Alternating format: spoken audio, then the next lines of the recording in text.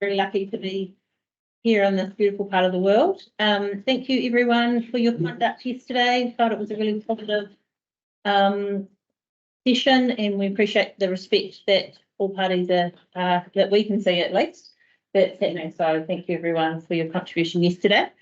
A few housekeeping matters today in terms of schedule. So we'll go with, is it Mr. McDonnell? Is it? And then Ms. Colley. Then that'll be your case, Mr. Gravick. That's brilliant. Yes, thank you. And then we will have hear from our submitters.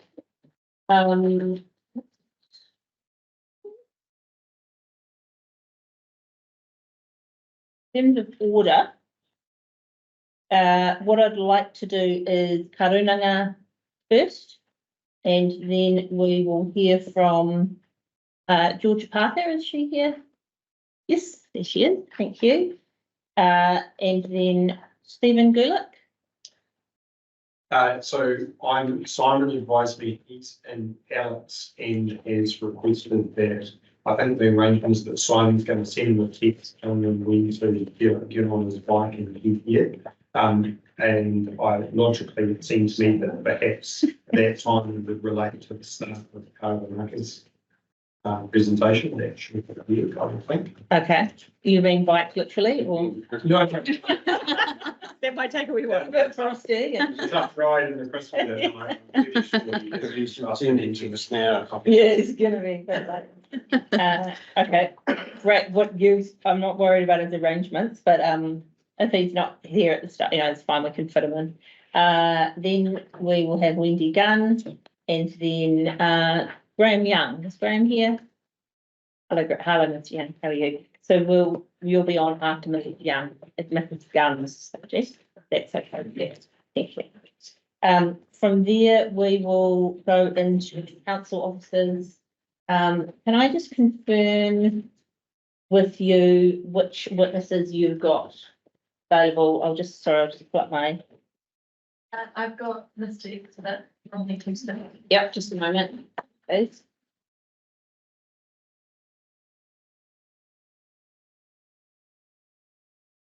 So, yep, that's the Exeter. Yes. Mr. Exeter and Mr. McKenzie from landscape. Okay. And Durland to Hume and Mr. Brown, Mr. Bender in terms of equality. Yes. And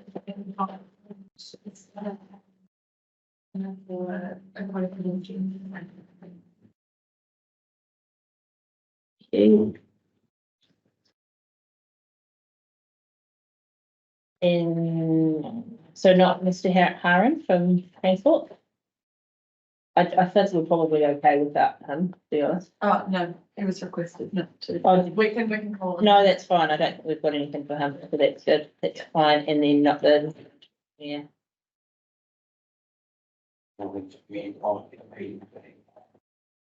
Yes, that's Mr. Bender. Mr. Oh, okay. Mr. Bender. Mr. Bender on equality. But no one in relation to terrestrial ecology. That's right, isn't it? Correct. Yeah. Or contamination or geotech or archaeology. No. Correct. Okay. Perfect. Yeah. So in terms of order, what I think we'll do is we'll go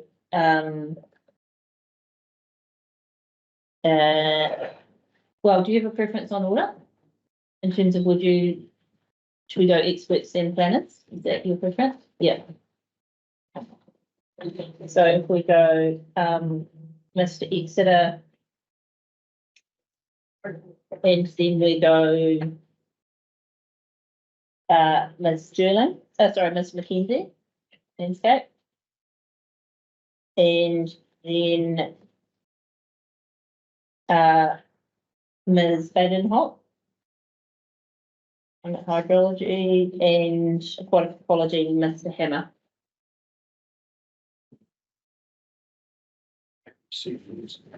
Oh, yeah. Yeah. Okay. Yeah. Change the plan. We'll go Mr. Exeter, Ms Mackenzie, then we'll go to you, Ms Sterling. Then we'll go, Ms Baden Hock. Then Mr Hammer. Then Ms Tahir. With somebody else. Apologies. Yes. Sorry, I'm doing this on the fly. 5, 6. Mr Bender, then you. We've got 7 witnesses. Does it add up? Have I got everybody? Perfect. Oh, we've got our fun issue again. What about that? Yeah. Okay, we've got it sorted.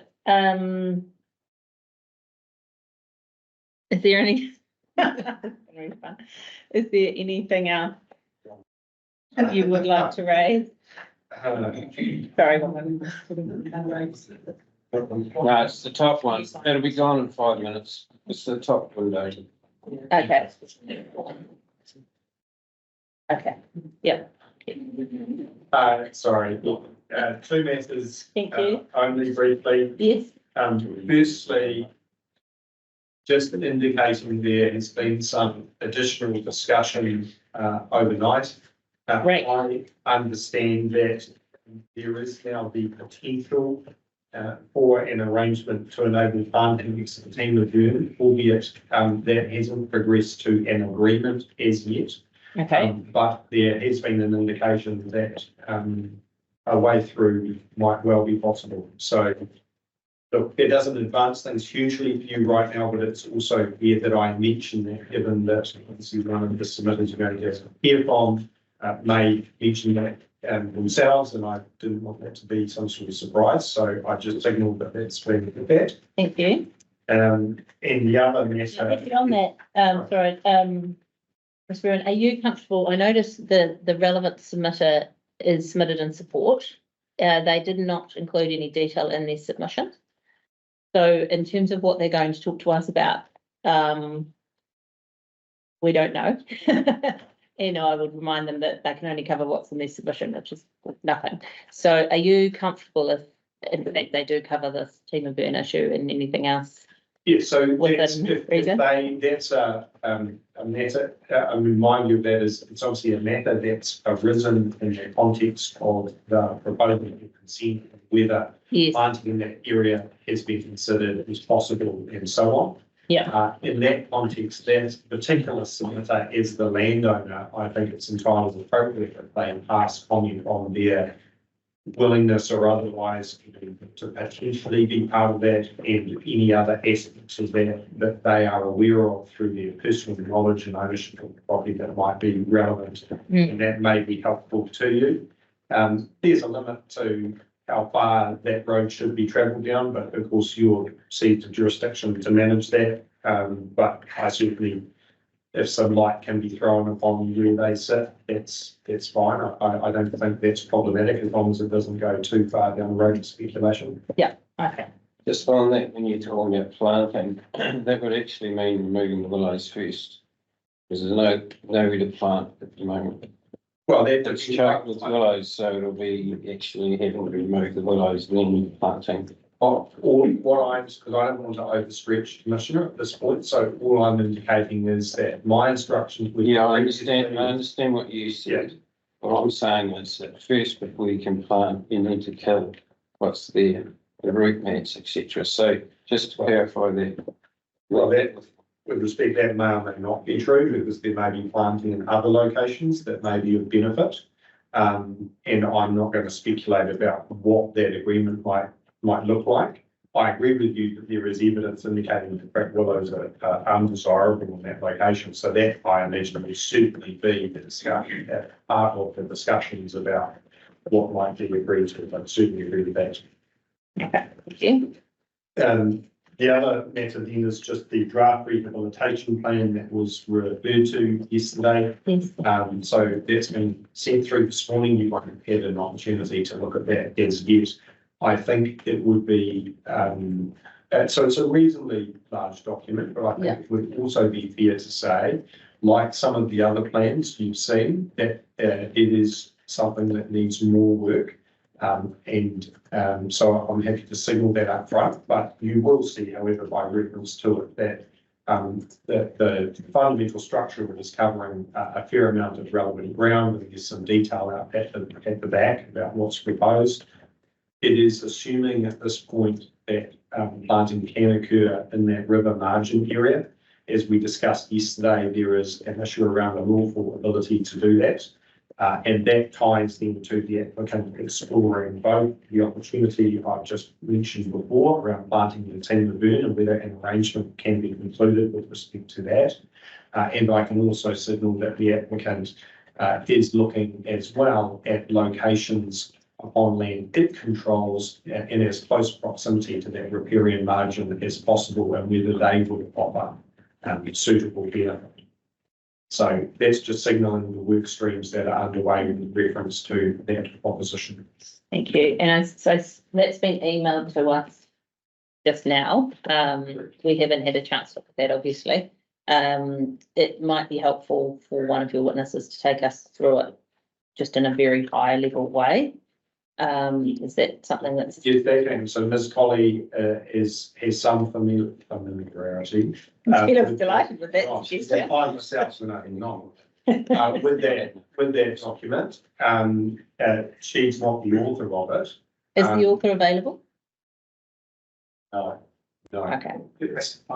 We could really find out, but certainly, partly, and also partly because Ms. Colley comes after Mr. McNally, sort of like passing that potato, right? Now she's doing your time to prepare, but she can explain to you the way it's laid out, the matters that are addressed, and then we can take it from there. Yeah, look, I guess what I was thinking was not, I don't want to blow by blow about it, but it would be helpful to understand the intention, what its purpose is, and what it's trying to achieve, rather than the detail. So if we could be addressed on that, that would be helpful, because at the moment, all we had prior to this is a very, very high level, loosely worded condition that doesn't give us much at all. So, and quite a number of your witnesses are relying on implementation of their recommendations in terms of mitigation through this plan. So, yeah. And it will tie to, because I've had seen just now, that the observations by the commissioners around conditions relating to management plans and the need for those matters that the courts have talked about, a clear objective in some clear detail around the sort of things that the plan should cover, so that it makes it a proper construct for council to then certify. Yes. Those comments and observations from the commissioners are acknowledged, and those are matters that will be addressed in all of the conditions relating to management plans. All of those will be significantly beefed up to engage with those observations. Excellent. Pleased to hear it. Okay. Anything else from you at this stage? No, thank you. That would bring us to Mr. McDonnell. Yeah. Just give us a moment. I assume in about 5 minutes I will be able to do something.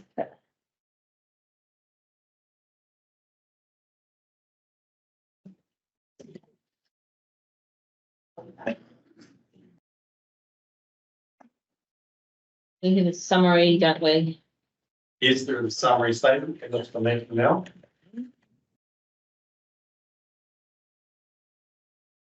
And I presume, as to yesterday, you would like Mr. McNally to read it, albeit perhaps skipping past the experience and qualification. About it, summary, that, thank you now. Okay. Good morning, nice to have you here. What's up? Before I start, I've tabled 2 written approvals. Yes. I go in Fairhurst because I don't know if you noticed, but attached to my evidence, the written approvals didn't have the plans signed by those landowners. So just tabled to complete. Thank you. Approvals. Yes, thank you. Oh, while we're on written approvals, there's no other updates around written approvals? Correct? Not that I'm aware of. No, so there was one raised yesterday about party that had provided approval to the CODC consent, but not the ORC consent. That's correct. So as best I understand, it's still being sued those particular persons significantly affected by any regional matters, but nonetheless, I understand that's being progressed.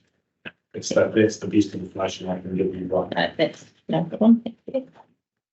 Thanks, thank you. I've assessed the environmental effects of the proposal and concluded that the effects are minor, in most cases less than minor. There are two areas where my opinion diverges with Mr. Hearn, namely effects on heritage values and cultural values.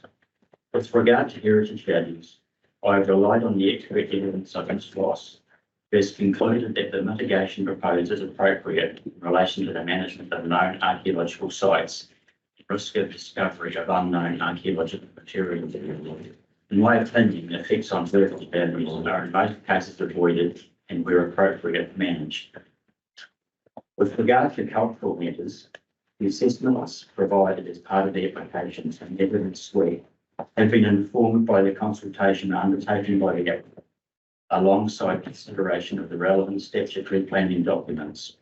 In my opinion, cultural matters can be appropriately managed. The applicant has consulted comprehensively with potentially affected landowners, the wider community and iwi. Written approvals have been received from all but one of the potentially affected floor owners when begun. There is agreement that the proposed conditions of consent are appropriate to mitigate effects on other water users.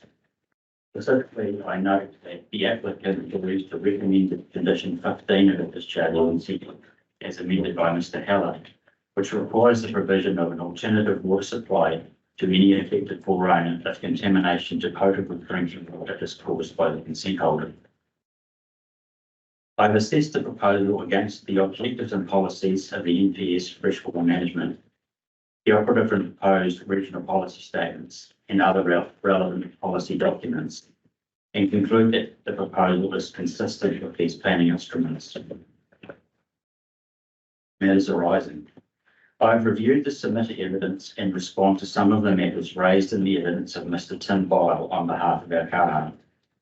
While the submitted concerns are not resolved, Mr. Bile's evidence shows a narrowing of the issues of contention. I understand that Karunaka's concerns relate to the uncertainty of information provided in relation to the matters outlined in paragraph 103. I note that Ms. Colley will speak to these concerns from a district perspective, which I will not repeat. The main thrust of the AHA submission and Mr. Bile's evidence relating to regional matters is that the proposal does not protect the health and well-being of adjacent water bodies, namely the Clutha River, Meta-Al, and the Timothy, and that it is therefore contrary to the NPS FM and other planning instruments. Our kaha also considered there to be insufficient information and therefore uncertainty with respect to some components of the proposal, notably the Maori of the Clutha River, Meta-Al.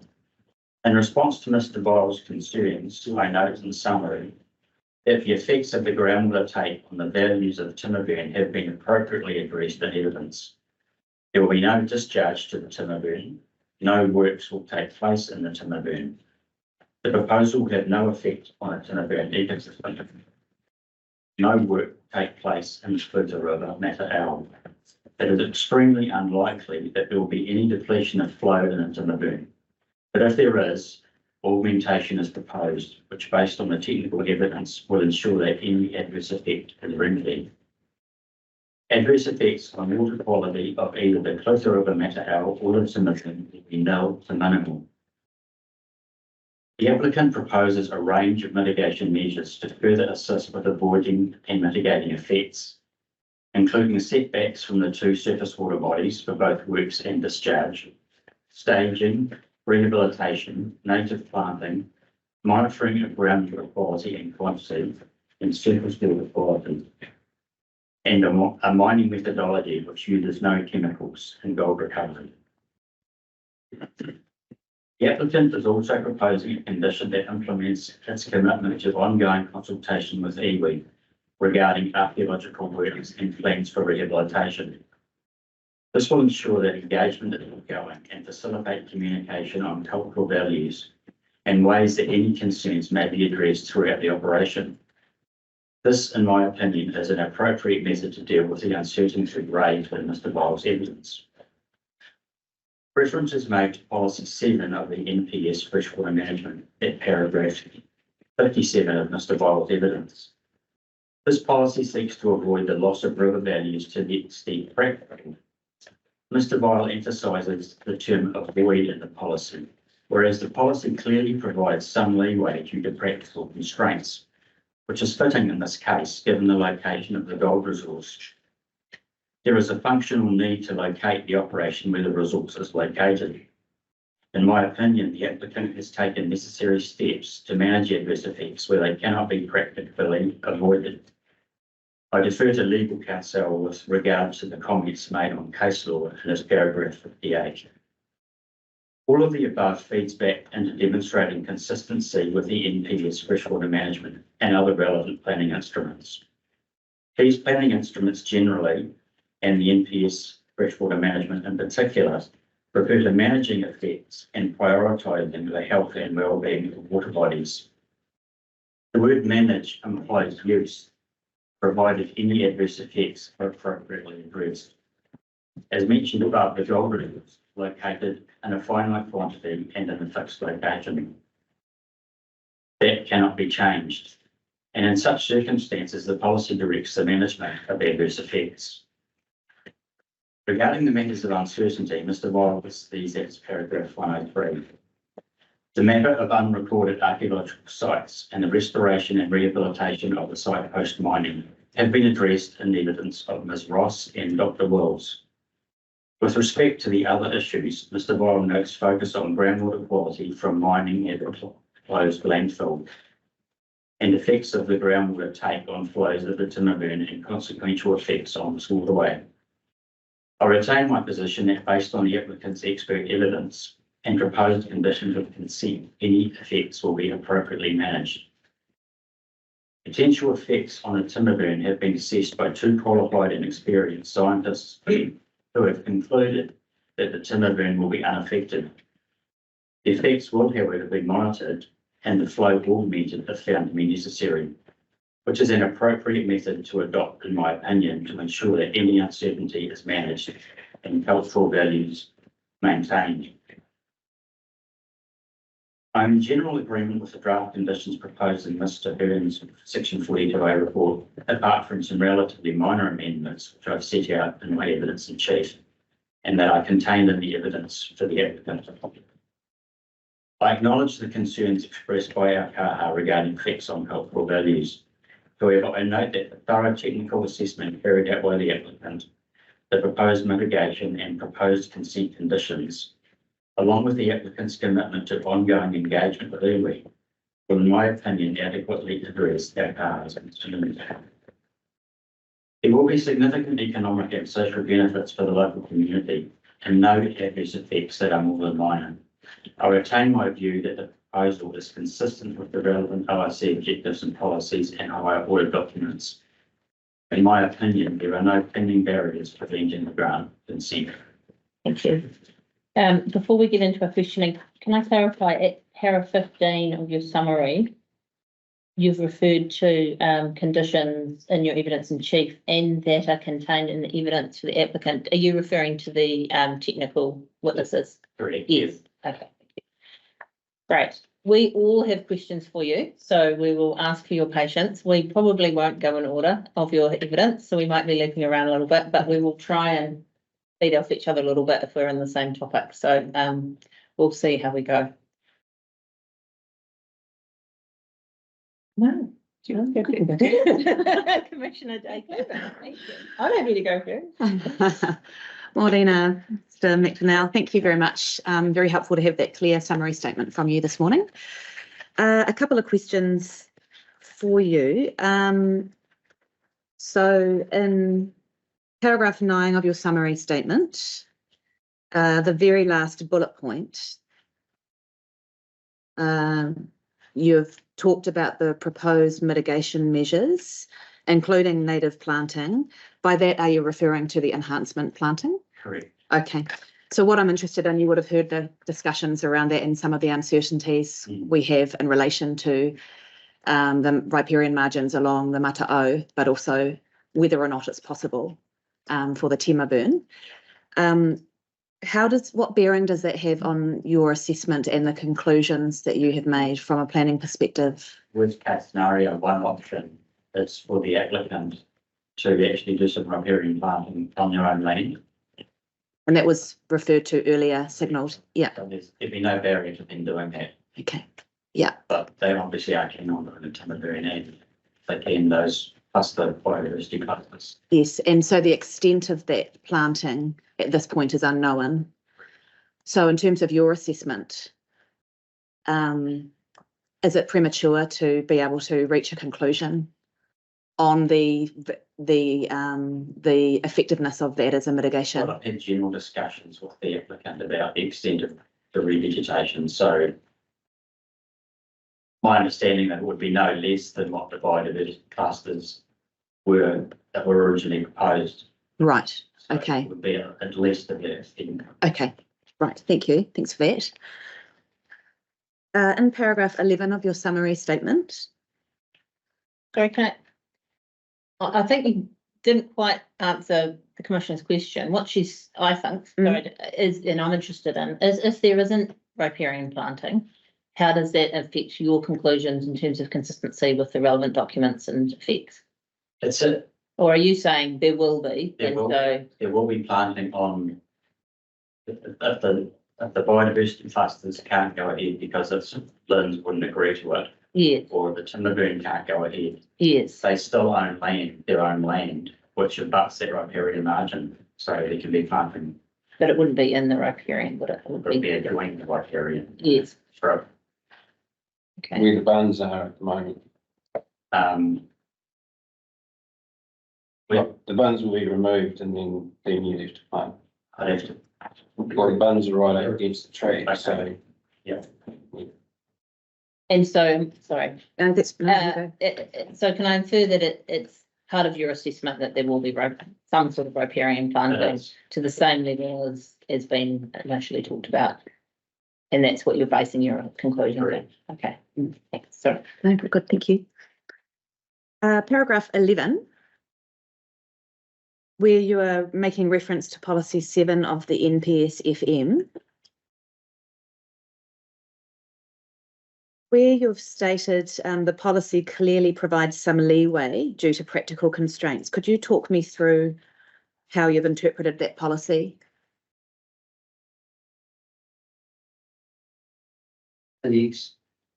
Well, to avoid it to the extent practical. Practical. Right, okay. That's the wording that I think allows leeway. Yes, and because of the functional, in your view, being functionally located, right, that it meets that. Yes. Yeah. Correct. Okay, thank you. That's that. Paragraph 17 of your summary, where you've concluded that there will be significant economic and social benefits for the local community.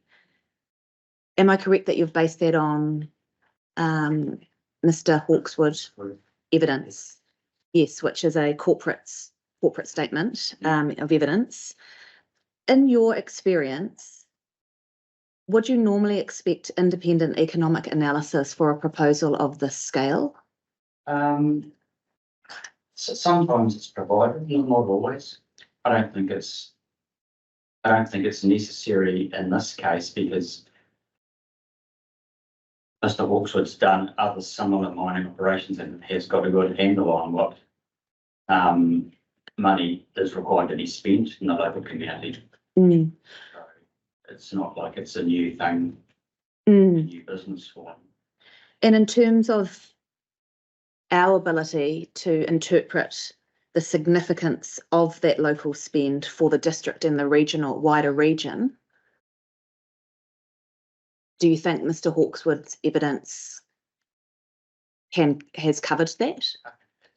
In what way?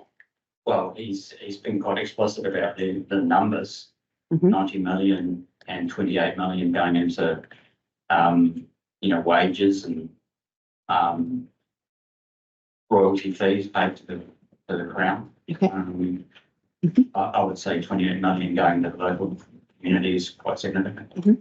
over a relatively short duration.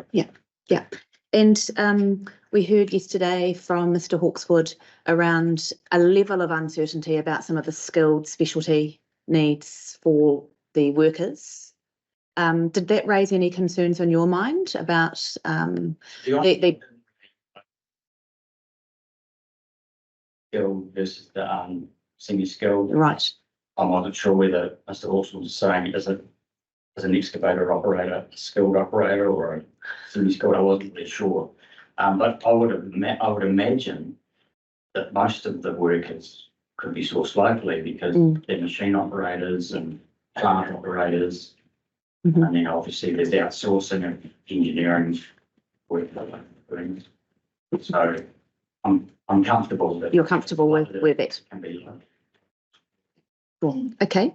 Thank you. That's all for me for now. You? Okay. At para 19 of your evidence in chief, the last sentence you say, and you talked about consent duration and the nature of the proposal, and you say to this end, the outcome for the land and environment is often enhanced,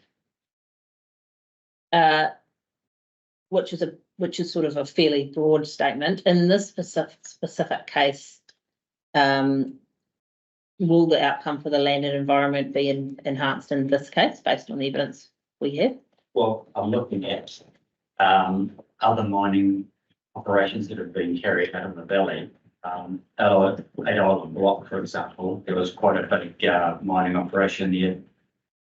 Might have been in the 90s. And that actually improved the farming significantly.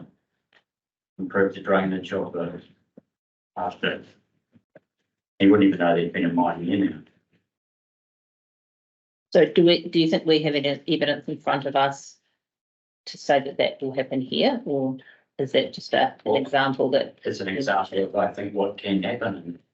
And if the rehabilitation plan is followed through as proposed, then it should enhance the farming. And how would that happen? What specific ways will that occur? Improving drainage is one.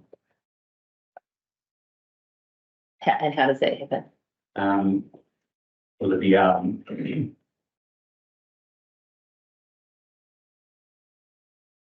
be overland flow paths, I believe. There'll be wet patches that exist now that can be remedied when the pasture is rehabilitated.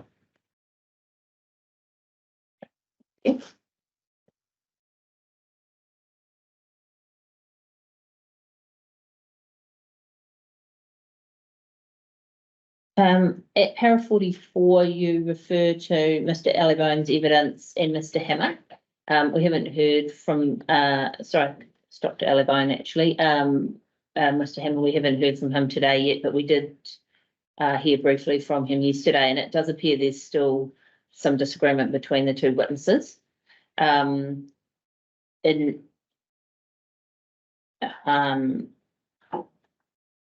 How material is that difference in terms of effects and the NPSFM plan provision consistency? If we prefer the evidence of Mr. Hammer, would that affect your conclusions about consistency with NPSFM? I thought Dr. Allybone was saying it didn't make any difference in his opinion. Well, the difference, and we can ask Mr. Hammer because he's coming today, as I understand it, is that there's still a difference in opinion about whether the fish values are high or low, which seems quite a difference to me. And if we conclude that the fish values are high, does that make any difference to your assessment under the NPSFM provision? To be honest, my honest answer is I don't know. I'd have to think about it. Thank you. Yeah. Just off the cuff. No, that's no problem. Are you able to do that and include that in the reply or Yes. at some point? Thank you. That down. Much prefer a not sure than a. But I appreciate that. Thank you.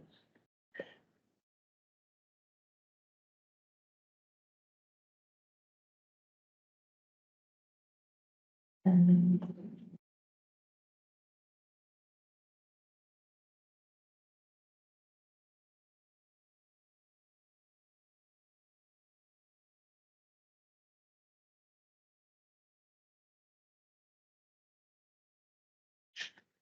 In terms of 56, we're down talking about dust management of your evidence in chief.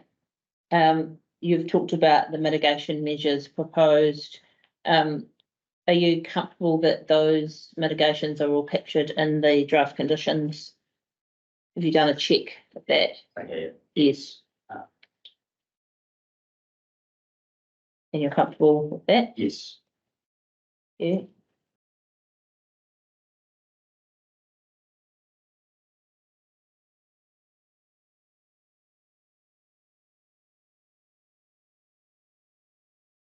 Paragraph 59.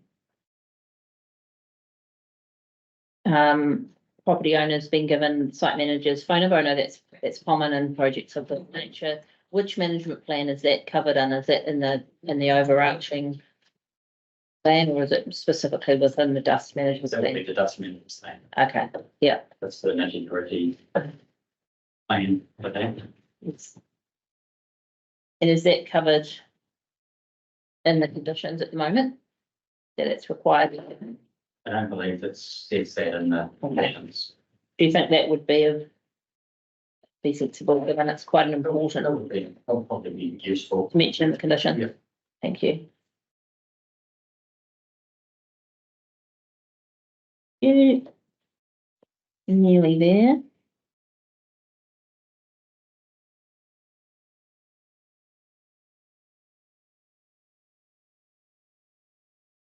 And 61 in terms of duration. We talked about yesterday about the 6-year, 10-year, and I don't think I need to revisit that. There was some suggestion about an advice note in there. I haven't checked to see whether that's been put in. Is that something you think would be useful?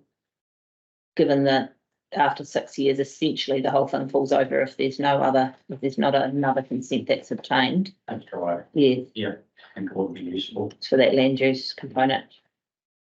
Thank you.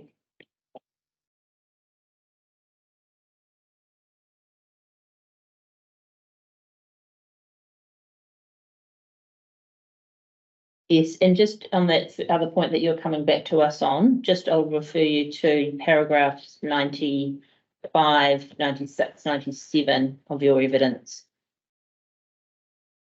Don't need to answer it now, but Yeah. just if you note those down, the other notes I made. And then, But the think about this. yeah, absolutely, yeah, and it's important. So if you can come back to us and assist us with that, that would be Yeah. very helpful. And my last question relates to 183.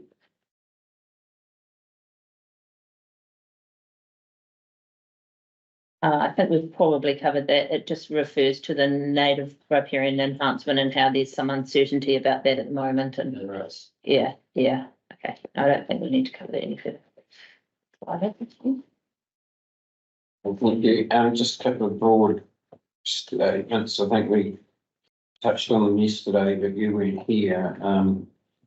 Quite keen to see conditions tightening up and less reference to management plans, so that the management plans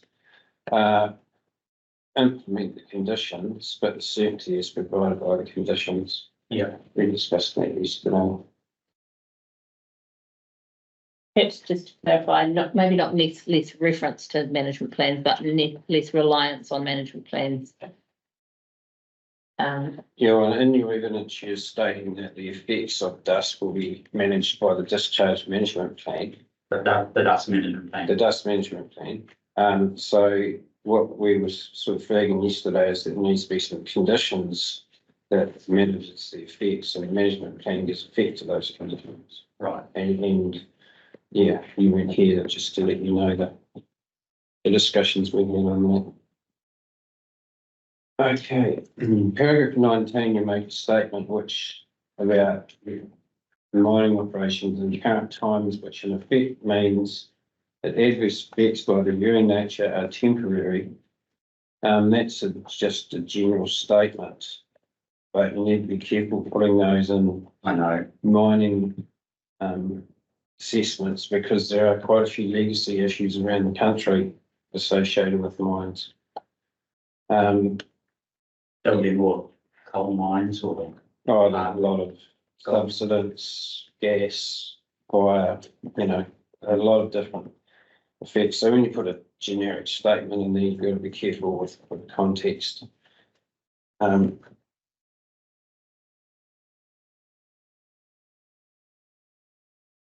Did you, in paragraph 32, you refer to your witness with the effects on the team of being, and you also refer to your witnesses elsewhere. Did you take into account the ORC audits? yeah, the peer reviews. Yes, Yes, you did. I did. Thank you.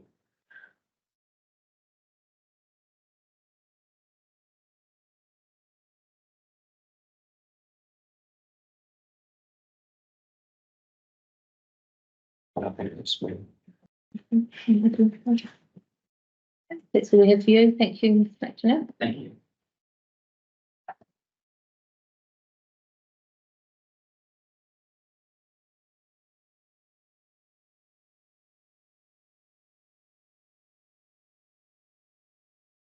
That takes us to Ms. Colley. Thank you. Just a moment. Just while Ms. Colley's getting ready, you're getting ready, Yes. just the matter that Mr. McNeil was going to give thought to, I understood related to the position of Mr. Hammer. Yes. Emma. Hammer. Hang on. Sorry, I need to get that right. Mr. Hearing, what's He said hammer. I can hear you. It's a hammer. He was in last year. Hammer. Yeah. Hammer. Thank you. So, sorry, I'm going to give you the wrong name. Yes. So, Mr. Hammer, I understand, is going to present, I think he refused to present something additional today. Which I'm not sure if that's clarifying his position or not, but just for Mr. McNeil's, based on what he is doing, just coming back to you. Yes. Are you expecting his response, having given that particular advocacy thought, ahead of hearing from Mr. Hammer, or that input is post? Yes. Yes. It's not much use for us if then Mr. Hammer changes his, No, thank you. I just want to Fair point, clarify yes. what you were anticipating. no, absolutely, and as he's available, Mr. McNeil, are you available to Yes, I'll be here. hear that input? Thank you. No, thank you for that.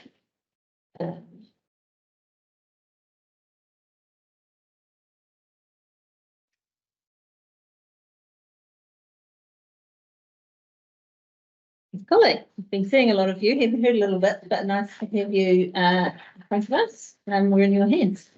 For the money commissioners, would you like me to read my summary statement? We would, please. My evidence is focused on planning matters relating to the district council consents. Resource consent is sought to establish a gold mining activity on the site, and a 10-year duration is sought for the district council consents. The activity is described in detail in the application, 42A report, and my statement of evidence.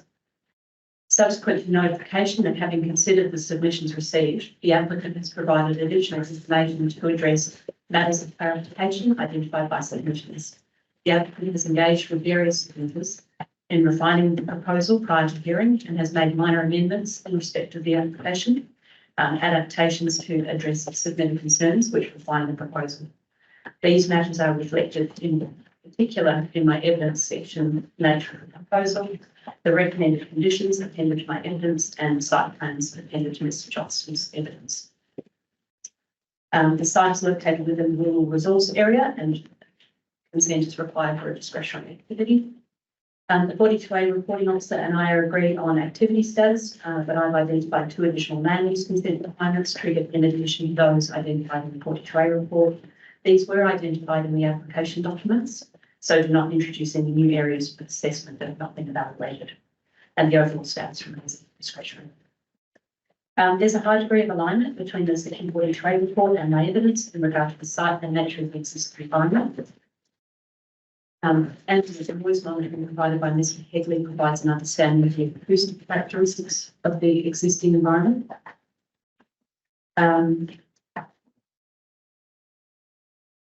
In regard to effects of the proposal, key areas of disagreement relate to the level of certainty regarding effects on noise, landscape, rural amenity, hazards, biodiversity and cultural effects.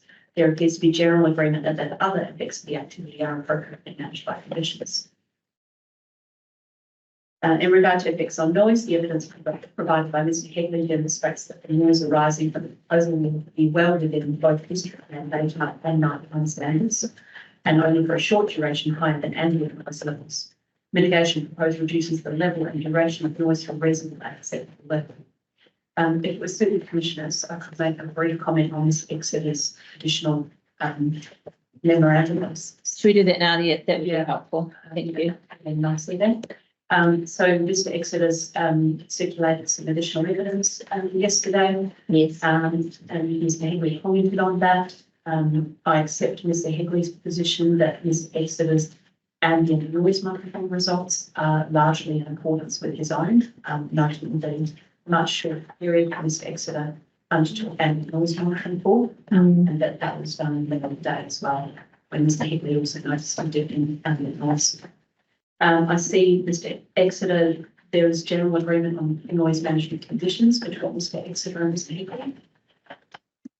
And the matter of the watering noise overnight was addressed specifically in Mr. Hegley's evidence, and I didn't see any content produced by Mr. Exeter which changed my views on overnight noise as a result of dewater pumps. Okay, thank you. So I'll move on with unless the commissioners want to take a question. So if I could just check with you, so are you saying that from your understanding of Mr. Hegley's evidence delivered yesterday, that the issues, there's general agreement now between those? I wouldn't go so far as to say that there's general agreement. I think that there are aspects where Mr. Hegley and Mr. Exeter are agreed. Mr. Exeter's recent memorandum, and I think probably it would be best for Mr. Exeter to talk to him, but there might be disagreement around it. I feel Yes, so. My view is that Mr. Hegley's covered it thoroughly. I see. With evidence. I see. So And nothing's changed. Nothing's changed for your opinion. Okay, thank you. Mr. Exeter, are you listening in? Yes, it should be. Hello, yes, I am. Good morning, thank you. Just flagging that one of the questions we'll ask you is to clarify for us where you see the differences between yourself and Mr. Hegley in terms of conclusions, because I have to admit I'm a little bit confused. So if you can help us out with that when we talk to you later on today, that would be very useful. Sure, no problem at all. Great, thanks very much. So I'm at paragraph 9. Right. Summary statement. Excellent, thank you. Effects on visual amenity of landscape character will be mitigated by strategic placement of funds in the site. The timing of these has been confirmed through the revised set of site plans and recommended conditions relating to funding.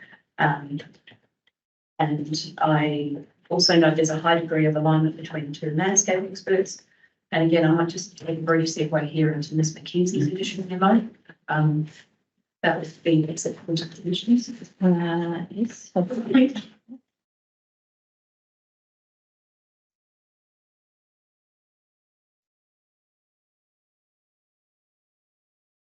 That's dated 13 May. Yes. Yes. Sure. Yes. So my understanding is that the outstanding areas of disagreement between Ms. McKenzie and Ms. Moore related to the timing of under construction and providing certainty by way of conditions. And Ms. McKenzie also identified that the need for some additional funding along the western boundary of Station 2. Ms. McKenzie's memo circulated on the 13th of May references an earlier set of site plans, which were dated February 2024. Yeah. The set dated April 2024, 22nd of April, which were Mr. Johnson's evidence, to provide that additional funding that Ms. McKenzie requested. So my understanding is that there are now no areas of disagreement between the landscape experts. Thank you. Yeah. And we'll obviously ask Ms. McKenzie about that Yeah. This afternoon, that's very helpful. Thank you. At paragraph 10, in assessing effects on rural amenity, I've considered the same range of effects as with Sterling with reference to objectives and policies that relate to amenity in the rural environment. The relevant district plan provisions do not seek to preserve a pristine environment where there's no activity, noise, or vehicle movements. Rather, it recognises the working nature of the rural environment and controls the effects of activities. I consider mitigation proposed protects rural amenity appropriately and consistently with the objectives of policy. Mr. Williman's evidence confirms that the proposal does not create any adverse effects of flood hazard on the surrounding environment, and that any adverse effects are independent of the site. But Mr. Williman clarifies that his advice applies to flood events of greater magnitude than 1 in 100 years event, which was a matter raised in the apartment submission. Additional investigation on biodiversity matters has been undertaken by Dr. Wills and Mr. Chapman in respect of native vegetation and lizards and skinks. These experts confirm very low biodiversity values within the project area, noting that it's predominantly farmland. Positive effects arise in respect of biodiversity planting along the Cliff and Matacone, and that the applicant proposes to form part of the rehabilitation of the cycle trail. In regard to archaeology, Ms. Ross sets out a bespoke mitigation strategy for the site, addressing both known and unknown archaeology. Her opinion is that effects on known archaeology and unknown archaeology are suitably mitigated. Unknown archaeology, including potential Māori archaeology, is approached with a methodology tailored to the degree of risk. In my experience, it's not unusual to have a degree of uncertainty associated with unknown archaeology, because that is its nature.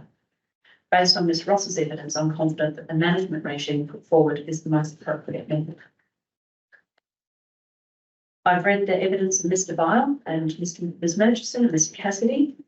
Mr. Cassidy's evidence is very helpful in understanding the cultural values of the Matabo.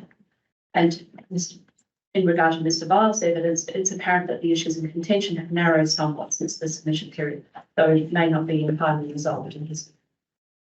I understand that the concerns of Kātarinaka are founded on the sufficiency of information provided in relation to all key matters outlined in Mr. Vile's paragraph 103, which with the unreported Māori archaeological sites, site rehabilitation, effects on flows in the timber burn and consequent effects of that, and effects on water quality in relation to the closed land resort. At 104, Mr. Vile notes options for addressing the first two uncertainties. I agree these matters can be managed through conditions. The latter two matters relate to regional consents. And I'm referring to Mr. Helen's for now. There are a number of other matters raised by Mr. Vile, which I addressed briefly. At 19, he notes that sediment ponds are not shown on site plans beyond Plan 1. And I take on board the Commissioner's feedback that a plan showing the envelope for location of sediment ponds and that they note to come back to you on writing reply in that. Thank you. The reasoning, I think, was explained by Mr. Johnson, and there at my that the sediment retention pond will have several locations and will move around. It's shown on Plan 1 its current location and minimise pumping distances. It will be relocated several times, but will be located behind visual mitigation bunding and at least 50 metres from the in-service waterway. These parameters should be included in conditions of consent, in my view. Thank you. At 20, Mr. Vile references a draft rehabilitation plan. This was provided to OCAHA to start the conversation, demonstrate the applicant's commitment to engagement with Kātarinaka on rehabilitation. It's not a final version. My evidence proposes a condition requiring the rehabilitation plan to be finalised in consultation with Kātarinaka. In respect of the submission from Fire and Emergency New Zealand, I understand the concerns are resolved by way of emphasis, noting that the applicants have been engaging with things outside of this formal process. I did propose a minor amendment to the condition put forward by FENS and that they have not commented on that minor edit. I've clarified that the nature of the change I suggested was for efficiency only, and really I propose to retain full wording proposed by FENS to make it clear that there are no matters of intention in respect of that submission. Okay, we have a statement from them I think, in lieu of attending. Yes. Thank you. In respect of the submission of this idea, I understand that there are concerns relating to effects on their interests are resolved by way of conditions. They do not seem so Mr. Johnston is aware of both the limitations and risks and will that he can address the practicalities of the life in terms of this and life. That's the concerns and conditions.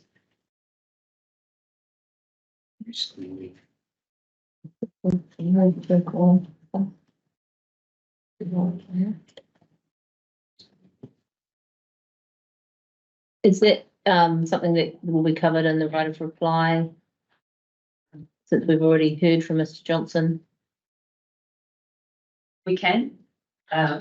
I think that would be useful. I don't know. Yes. Because we could. No, I think that's right in the sense that my recollection is there's a reference to the fact that the water can be made available via a hydrant. Yes, It's just the mechanics of getting that to where it needs to be, and that's a relatively limited matter that could be addressed. okay, that's good. Yeah, thank you.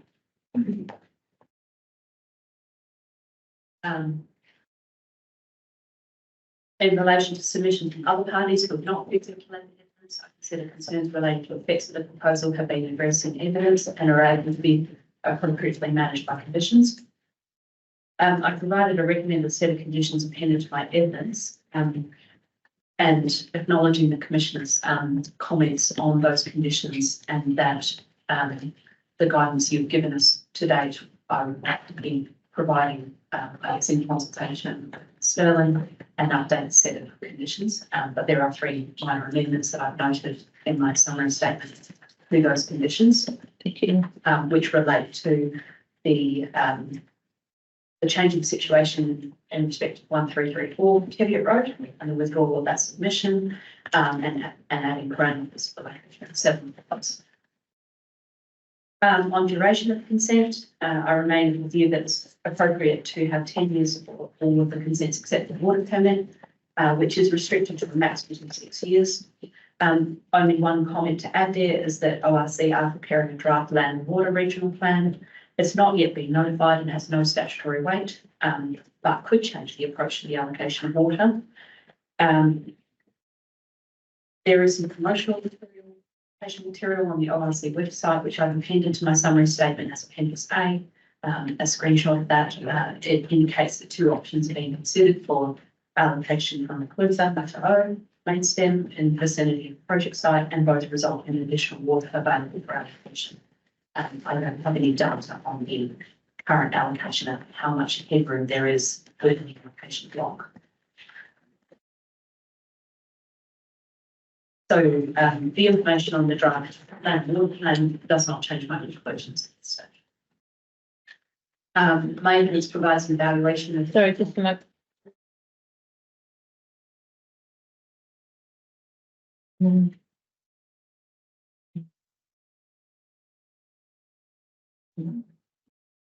I just wonder why that issue wasn't covered by Mr. McDonnell, given that he was doing the ORC function. Mr. McDonnell and I have tried not to overlap with our planning evidence, and I initially picked up the issue of duration to address in my evidence, and that led to some need to look at the Otago regional planning requirements in respect of water. So that's with respect to the duration of the land use consent. Yes, That's where that's how you got to that. Okay. Both district and regional. It was just an issue that I took up. So back to paragraph 23. Thank you. Yep, my evidence provides an evaluation. Statutory documents listed there.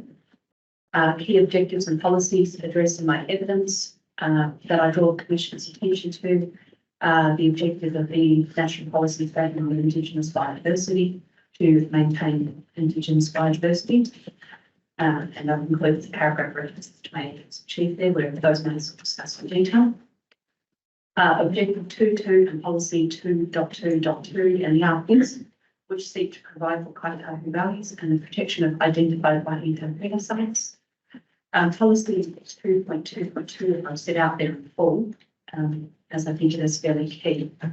And I consider the proposal sits well under policy. The evidence does not suggest that the effects arising from the proposal will be at a significant level referred to in Part A of the policy, in part because of the nature of the proposal and statutory conditions.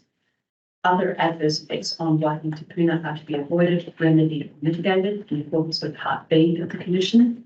I consider this is also achieved by the nature of the proposal and statutory conditions. Ongoing management of cultural values is proposed through ongoing engagement with Karanaka, particularly in respect of potential archaeology and rehabilitation planning. I understand that the applicant has provided a commitment to work with Karanaka and ensure lines of communication with the applicant remain.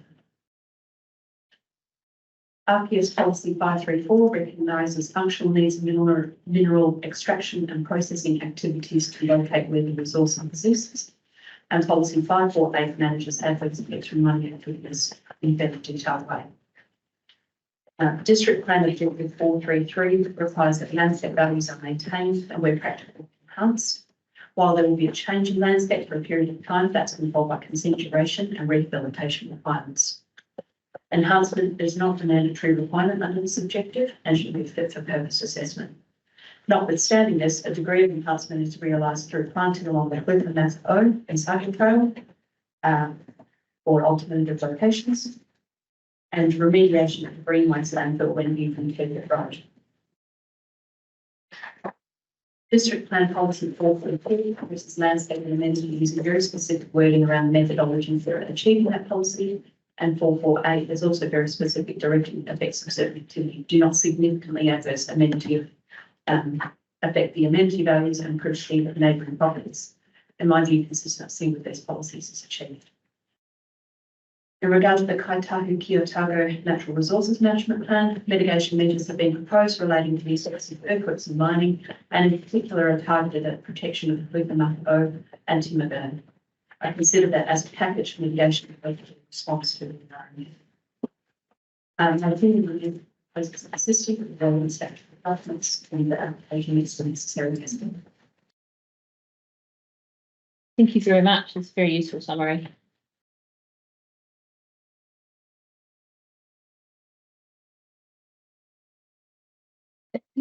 Sure. Commissioner Day Cleveland, over to you.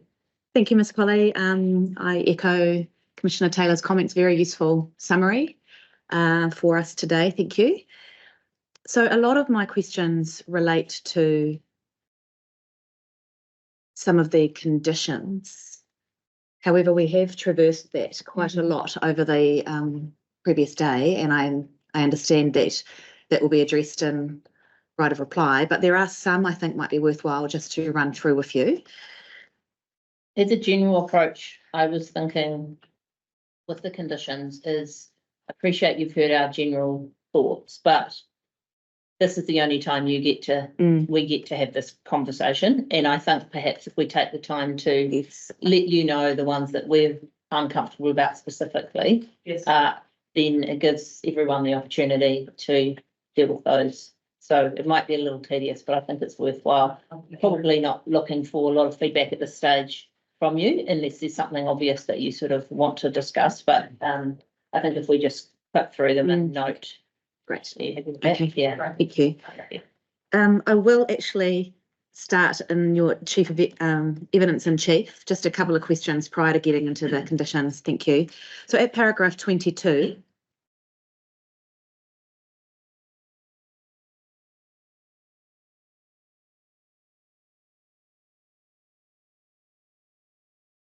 this is around the number of staff increasing from 20 to 30. And in paragraph 22, you've made the comment that should the panel take a different view and consider that amending the number of staff changes the scope of the application to a degree that re-notification is required, the applicant will retain the limit of 20 staff.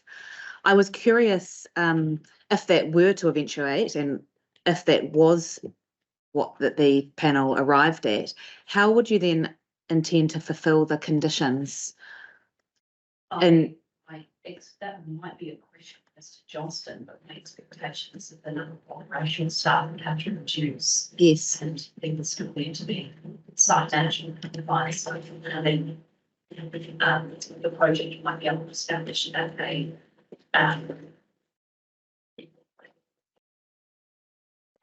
slightly reduced rate. So the mining program is 5 to 7 years, but we've applied for a 10-year duration of consent. It would be normal practice to allow some contingency in your duration, so I'm going to finish the project. So that's my expectation. Right. Probably.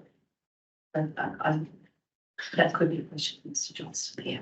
But so, right, so I take from that there's no suggestion that there would be any compromise to the obligations and responsibilities around adhering to conditions. No suggestion of that at all. Okay. I think that one of the other reasons why we proposed that increase to 30 is because there was perhaps some ambiguity as to whether that number 20 covers like visitors or not, delivery drivers, council compliance officers visiting, that sort of thing. And so we thought, well, if we put it up to 30, then we can cover up that ambiguity as well. Okay, thank you. Right. Thank you. And paragraph 50, well, throughout your evidence, ask you the same questions that I did Mr. McDonnell around the enhancement plantings. And if it's the case that enhancement plantings were not to occur, what bearing does it have on the conclusions you've reached in relation to positive effects? So there is still a degree of enhancement. So when I talk about enhancement, I'm considering both the remediation of the green waste landfill, the remediation of the tailings stockpile on the site, and enhancement. Yes. So there are 3 components to Yes. that positive effect. So green waste, what was the second one you mentioned? The tailings stockpile. So between the green waste landfill and the river. And the third one was? There was a pre-existing tailings stockpile on the site. So the enhancement or Sorry. for the green waste and the I haven't got 3. What were the 3? You had your green waste. I guess is the enhancement planting. yes. And the green. I see. Green waste landfill. So that green waste has operated for a number of years. I'm not sure how many. It's recently closed, but it has fallen on the site as a pit. Yeah. And remediation of that pit was part of the proposal, and that it would be mined and then rehabilitated to farmland. Yep. At a contour consistent with the surrounding farmland. And then thirdly, before predating the applicant's activities on site, there was a large tailings stockpile. That's right. Gotcha. Previous operations. Got my 3. Thank you. Right. Apologies. Okay, so in terms of so that's great to have that clarity around the 3 components to the enhancement. So in relation to the component relating to the riparian margin and the timber burn, is your view that there's certainty that in some way, shape or form there will be enhancement? Right. Okay, and so in that sense, your assessment has not changed? No, and I haven't. My assessment as to effects doesn't turn on that enhancement component either. Could you just elaborate on that for me, that statement? Yes. So enhancement, if I break it down into types of effect, both positive and negative. Yes. So in relation to biodiversity effects, the evidence is that the biodiversity values on site are quite low. Removal of those through mining activity would be at a minor or less than minor level. So I'm have to refer back to evidence.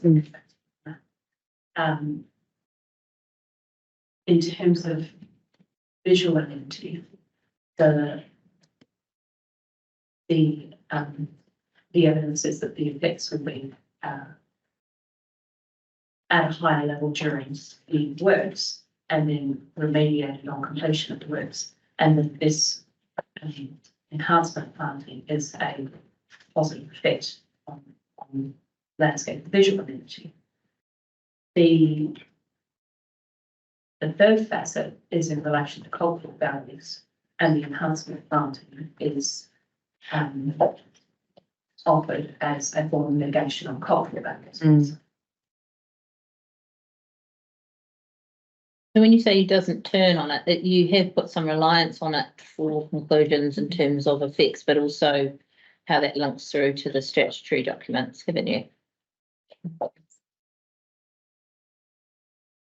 So, sorry, could you rephrase that question? Well, you said that your conclusions or your overall sort of conclusions don't turn on whether the ecological enhancement planting occurs or not. But then you've told us sort of 3 or 4 things why that there is some real benefit from it. And in apology, I could take you to the parts of your evidence, but in general terms, your evidence does rely on that here and there for conclusions around consistency with RPS and so on.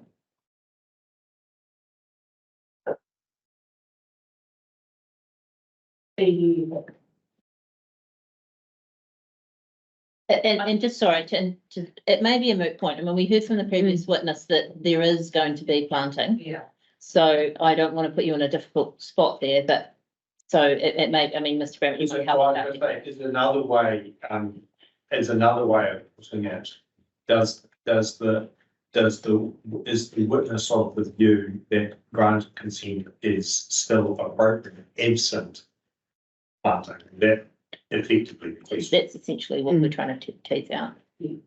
And the enhancement planting is proposed, and that's all part of the proposal. So my assessment has been on that basis. Yes. I think clarifying what I said to you in terms of biodiversity and landscape values in particular, my assessment of effects doesn't really turn on the enhancement planting because the effects are mitigated already through other means.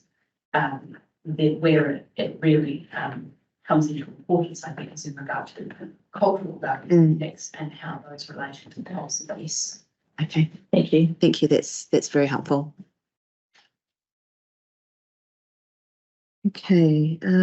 Paragraph 76 of your evidence in chief.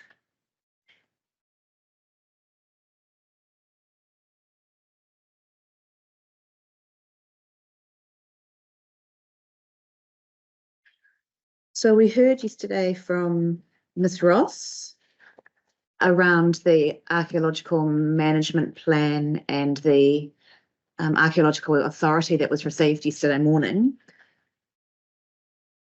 There was some discussion around the duplication of the conditions in the authority and the appropriateness or otherwise of including some of those conditions in the land use consent. What is your view here? Can you talk us through where you've arrived at in terms of the certainty of the conditions that you've put forward? Yes, and I think we're in a much better position now that we have an archaeological authority at hand. My original concern related to the potential for inconsistency between the resource consent and the archaeological authority, and that could create compliance difficulties or even possible conflict. Yes. Now that archaeological authority at hand, we're in a position where we can craft up resource consent conditions that are completely aligned with that. So, I've read the archaeological authority conditions. It does set out that an archaeological management plan is to be created and approved by Heritage New Zealand. What I was thinking in terms of conditions is that the condition could be drafted requiring that the archaeological management plan is provided to council along with a copy of Heritage New Zealand's approval of that document. And that the key mitigation measures can be incorporated into the conditions, which would be, for example, inviting Kāinaka to the test trenching, monitoring in accordance with the relevant figure in Ross's evidence. And those were the two main things that I was going to incorporate into the conditions. Right, okay, so that sounds like that's moved along. And I haven't had an opportunity to compare the provisions of an on-call protocol with an accidental discovery protocol. Mhm. I think some kind of control around that is appropriate. Yes, What I would like to see is alignment between consent and Yes. and that could be drafted into conditions when we get to that level of detail. okay, thank you. And is the intention in terms of the drafting of those conditions that the archaeological management plan would be submitted for approval to council? I don't think that's. I think that's been submitted for approval to Heritage New Zealand, and they have Yes, in-house expertise to ensure it's appropriate. yes. So And how about the council's certainty that the plan is not only so the adherence to the archaeological management plan in terms of the authority's approval was one thing, but do you think it's appropriate for the consent authority to want certainty that the way the archaeological management plan is then consistent and gives effect appropriately to the conditions of the land use consent? yes, Yes. and that could be drafted into conditions, and there could be a certification condition. Okay, so right, okay, great, thank you. But just following from that, do you consider though that it is important that the consent doesn't overstep in terms of responsibilities that are Heritage New Zealand's, so that you don't, the consent holder doesn't end up with two masters effectively, you know, in terms of this particular issue? And I know it's a little bit fraught, because certainly there are obligations on the district around heritage more generally.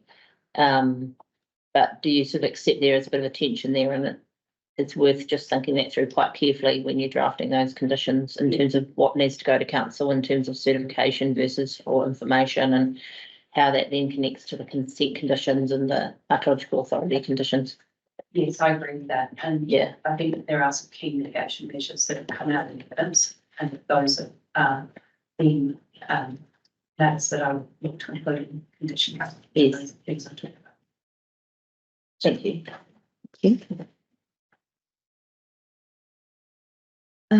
So paragraph 177.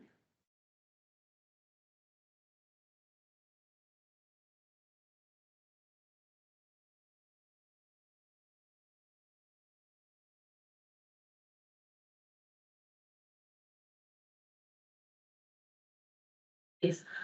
So you've signalled that there is some duplication between conditions 3 and 5, and that the applicant does not propose that all site workers and site visitors read the consent documentation. Is it not a standard kind of approach that all personnel or contractors working on the site be made aware of the conditions of the consent? Yes, I do agree with You agree with that?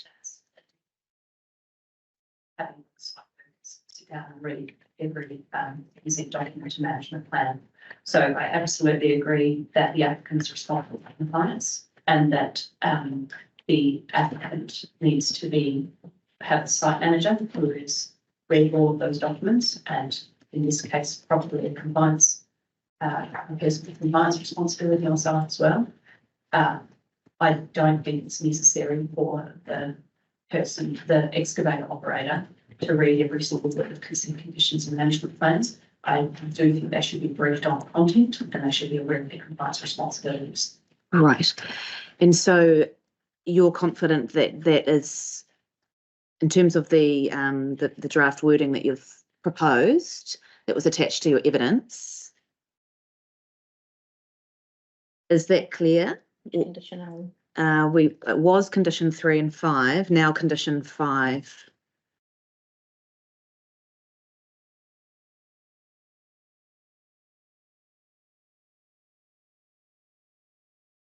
I can tighten up the wording back. Okay. And just while we're on that, I think what I would be looking for is more of a proactive wording of that condition that refers to briefing of project members in terms of all obligations under the consent, and I'll ask Mr. Vile whether he's interested in including a specific cultural briefing as part of that. Thank you. Yep, I'd be comfortable with specific cultural briefing. Thank you. Paragraph 179.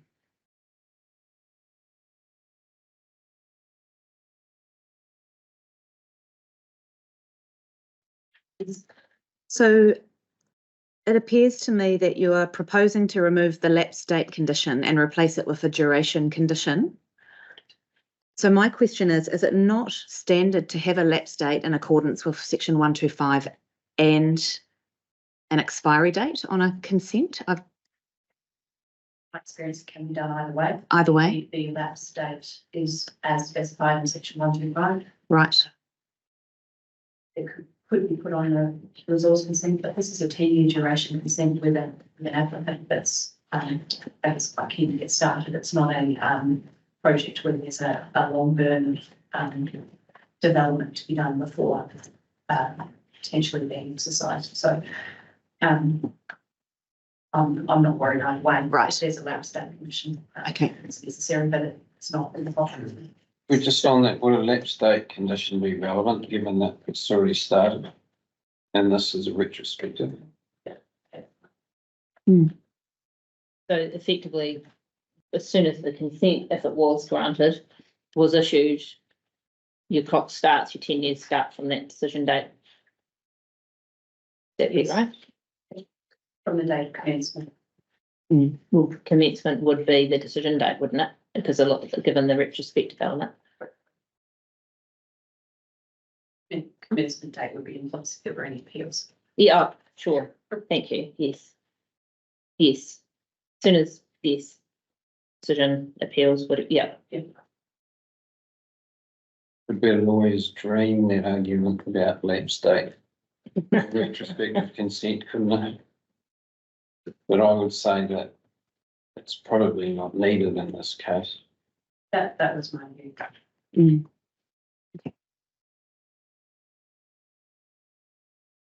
All right. Paragraph 184.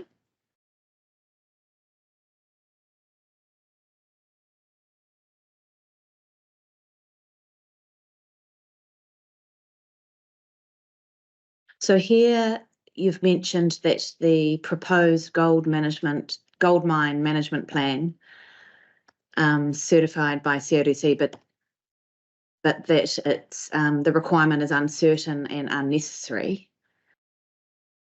We traversed this yesterday somewhat, and your view may have moved on since then, but I am interested in the justification that it's not a requirement. Do you still hold that? Do you still remain of that view? My view is that condition around management plan has been redrafted. Okay. Right. Okay. So you're already on to addressing that. Thank you.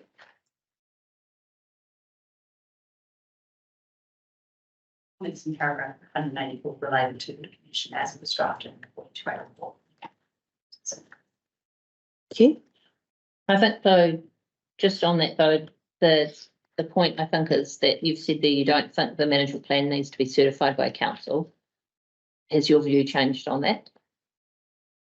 my view is that the way that condition was drafted, the certification wording of that condition didn't add anything because it didn't say what was to be certified. Yes. Therefore, there wasn't a necessity to include it. I see. I think a complete redrafting. Will address that.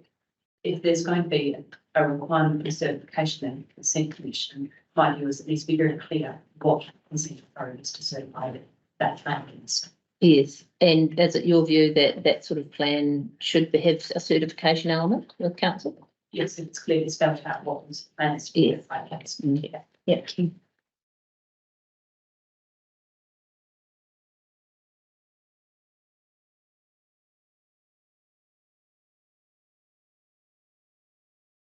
I think that's it. Others want to ask some questions now. If you want to.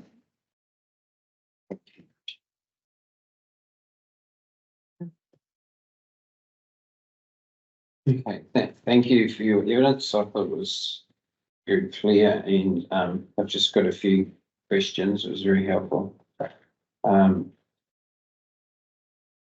we hear Mr. Welsh? No. Okay, thank you for your evidence. I thought it was very clear and helpful. I have a few questions. Paragraph 19C, you've got some numbers about the cubic meters that exceed the district plan. I just wondered if they are correct. Given that 50 by 50 square hole 1 metre deep takes up that number. The numbers were provided by surveyor. By who, sorry? By surveyor plan, I haven't calculated those numbers. Yeah.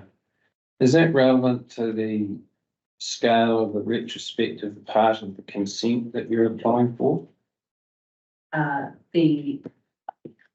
Yes. The retrospective consent, retrospective aspect of the application is the breach of the earthworks rules. You would normally identify the earthworks. So could you just get that number carefully checked, please?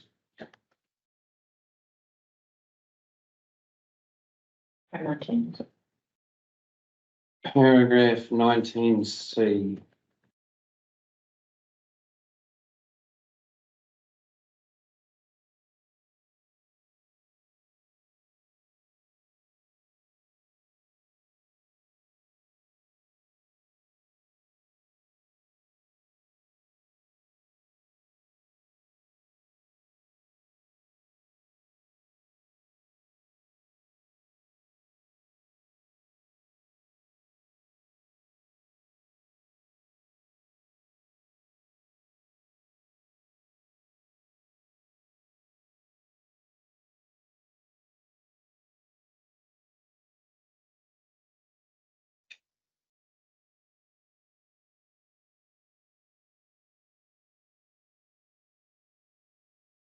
In your flood hazard section, you've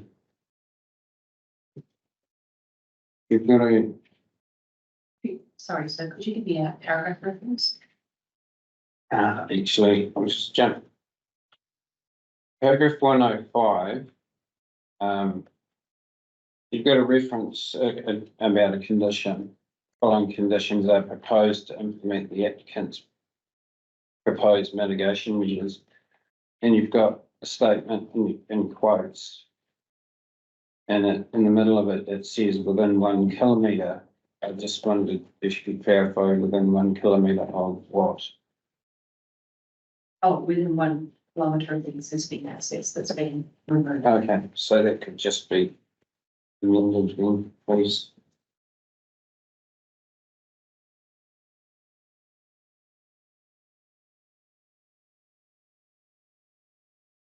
In paragraph 117, talk about a flood. I'll let you get to that.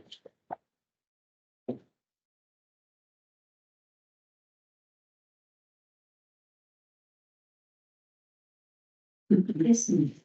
You talk about flood hazard area, this is to do with condition of consent to confirm the tank is not located within the flood hazard area. Just wanted to clarify, is that the flood hazard area in the district plan overlay that you're referring to? It's, I'll tidy up that word. Okay, Yes. because there was also some evidence about the flooding, the area of flooding, so I just wanted to clarify which one it was referring to. It's an overlay. Yeah.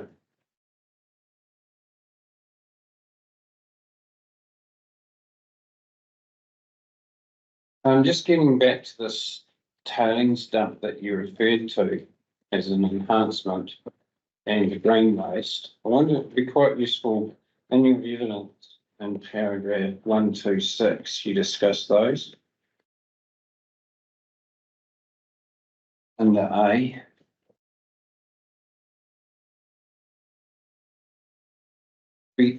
You refer to certificates of title, be quite useful for us if you could just put an X on the site plans as to where those are.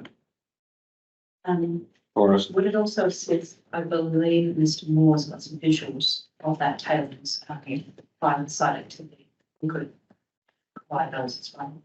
which, yes, both would be useful. Yeah, so site plan visuals. And that doesn't have to be too flash. We're going on a site visit, I think. Hopefully this afternoon, yeah. So we could have those up on a plan by hand prior to that site visit would be quite useful for us. I believe I know where the Greenway site is, but I don't want to make assumptions.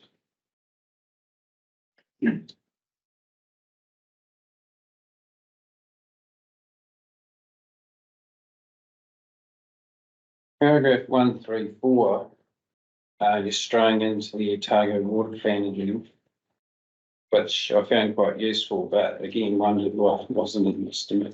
McDonald's evidence. Is it McDonnell or McDonald? McDonnell evidence. It seems to me that if the water permit, if the consent for the 6-year duration consent was to expire, about to expire, could the applicant not apply to renew that consent and then carry on with that activity until that consent was decided? That's correct. So that would take some time, couldn't it, if it was appealed? And, so does that have some sway on that matter? I think it goes to that there are options for the applicant to get another water permit. That is also an option. I think to give the commissioners confidence that it seems unlikely to me that the applicant would not be able to renew their water permit, given the range of options available. One of those being the option you just mentioned, or operating at a permitted scale, or renewable, sourcing a renewal within for a non-consumptive use, but they're more within the allocation block. What I was thinking in terms of conditions is that clearly the applicant's aware that they need to renew that water permit, and that could definitely be that awareness could be captured in an advice note. We could also condition that requires rehabilitation that needs earlier than 10 years, to the point where the water would not be required. If there is no renewal of the water permit. So I need to give the wording of that kind of conditions really. You have to be careful about that though, because stage 4 relies on dewatering to carry through, so. Correct. The water permit is necessary for 3 things, dewatering and water dust control. Well, it's mainly the dewatering of the pits, the main reason. The dust control is a very small component of Yeah. the water permit, and it's much easier to address than engineering, I think. The dewatering is also non-consumptive as well, and so it doesn't give rise to allocation issues. So I think that could also give some confidence about the renewal of that water. But rehabilitation only requires dewatering for a short amount of time until the pit is filled to a level where the water table is. And so rehabilitation under the land use consent would continue post the expiry of the water.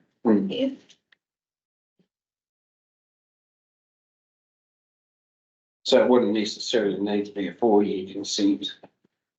6 plus 4 equaling 10, because your staging of your mine, you may already be close to finishing mining and more onto the rehab side of it when you applied for that permit. If I was applying for a renewal of that water permit, I would line up the duration of expiry of the land use consent. Sense for that. Okay, so in effect, it does minimise that risk, Yes, being able to reapply. yes.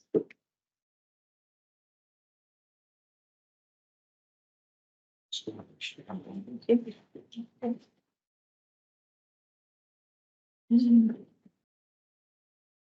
And most of my questions, I think we've covered along the way, which is great. I put a few things which generally relate to management plans and conditions.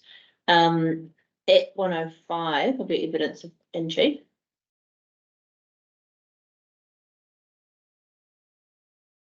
You've referred to some conditions proposed around mitigation. And that relates to public access. I note that that wording doesn't match the wording in your appendix condition. If you could just have a look at that. Yeah, the wording, the evidence reflects the application documents, and then the wording in the appendix is based on the Hawkeswood report conditions. So it's trying to minimize changes to those. Okay. Yeah. No, it's fine, just as long as you're aware. Yeah.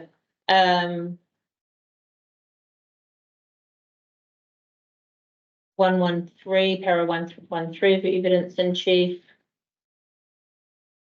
We've talked about applicant proposing to electrify operations where possible. Is there, or does there need to be a condition around that, or will that be included in a management plan, or is that something that doesn't need to be secured via the consent? No, I don't think that needs to be secured by consent. I don't think there's any statutory requirements.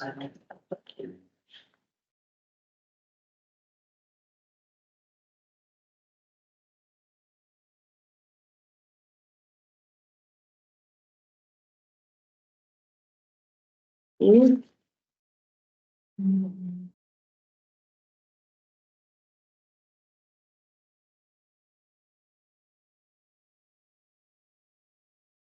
Para 117. And relates to hazardous substance storage, the diesel storage. Ms. Sterling, requests a map demonstrating the location. Have you got a condition in there in your recommendation at the moment to cover that? I believe so, but I'll just check. Thank you.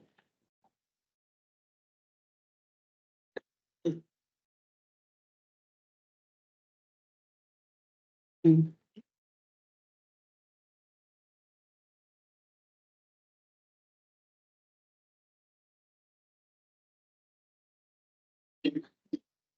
10D. Relates to. Yeah. Thank you. Right.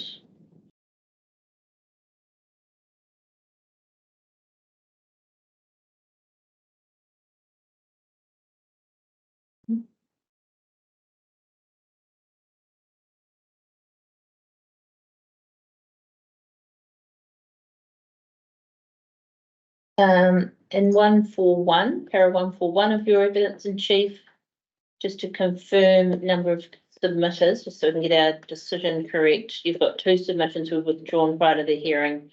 We've just had 1 more, haven't we? Is that correct? Yes, correct. So that should be 3 submissions. Thank you.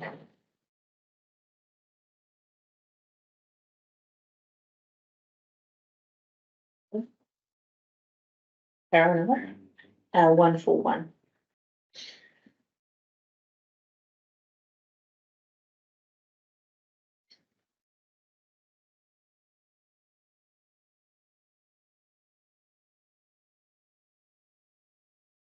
Okay, in 153.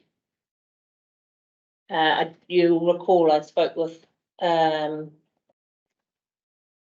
sorry, I've forgotten his name, the transport witness yesterday about the Ms. Cotland, thank you. The Millers Flat School, and there's a draft condition, or there's a condition proposed around limiting traffic along the path to school. Just a flag that condition to me is a bit light and probably needs more specificity. Is that something that's on your list? Mr. Coleman and I have actually had a conversation about that this morning. Okay. He's suggested some time windows that should be added into that condition. Perfect. Just while we're discussing that condition, Mm. there's a part B to that condition, which Mr. Copeland was saying, or the trucks will go via another access that doesn't go past the school. And I wondered about that because that means they have to go up to Roxburgh and then back down that back road to the mine site, which is an incredibly big drive when you just cross the bridge there. Or is, Though I don't know if that bridge is big enough to get heavy vehicles across anyway, but yeah, what's your opinion on that caveat? So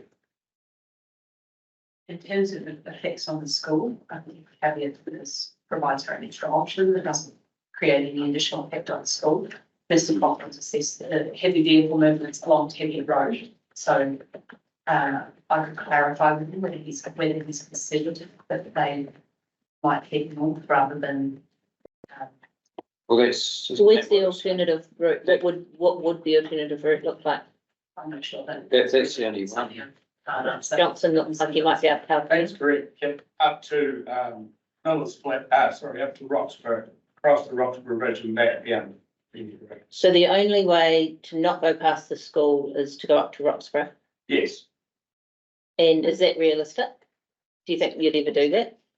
to be honest with you, as far as our, oversized loads are concerned, the majority of those either have to go up over the dam or over the Roxburgh Bridge. This bridge here is not wide enough, it's not, it has the weight capacity for some of the oversized loads. Okay. You're doing that anyway. Correct. Thank you. We could provide you with some written comments on what capacity, weight capacity of those two things, being one and two box from, clarity around that was just. It was just relevant to my concept about the effects of transport in a way, because we've looked at the effects, Mr. Copeland looked at the effects around the site, but then all of a sudden was talking about trucks going up through Roxburgh. But there's two things. Is there many trucks? It sounds like there wouldn't be because most of the heavy machinery is already on the site. And yeah, what are the effects of that movement? And that had to happen anyway, because that bridge there can't handle the heavy vehicles. So it's kind of a moot point, isn't it? Mr. Cochran's evidence does say, 2 heavy vehicles in and 2 heavy vehicle movements out per day as the average that he's done his assessment on. And he does have some content around current heavy vehicle traffic along Heavy Road as well. So two's just tiny. It's very, my understanding is it's very small and there's plenty of capacity on Heavy Road or to accommodate those heavy vehicle movements. And what we're hearing is that the bridge capacity will indicate which route they take. Probably more so than whether they're passing the school or not. Would that be fair? If I can chip in there. Yeah, please do. Basically, heavy traffic movements in and out of the mine site on a day-to-day basis, normal basis, would be related to a fuel truck and a freight truck only. Once the operation is moving forward, there will be only freight and fuel going in and out. The questions with the school here related to they believe we might have been carting ore past the school. It hasn't carting rock and bits and pieces past. So that was why they were concerned, and after conversations with the principal, we alleviated that issue.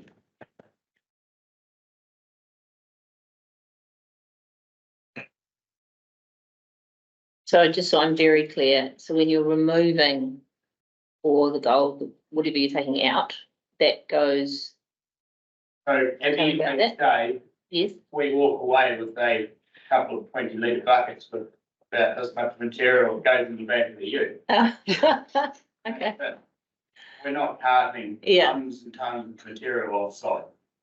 It'd be great if there was a truck. yeah, big, large truck with gold, sparkly gold going out. Yeah, no, thank you. She must have strong arms because those buckets would weigh quite a bit. I'm sorry. That would be nice. Okay. Covered that? Okay, thank you. So with that conversation in mind, it'd be good just having a think about the wording of that condition, and we'll leave that with you. Yes, thank you. Right, in terms of the conditions, so if I just run through general comments, as I say, I don't feel that needs to be resolved now, but it's worth me just passing on thoughts. We talked yesterday about the NES soil. You confirmed in your view that there is a consent requirement for that. Mr. Keogh advised us, and he's our only expert on this, that no conditions are necessary. So I think that's where that position is. Is that fair? Yes, I'm comfortable with that. I do think that there is a technical requirement for an NSCS consent. And I have to go into the reasons for that if you'd like me to, but I think we might have already covered that. I think we covered it, and I'm. Yep. Mr. Keogh, so something confirms that the contaminants at the site of all stockhouse is no higher than background concentration. So I'm happy that there's no conditions needed to, and then also there's no movement of material off site. And so I'm happy that there's no conditions needed in respect of the NES consent. Thank you.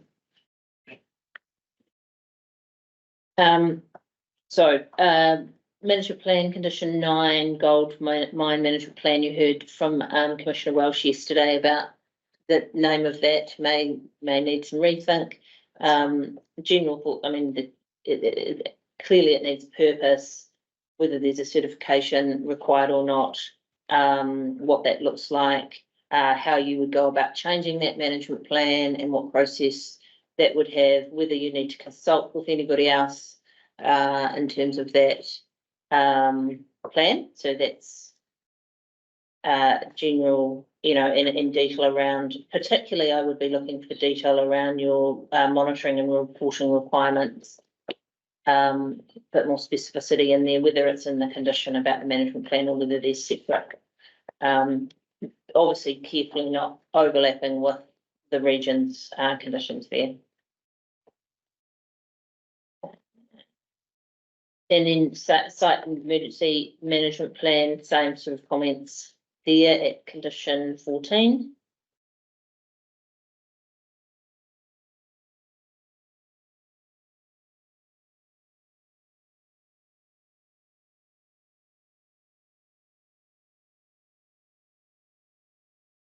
Yep, condition 15, you've got vehicle accesses.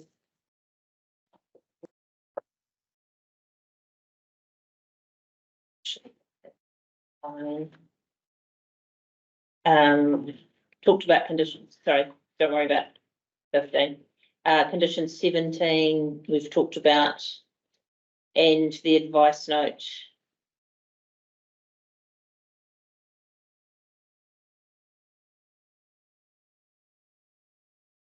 So my reading of the advice note relates to you've referred to a traffic management plan. Is that what I might have come across before as more of a roading maintenance plan in terms of particular damage that the vehicles might do to the road and then any upgrades or fix-ups that would be required? Is that what that advice note is referring to, or is it something else?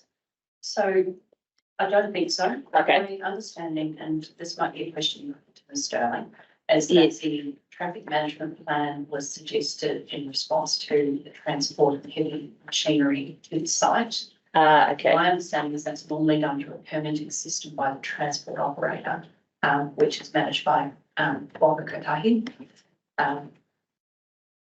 I had a discussion with Mr. Copland about it, and he advised me that if there were a high number of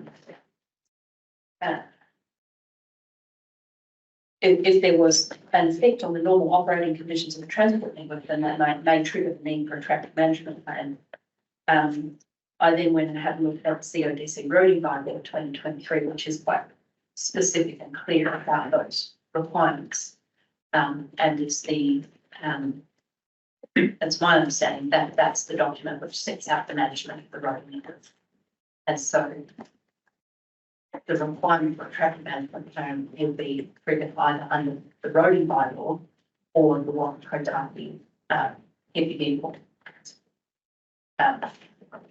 requirements. Yes, okay, thank you. Condition 18, waste management plan. Same comment. And yesterday, Commissioner Welsh talked a little bit about an annual work program, which is set out in there. I think, it just needs a little bit more detail about when it'll be required, and is the intention of that plan or program to match the record of activity mentioned in condition 20? Is that how those two conditions are intended to work? I think both of those conditions need quite a bit more thought put into them. Thank you. So, There are several annual work plan conditions in previous consents that you might be aware of. I mean, they're quite common.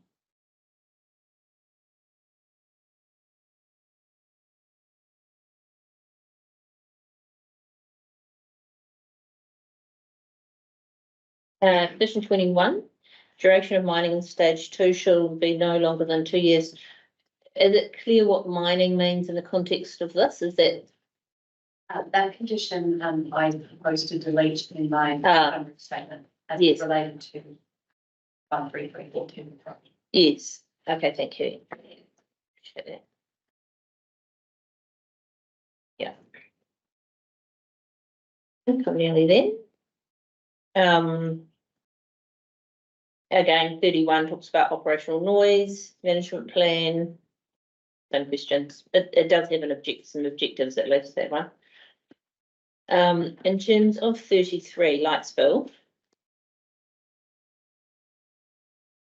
I'm intrigued. How would you, so it talks about in the second sentence, the amount of light that may be spilled onto a neighbouring property may be increased by not more than 100% in cases where the activity on that neighbouring property is not residential.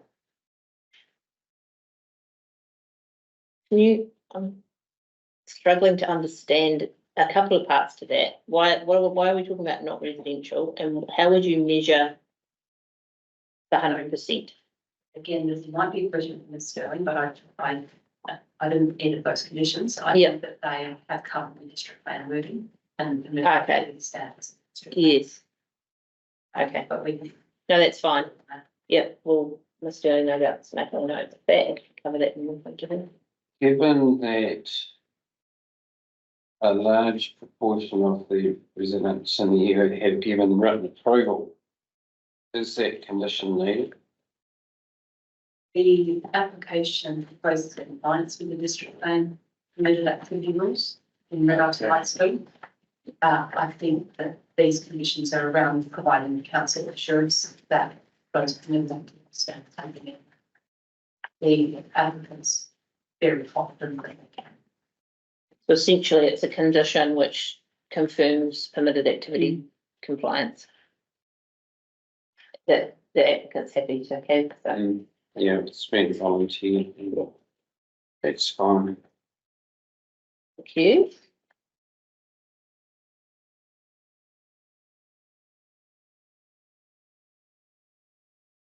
Dust suppression. Dust management plan, that links obviously over to the region's consent. And Mr. McNally, you might want to think about just whether there's more detail needed at the end, and just making sure that they're consistent between the region and district in terms of that purpose, certification and so on. Yeah. I think I won't touch on 44 and 45. I think that's been covered, and you've said you'll want to have a rewrite of that. Rehabilitation plan, similarly, we've talked about. In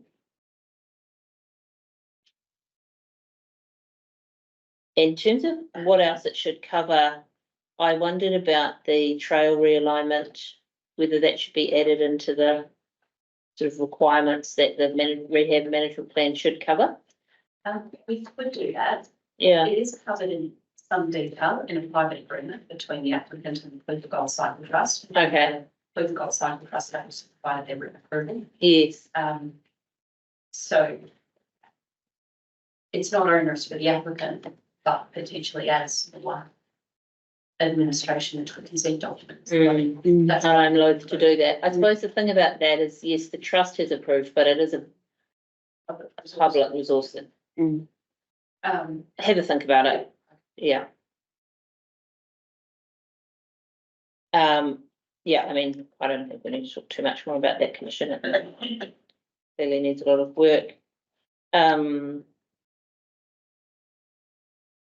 I just would note condition 49, which relates to the bond, which I think is a critical component of and giving the council comfort that the obligations that the applicant is committing to will be met.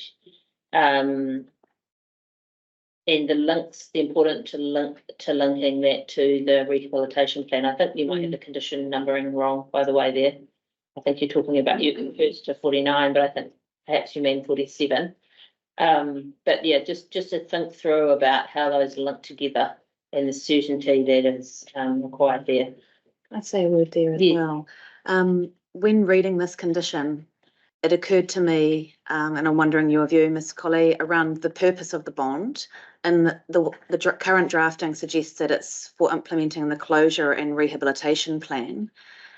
Are bonds also useful as a way to secure appropriate management in operation as well, in terms of any unforeseen effects that might come up? So is there a broader purpose for a bond to provide certainty across the implementation of and achieving all of consent conditions, not just rehabilitation?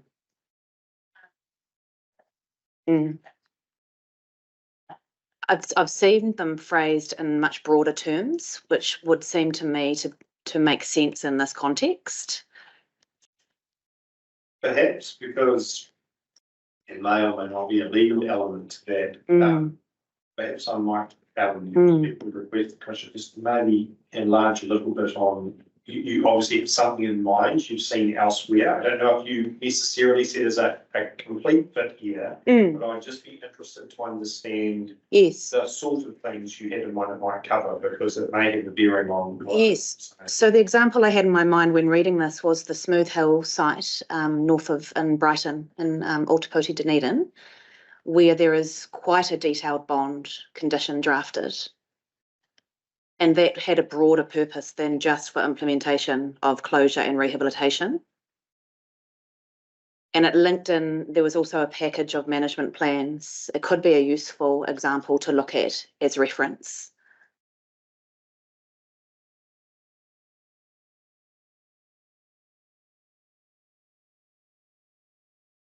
That's helpful, thank you.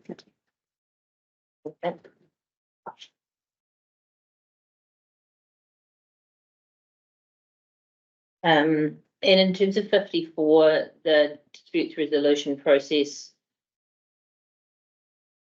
is that, where would that be set out? Is that something that would be included in the rehab management plan, or is that would be sorted out later?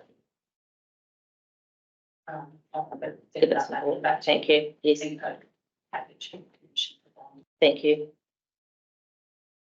That's all I had. Thank you. Any other questions? No. Thank you very much. Appreciate your patience. Just on that bond issue, there's also a couple of ECAN consents that have bond conditions that might be useful to look at. That one probably can.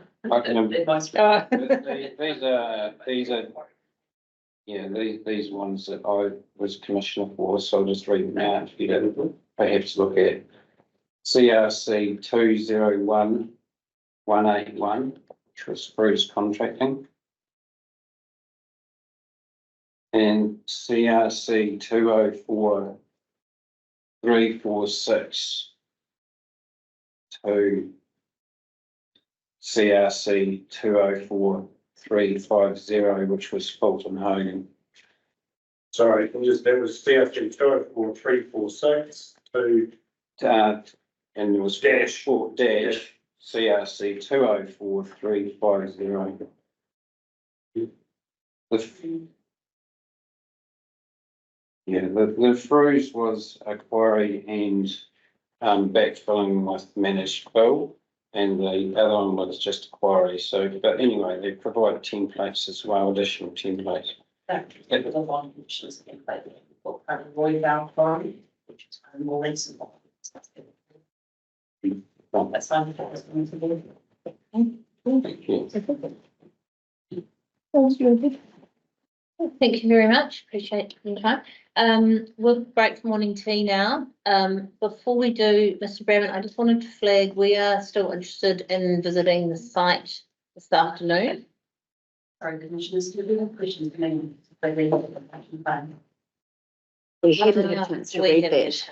That's, so, yeah, it's good that it exists. We've been emailed it, I think, literally as we were walking in this morning, so,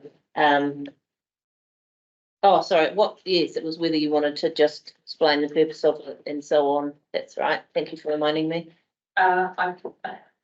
I've also only read it this morning. Okay, I think perhaps let's not. But I think purpose comes back to, matters that we discussed through the hearing. So Yes. storing the site to farmland and providing for some costs. So, Yes. I think we've all, Mr. Bracken clarified that it was the first draft and that, we would be seeking to provide a revised draft. Yes. Part of reply as well. Yes. Thank you. So while we're talking about management plans and conditions and things, what I would say is what I'd be looking for in your reply, Mr. Bramman, is updated management plans that your planners and experts have checked and confirmed to you that they are comfortable, that they reflect the recommendations they've made in terms of mitigation. If you could confirm that for us. When we talked to your witnesses yesterday, there was mixed sort of confidence around that. So I think that would be important.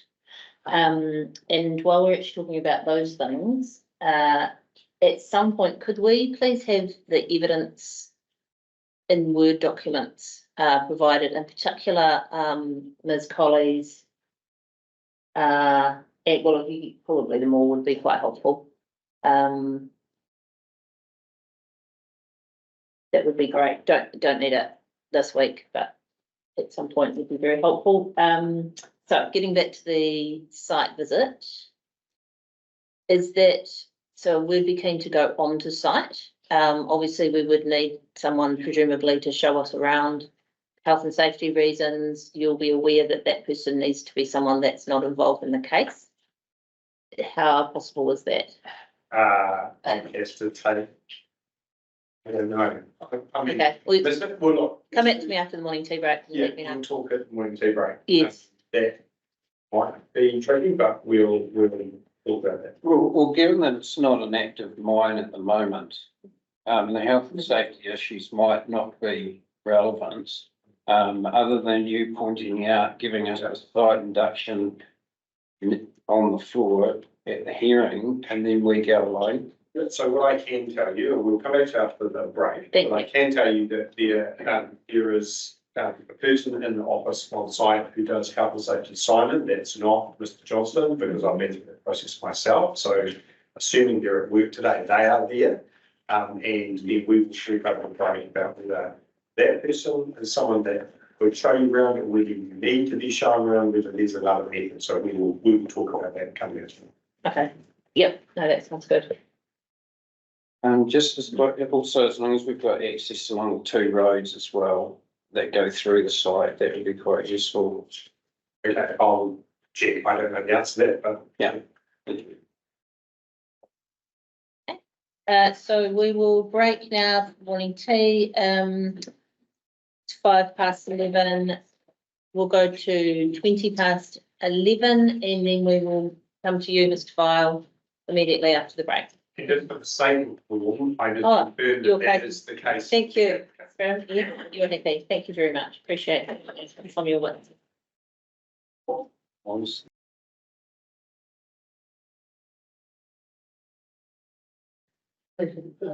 Another cartel, which is well, I know, and see with Canada. And we're speaking today on behalf of Targa and Yulunga O in Targa.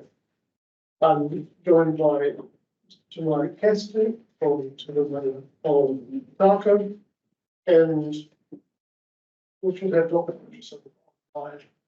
I'll confirm that Dr. Richardson is online.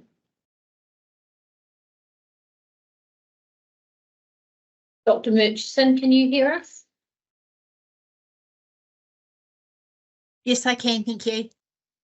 And we can hear you loud and clear. So great, great. And the technology has gone extremely well. I shouldn't say that now. Just commentators quiz. Yeah.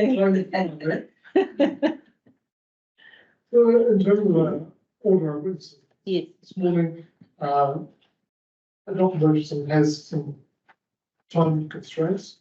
So I'd ask Murchison to present her evidence and to answer your questions. Thank you. I'll then ask Mr. Kingston to speak to his evidence, and then I'll conclude with a summary of that evidence. Thank you. And we have received a summary of Ms. Cassidy's evidence, a summary of your evidence, and have we got a summary of Dr. Murchison's evidence? Dr. Murchison is just going to read from her executive summary. Executive summary, thank you. That's no problem. Happy with that. And what I'll suggest is that questions just take question on each of things and line through. Yes. Yeah. So we'll start by just asking Dr. Murchison to provide a summary of her evidence. Thank you. Thank you. Tēnā koutou katoa. First of all, may I just draw the hearing panel's attention to a correction in my evidence, please. This is my evidence in chief. It is in my executive summary on page 4. Dr. Murchison, I don't know if it's your intention. We can't see you. Will you intending to have your camera on, or? I will be guided by what you want, whether you want camera on or off.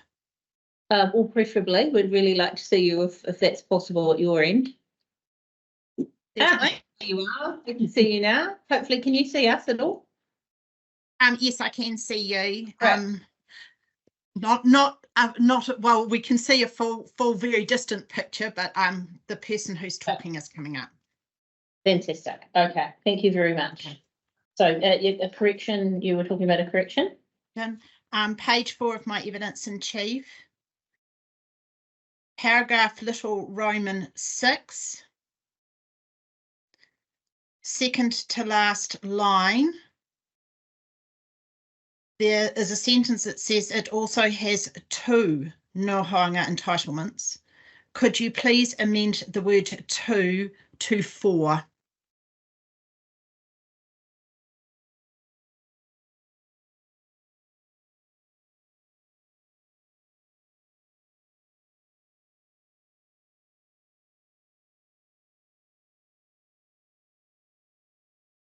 So that's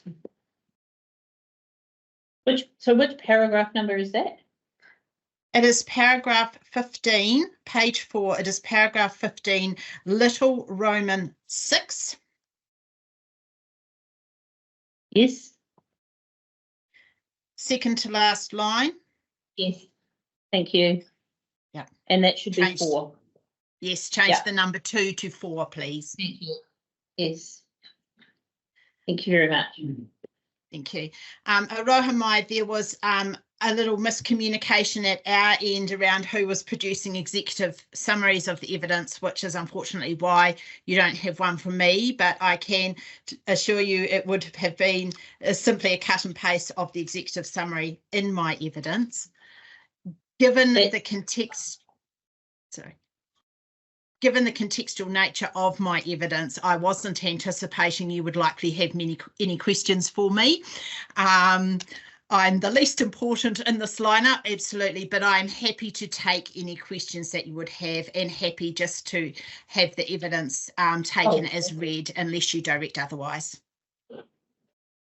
Look, I'm sure you're not, you are important, but it's a bold call, so you're the least. We may or may not have questions. I'll check with commissioners once you've, but if you could read your executive summaries, that would be very helpful. Thank you. Okay, certainly. At page 3 of my evidence in chief, paragraph 15, in summary, Ngā tahu whānui a mana whenua over most of Te Waipunamu, including the Mata O Clutha catchment as recognised in the Turunanga o Ngā Tahu Act 1996.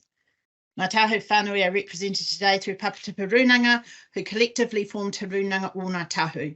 Turunanga o Ngā Tahu is recognised as the iwi authority under the Turunanga o Ngā Tahu Act. The rangatiratanga of Ngā Tahu Whānui within the Ngā Tahu Takiwa is acknowledged by the Crown in the Ngā Tahu Claims Settlement Act.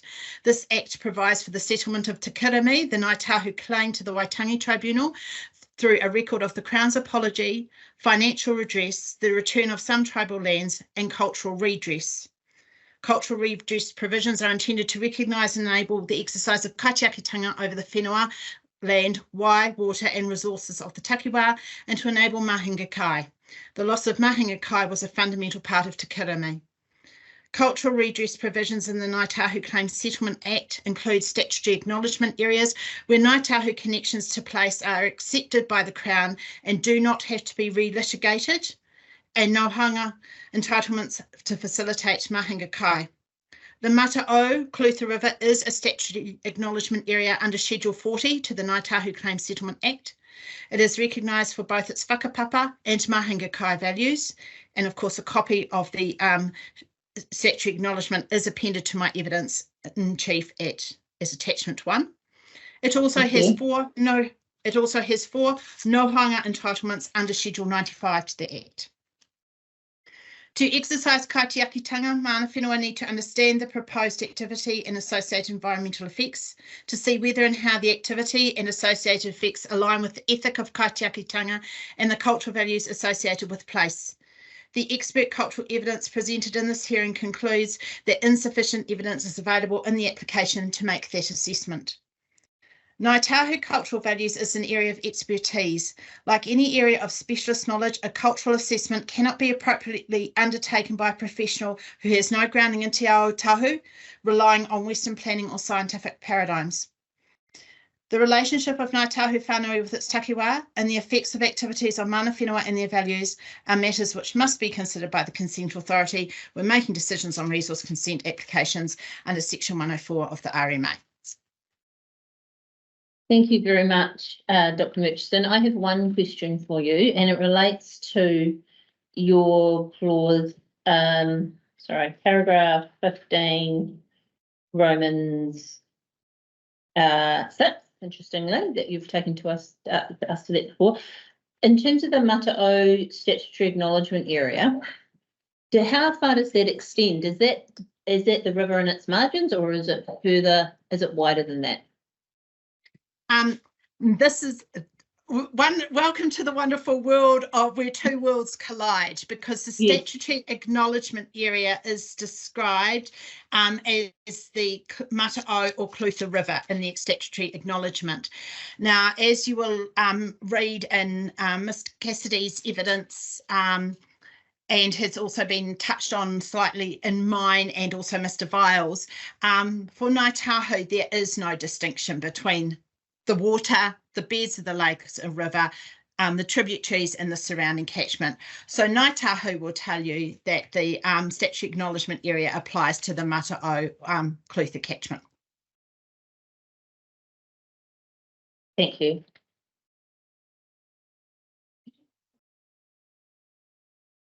Just one question. You state that there's insufficient evidence available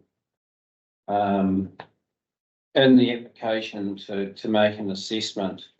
Has your position on that changed given the additional information that's been provided through the hearing process?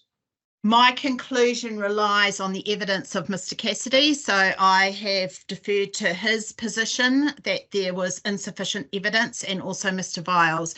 So I would respectfully suggest that that question is probably better put to them. It was not part of my brief. Okay, in that case, I'll pass that over to you when you do your presentation, if you could just address that, please. Yes, I'll address that. Okay, thank you. Rather than others, let's get to speak to them. Thank you.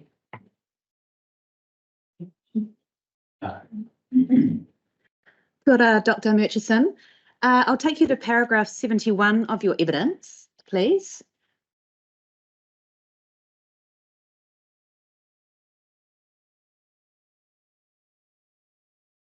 Yes. I'm interested in your views. I totally appreciate what you're saying there in terms of the environmental effects and the role of the planner. And can Western science disciplines be complementary to those assessments of cultural effects? I think as in my opinion, in my experience, they're incredibly valuable in helping to understand what the nature of the effects of an activity might be. And they're certainly not shunned or set aside by Ngāi Tahu Whānui at all. But the point, which I think you've understood from my evidence, is that they can't be used as a substitute for assessing cultural values and cultural context. So just because an activity is deemed not to have significant ecological effects when looking at it from a Western ecological paradigm doesn't mean to say you can automatically jump to the conclusion that it won't have cultural effects. I see. Thank you. Yep, understood. Thank you. That's very helpful clarification for me. No further questions from me. Yeah.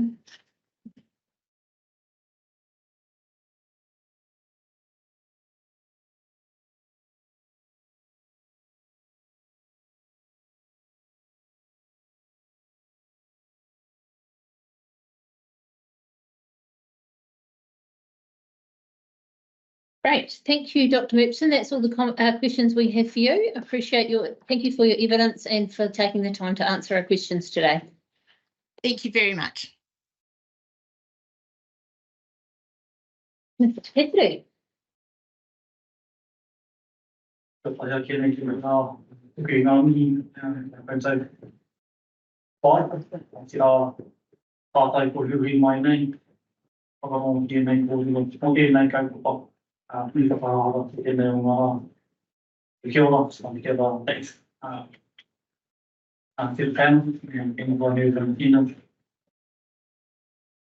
name is Mike Cassidy.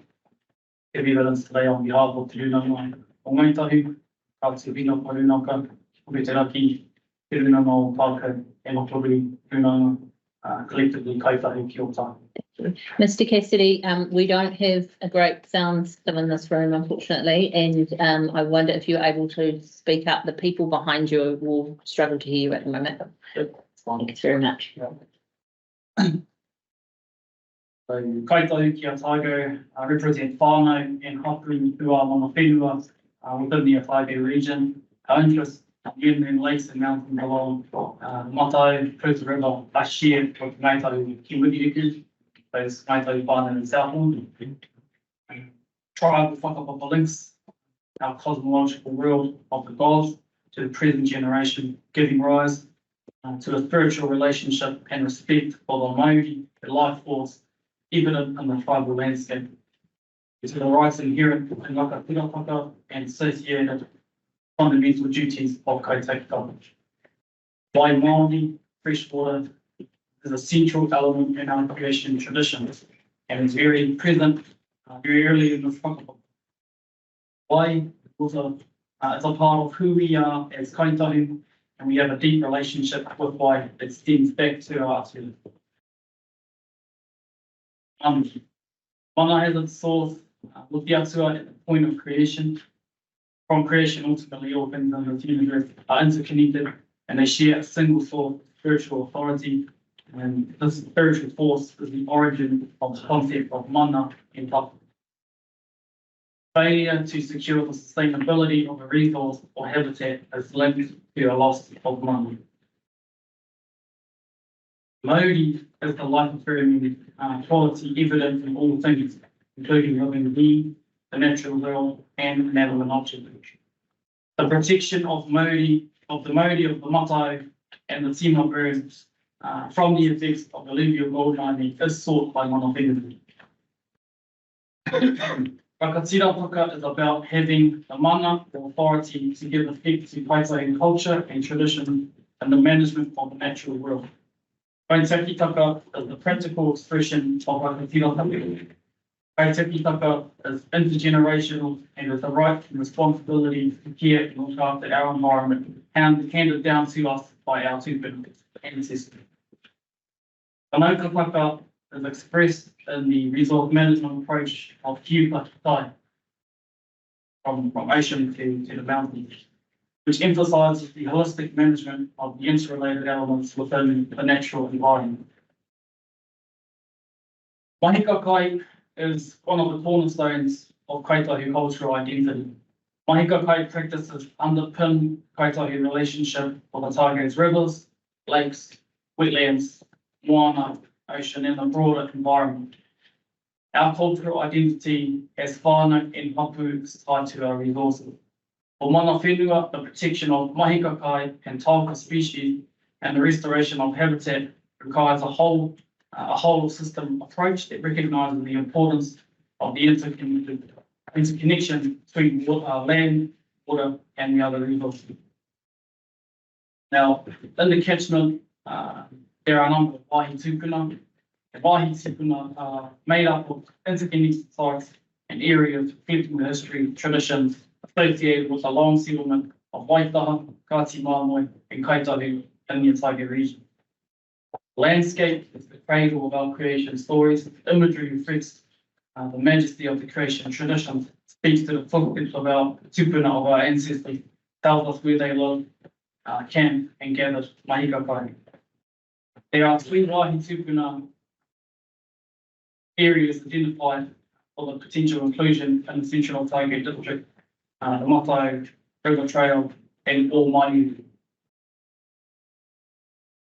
The Matai is a significant waterway for Kaitahi, connecting the mountainous region in that area to the life-giving ecosystem of our coast. A whakawapa connection with the Matai imposes the Kaitahi obligation of mana whenua to protect the awa, the river, and its tributaries, and all of the life supported by those waterways for future generations, as expressed in the whakataiki o tātou a mō ka uri a muia tēnei for us and our children after us. And we believe that there is currently insufficient information for Kaitahi Kia Whānau to assess whether the proposed alluvial gold mining operation provides for the Maori of the Matai and the timber burn and protects the values of the wāhi tupuna landscape. Thank you. Very interesting. Very useful. I have one question for you at paragraph 14 of your summary.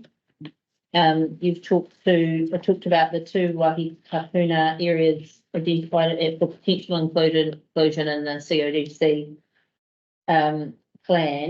district plan. Is that the sort of potential wāhi tapuna overlay that's been considered by council but hasn't been notified yet? Is that what you're talking about? It is, yes. Yeah, okay, thank you.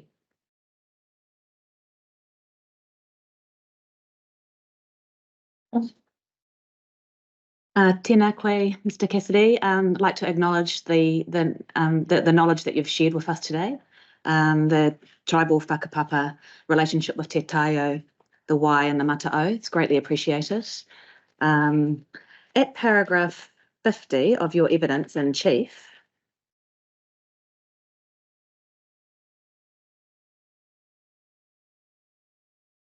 you've mentioned that the values identified for the wāhi tupuna areas are indicative and subject to confirmation by Kaitahi Ki Otago. Are you aware of the process that's followed there and the extent to which they're likely to change? Okay, I can ask Mr. Vile that question. Okay, thank you. And that was my key question. I was going to ask from your evidence whether there was better mapping available because I couldn't quite see the resolution, but here we have this, so that's excellent. Kia ora, thank you. I just wondered if you could comment on the question I asked earlier, about whether or not it's better information and with what conclusions you can draw from that. You're referring to recently information. Recently. You state that there's lack of information and then therefore you can't draw conclusions about effects on cultural values. But since then, that was a submission. Since then, you've given your evidence as well. But if you heard more information and applicants provided more information, there's been more technical work. Has your position changed on that? Not at that stage. Okay, thanks.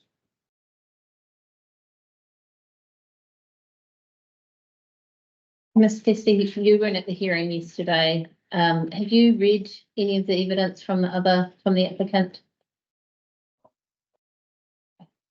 Or the peer reviews that the council's prepared? No. So you're basing your conclusion that there's not enough information. What are you basing that on? Is that advice from Mr. Vile or is it some other? It is. Well, he can answer the question. Yep, no, that's fine. Thank you.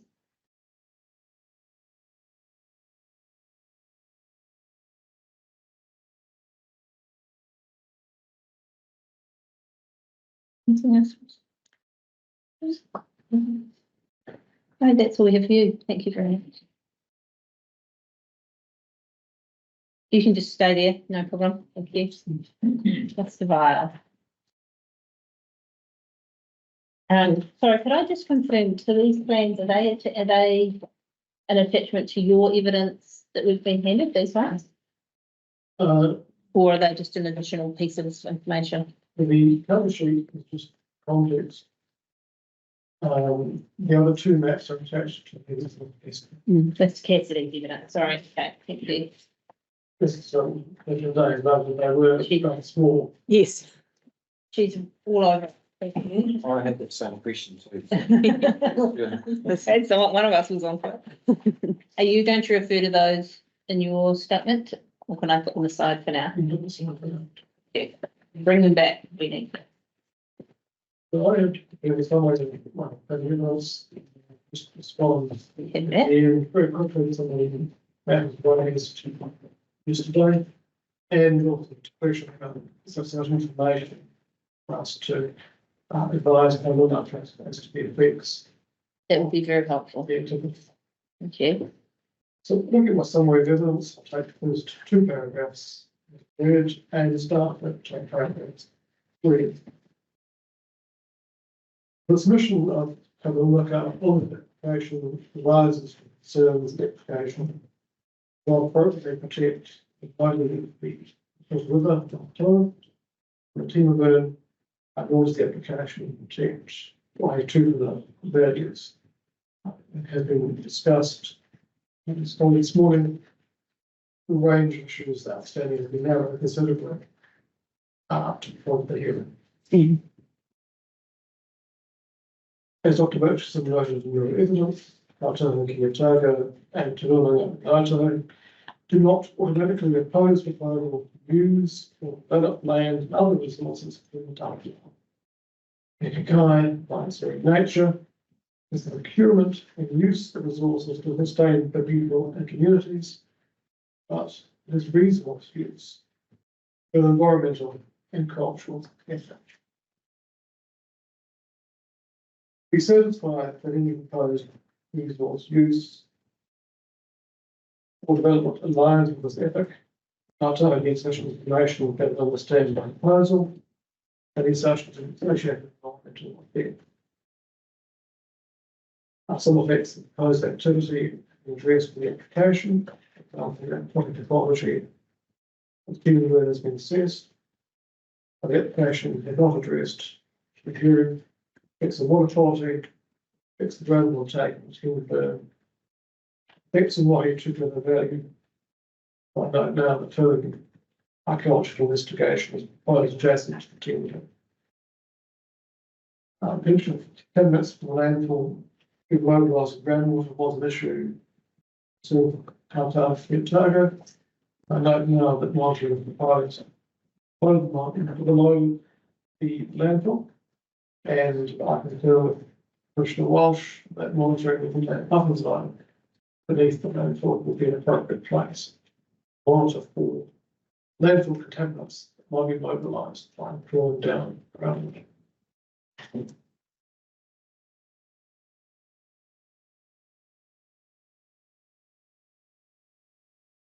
relation to the Woodland Plateau consumer burn, the application does not address the effects on health and resilience of the water bodies and the environmental integrity, habitats, form type and species. The effects of the groundwater take and electric character extend from values of timber burns. Not assessed by the applicant. There are not evidence as to how that that's not adequate into that on scale. It's right that this strong direction on the national policy statement, the federal management, proposed regional policy statement, and for the evening, water requires me to do successful.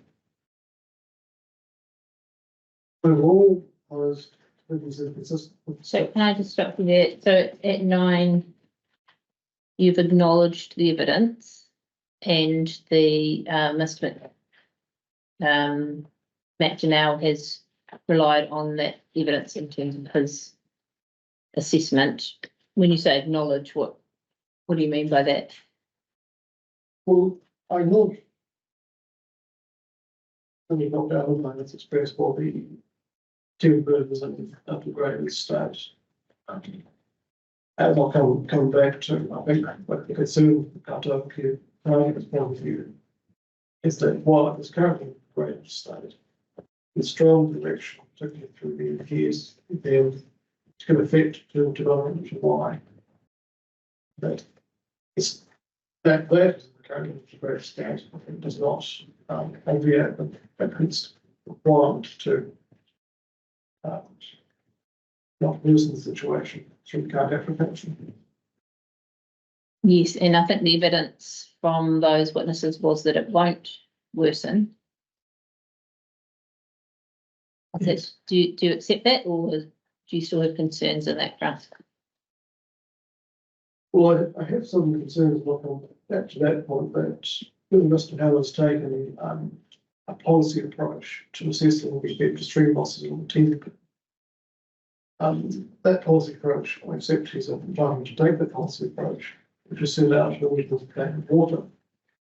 The concern I have is that the regional plan of water was made operative until 2004, hasn't been updated in effect to the higher order planning documents. And those planning documents with quite a high threshold for assessment of effects. Okay, yeah, carry on, thank you. Yeah. And paragraph 11, express some concern with the use of consent conditions to fill a knowledge gap. We'll come back to that briefly. Just a quick response to some of the legal submissions on Hawkeswood mining. So this environment, paragraph 46, and again, Mr. McDonnell this morning refers to mining as an activity. It has a functional need to locate where the resource in question is located. Unhelpfully, concept of functional need is referred to in different ways. The plan versus the national policy statement for critical management.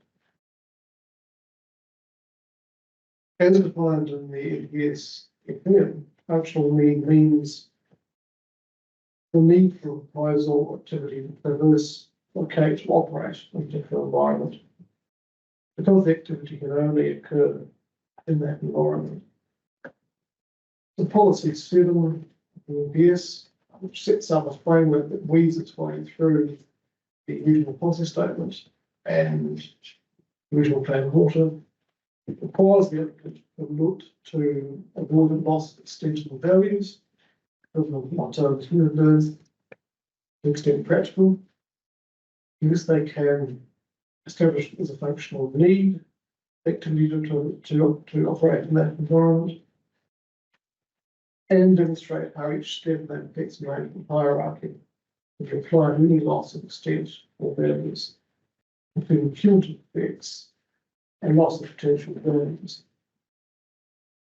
And if those effects cannot be managed through the effects management hierarchy, the loss of extent and values must be avoided. There, I'm unclear whether the applicants rely on the chapeau to policy 7 and resultant framework.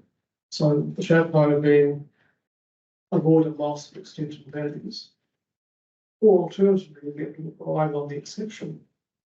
So I'm not clear whether the applicant is saying yes, we are avoiding a loss of extension values, or the applicant is saying there is a loss of extension values, and we need to rely on the exception for these reasons. That's the issue, right? It's just unclear in my mind. In my opinion, the presence of mineral resources is not sufficient to establish the exception to policy 7 of the NPS within the regional plan water, if indeed that is what the applicant is intending to do. Turning to people's vengeance, the measure of perhaps flow losses and augmentation of inward. And as I noted, Mr. Halloran is the time to use the policy approach, regional plan water. By note, as Commissioner Day highlighted yesterday, policies of the NPS, again, are highly directive, and a high threshold for that against effects. So certainly it is my opinion for commencement of stage 4, which is this one stage closest to TMP. There does need to be an assessment of stream analysis and certification of the proposed augmentation. Particularly since the augmentation and design may well include consents to establish ground report and potentially to the case user intent that is what being proposed. Mr. Vile, I think I didn't quite catch the second part to that. You mentioned before commencement stage 4, in your opinion, there does need to be an assessment of stream losses at the Tema burn. What was the second part? And certification of the augmentation design. Right, certification of.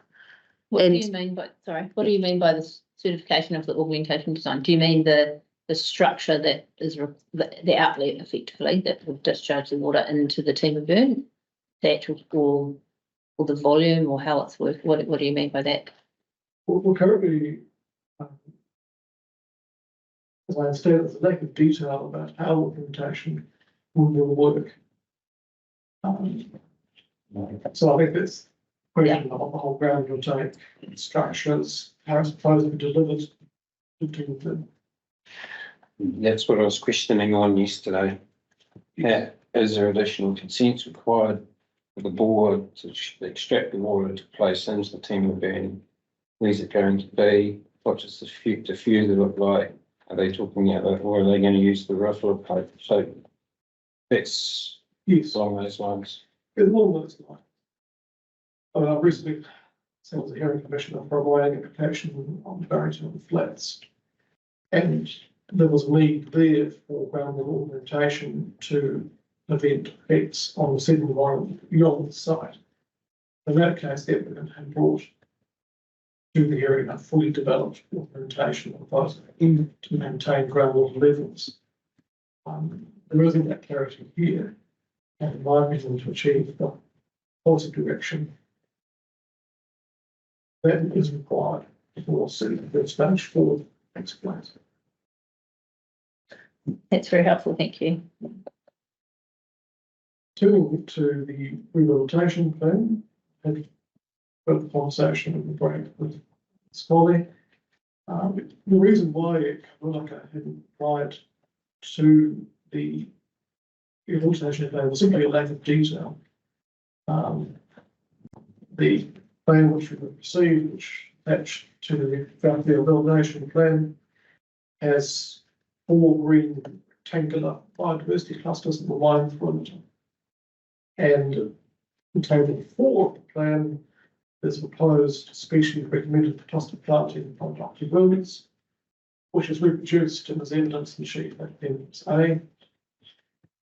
Pose the issue for Kano in terms of advising Kano, like a detail around why were those sites selected for planting, filling in a gap, connecting an ecological linkage that was missing. What was the composition and design of that planting? So as I explored this folio, further conversation with the applicant about how that planting is designed, located, undertaken, and assist carbon market. So just on that, was the draft plan provided to you? I think Ms. Collie has in her evidence when that was provided. Do you concur with that information? And I think from memory, and I can't remember the dates, but it was some weeks ago, wasn't it? It wasn't like yesterday or last week. No. Yes. And so did you go back to them and say at that time, we wanted to have a conversation about things you've just talked about now, or did you just not respond? We just did not respond. Okay, thank you. And going forward, are you open to having those conversations? Yes, we are.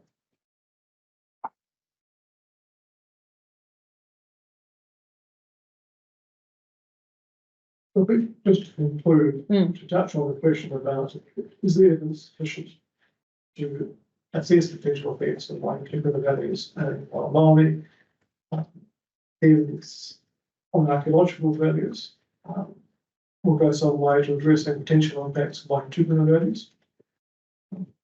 And certainly, Kamalaka is open to providing the cultural briefing. We've done that. Other applications. Okay. And I will explore with Kamalaka whether they want to have a cultural monitor available, particularly on the timber test pits undertaken. Yes. Thank you. That's very helpful. So I think the remaining. So could you just so I can get, I just want to make sure I've recorded this. So open to the cultural briefing, cultural monitor. Into providing that. Yep. That is everything. Yep. Carry on. Thank you. The following areas of concern relate primarily to the mine water management system. And I think we've had with those initiatives assessing applications and making clarity around how the mine water management system works as a system across each stage of the mining. And as it was explored yesterday. So we would expect, I would expect for an application's complexity that means clarity around location of settling ponds, clean water ponds, soakage areas, and orientation. And that was again explored. And finally, come back to the question I think of the team of them. That's in my experience with as a freshwater planner, not a hydrologist, these small ephemeral tributaries are really difficult to assess. They're quite complex relationships with groundwater, and they experience seasonal drying, and the length of drying which is made differ. Well, the concern I'll have if a fresh water plan advising carbon market, what is the effects of the groundwater tank on seasonal drying timber or length of drying nutrient? As that will have an impact on availability of habitat for coral species important to carbon markets. That's the main impacts on fish passage. And well, I respect the position that Mr. Heller is taken. That is an area of information that Canolga is looking to fill to understand fully how the one operation will impact, particularly on team. There is the same degree of concern for my type, large body of water, and potential impacts on my type from more done. I've also set out.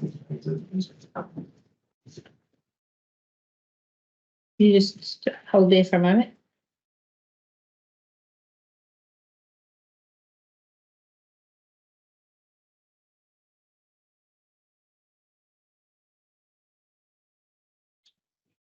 What, have you got other things you want to address us on at the stage, or is that pretty much summary? Please. What I'd like to do is just be really clear about what are the issues that you are comfortable with now, and what are the things you are still feel are outstanding, or that you don't feel comfortable accept the evidence on.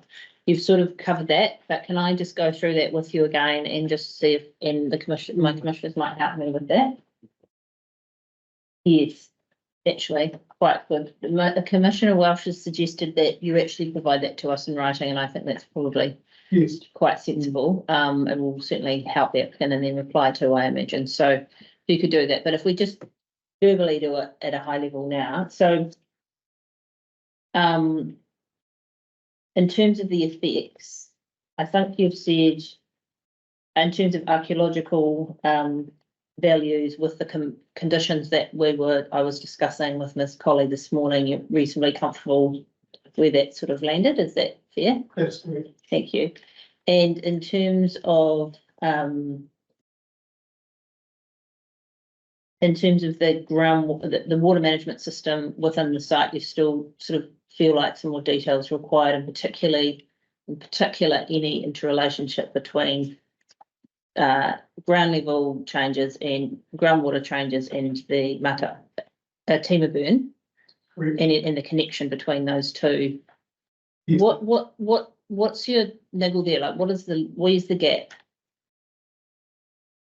So I understand that you're interested about how any hydraulic connection there is, and then the solution that the applicant said is if there is a drop, they will augment. So where's your concern? Well, the concern is for evidence. Yeah. Is that Mr. Heller has put in a threshold which augmentation will occur. Yes. And a recommended flow to address those losses. Yes. And again, as a planner, I'm just finding some difficulty in saying, well, to understand whether those thresholds are appropriate, manage the effects of human. There needs to be an understanding of how the groundwater subsurface flows into the river lake. That understanding that relationship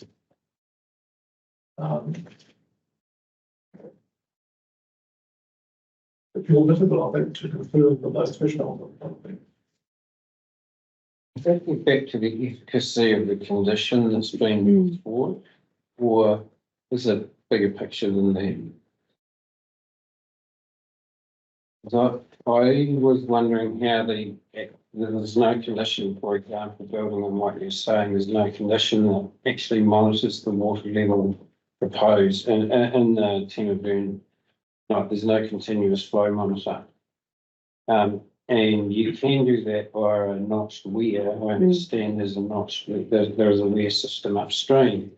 And so to me, there's a lag effect between when you actually notice, oh, is that stream 22 litres a second now, or is it 20? You know, the subtleties of actually implementing that condition, there's a lot of missing work behind implementation of that condition. Well, I would agree with that. I mean, I think anything that is a component, my job is.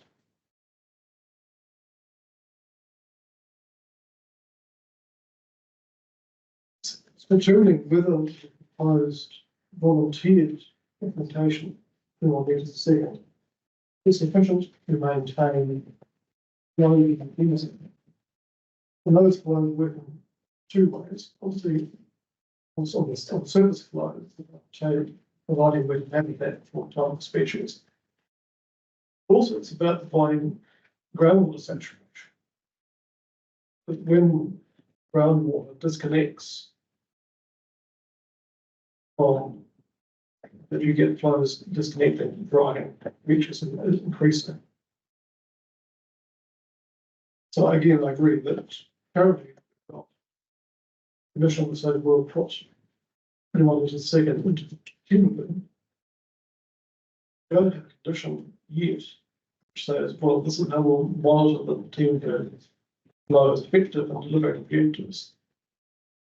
And again, I first coming back to conversation and making my evidence around management plans and conditions, clarity about what's intended to be achieved, and measuring that it's actually achieved. And then closing the loop. If our objective is to maintain a flow that conserves habitat, like especially timber, but delivering 2 litres a second timber, not delivering the outcome that we intended through to the management plan. Having closed that loop and make sure that those outcomes are achieved. You could put those outcomes in a condition. You could. Which would give more strength. But you just triggered something in my mind, which I might get Mr. Heller to comment on. But if you put 21 metres a second in at the bridge, into the Timber Burn bridge, and there's a drawdown effect from the pit, the whole stretch of the river downstream of the bridge, that 21 metres that you put in at the top of that bridge may get sucked back into the groundwater because it's dropped, may get, and it might not actually end up going out the mouth of the timber. See what I'm saying? Yes. So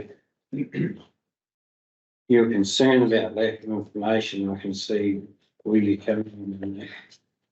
Well, that is the concern. I mean, without knowing the degree of stream depletion, don't know whether you need 21 litres a second for the delivery or a different flow to ensure you actually get.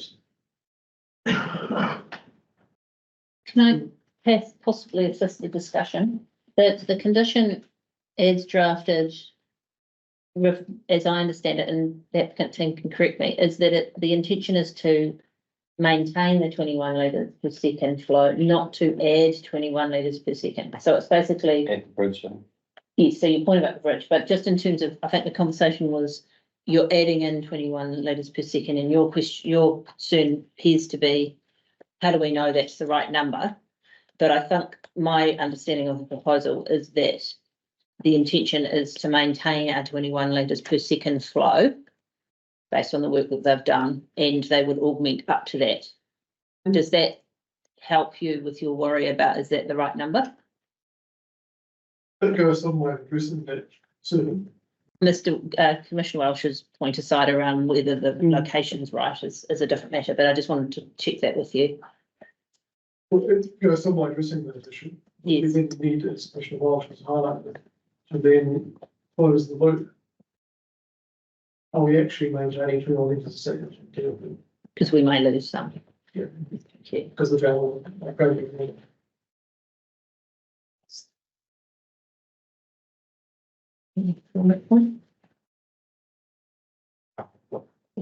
There's a lot of it needs to be done, so I think for that. Other question. Yes. Thank you, Mr. Vile. We all, I think, have some questions on your evidence, and Chief. I've got, I might go first and then we'll pass over to my commissioners. The first question I have is there's been a lot of discussion in various breaks of evidence and is in terms of the Māori worldview, Te Ao Manu needs to be communicated by Mana Whenua. And I think all of the witnesses have been respectful of that in my reading. Is that your? Yes. Yes, thank you. And so, is it correct that the applicant did ask Okaha on behalf of Karunaka to prepare a cultural impact assessment or assist with understanding the Mana Whenua values? Is that right? That is correct. Yes. The difficulty for Karunaka in filing a cultural impact assessment Yes. is sufficiency of information to understand the effects of activity. Right. And the issue really providing that assessment, the information needed to prepare the assessment, the archaeological, hydrology, has been divided up to the hearing. It's always a difficult matter for us to strike a balance between the sufficient information available to prepare the assessment effects. Yes. Versus not waiting to a point where it becomes possibly prepared. Yeah. Programs. So was that communicated? Do you feel like that was communicated accurately to the applicant as to the reason why you weren't prepared to prepare a CIA as part of the application? We have been in discussion with the applicant for over a year. Okay. Yeah. And as I set out in arrangements, we have highlighted that it's to the applicant areas of concern. We have difficult ones. Okay. So are you comfortable with the? Yeah, so, I mean, to put it bluntly, and I'm not suggesting this is the case, but one way to perceive this is that they asked for a CIA. You said, no, we're not going to do that. They then carry on, are respectful of the Mana Whenua values, but are unable to really assess them in their application because they don't have that information from you. And then you're critical of them for not providing the information. Is it a bit chicken and egg? It is a bit questionable too. Yeah. I think the issue really for Karunaka is just, as we highlighted in the discussions yesterday, that some of these critical information that comes from really, Kaha needed, particularly needed to go to science. Yeah. Karunaka Yeah. just wasn't available. Okay.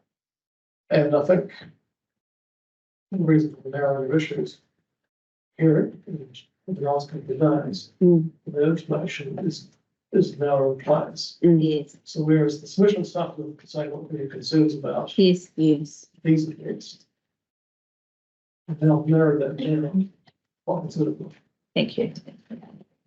So I do have just a few questions. I'll just skip through them reasonably quickly. Paragraph 20 of your evidence, you've talked about the draft mine site rehabilitation plan, which obviously you'd seen, we hadn't at that stage. I mean, just acknowledging that the version you saw has appeared that it's been updated, and we've been provided with an updated version today. Ms. Colley has said that the intention is to do further work on that. Is that right? Apologies, Commissioner, could I just clarify that? Yes. The version that you've been provided with today is the same version that was provided to you. Thank you. Thank you for clarifying. Okay, so that's the version, you've got the version that we've got. We haven't had a chance to look at it yet. Ms. Colley, am I correct though that you're looking to do further work on it? Correct. Yes, as part of your reply. Would you be in a position to provide some comment or work with Ms. Colley in the next short while to provide input into that plan? Yes, we're quite open to do so. Thank you. Only got time for it. Yes, well, might do time frames then. No, I think that was expected. Isn't probably. Yeah. Yeah, something to that. And at 22, you've said it doesn't propose riparian planting along the margins of the timber burn. And the composition of the biodiversity clusters on the mine is not specified. I think that's something that's been acknowledged by the applicant that requires a bit more work. Is that something you're happy to sort of help update or at least provide comment on if and when? You can get it by the price. Yeah.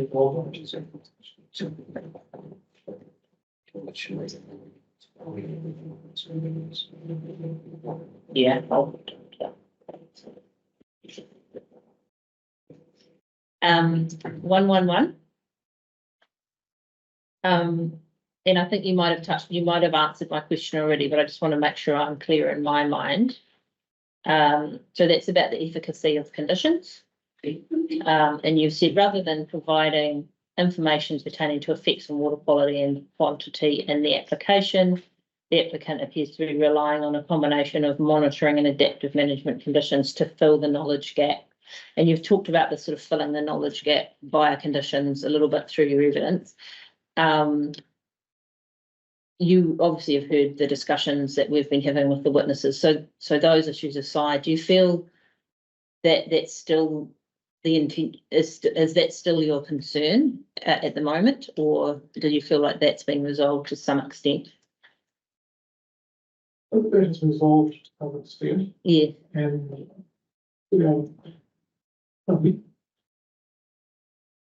it's a very open to. I've had this discussion with Scully around. Once the evidence is an opportunity, the council comes in a sense. Yes. We are happy to also review. Thank you. That's what I was going to come to that. So what I'd like to sort of try and understand is, in terms of any knowledge gap, are we at a point where it's a matter of working through conditions and management plans? Or do you think there's still a gap in terms of on the ground effects assessment that's required? Because for us, I think that's pretty important. Are the concerns resolvable via conditions and management plans? Or are there fundamental gaps in information and knowledge that would only be able to be solved via further on-site or technical scientific assessment? One area of research Is what, sorry? is the effects of timber burn. Yes. So given that Mr. Harris have taken a policy assessment, I suppose I'll retain an open mind as to that. Can be resolved by consent conditions. That's really fast. And when you say effects on the timber burn, are you talking about flow levels, volume, or other matters? I'm talking about the potential stream depletion losses. Yeah. Yes, definitely discussed. Yeah. Okay. Thank you. Just on that, I made a statement about loss through to the mouth. I noticed the condition does say a minimum of 21 litres of stream flow throughout the reach from the bridge to confluence with the river. So my issue, the planners are one step ahead of me on those thought process. Does that alleviate your concerns if it's throughout the whole reach? Maintained throughout, which that would alleviate our concerns. Again, but it's just discussed as closing the loop, ensuring that knowing what's required, achieve that flow. So in other words, is that consent condition able to be implemented? Yes. Yes, that's very helpful. Thank you.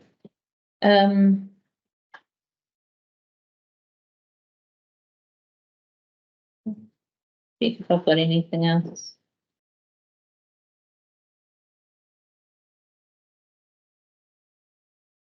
I mean, and throughout, and I think I've probably covered this, but 2121 and 122, you've sort of said hasn't addressed various effects, and I was just going to ask you, but I think I've covered this as, do you acknowledge that Mr. Heller and Mr. Allybone have done that to an extent in their assessments? Yes. Yes, thank you. And yes, no, that's all I have. Thank you. Thank you, Mr. Vile. A lot of my questions have been covered. So no, all good. In your summary today that you've presented to us, Mr. Vile, I'm interested in your response to the legal submissions. And you mentioned that there was some inconsistencies perhaps between the meaning of functional need between the district plan and the NPS-FM. Could you talk me through what the district plan, how the definition is approached there? Well, in my understanding, was the land where the water was is located. Mm. And I'll defer to Ms. Sterling. Knowledge of the land policies. Right. So, and that's different in your view to the NPS-FM because it changes the emphasis from the resource being in a particular location to the proposal or activity. Correct. Right. Okay. Thank you. Yeah, again, going back to this application involved maritime functional eligibility was explored. Sorry, could you say that again? So going back in comparison to maritime application was involved recently, the functional needs quite some depth. And I think including English was that relates to the proposal activity, not primarily, which the mineral resource is part of it. One of the characteristics of this site requiring to operate the mine operation in this particular location. Mm. In the maritime example, the functional need to operate the mine operation at Parking Way was about the need to locate infrastructure. Mm. Which affects Yes. on boundary. It's useful. And in this case, you mentioned that you were unclear whether the applicant was using the exception. Yes. Could you talk through that again, so I'm very clear on what you were suggesting there? Well, the direction of course is avoid as far as practical Yes. loss of extension of things. Yes. So either the applicant is arguing that on the evidence they presented that they are avoiding a loss of extension values. Mm-hmm. Or alternative exception to that policy is, well, there is a loss of extension values. It's a functional need to not operate this location. I see. And we'll apply the fixed version hierarchy to manage those things. I see. Thank you. I think that is everything from me. Thank you. Thank you.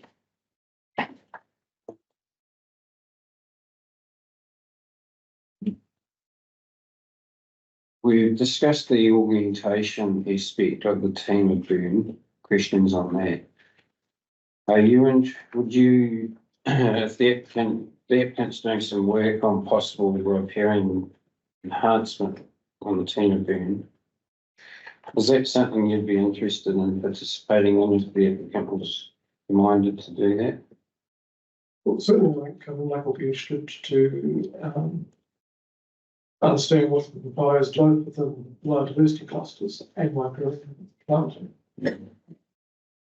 And certainly that is restoration, planting, enhancement of Kai habitat is something that Economic has undertaken. And perhaps I'd like to ask Mr. Cassidy just to speak to the expert to look at it and planting there. Can I really speak to this? Yes.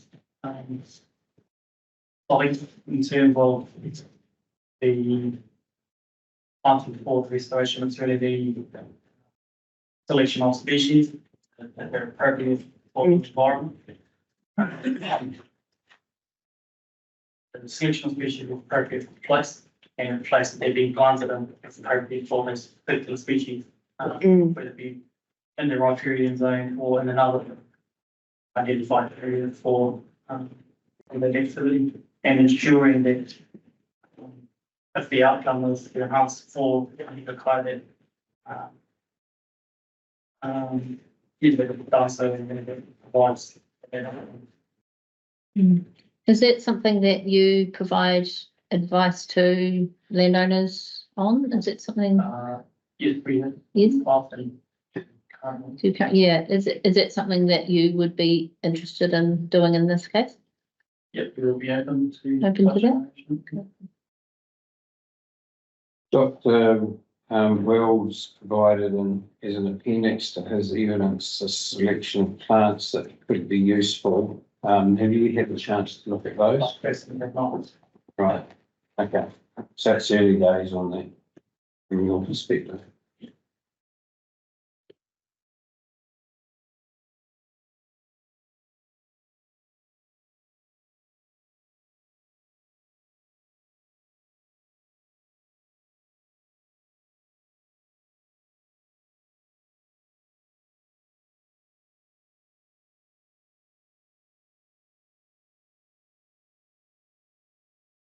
You know, but you feel questions. Great, thank you very much. So just to confirm, in terms of some, it looks like you guys have got some next steps. And you've very kindly offered to assist. Can I just clarify, you're happy to provide input into some condition drafting, is that correct? That's what we're. Thank you. And at the end of this, probably after we've heard from all the parties, I'll have a discussion with Mr. Bramant about timing. Are you still going to be in the room then? Are you able to stay for the rest of the hearing, or are you guys taking off now? Like you here later afternoon. Okay, thank you. It's really important to us when we set out a timetable of evidence, comments and circulation that all parties are able to meet the timetable that we set out. So I don't want to put you in a difficult position by setting out a period of time if you're not here and you're not able to do it. So, but it's, I think until we start having that conversation, it's a bit hard to have that, to agree with you in isolation about when you might be able to do that, because I don't know when the next draft is going to be available. But we've heard so far, you're happy to contribute, provide some comment. We've heard that perhaps Mr. Cassidy or whoever in would be able to assist with species selection in terms of riparian planting. So that's great. Was there anything else that you had said, yes, I'm happy to contribute? I don't think so. No. Okay. Rehab plan. Yes, but I think that's in hand too. Yes. Thank you. We have the species list from Dr. Wells. Yes. To understand Yes. how it's supposed to be designed and where it's supposed to be located. Yes. Okay, that's great. Thank you very much. Nice.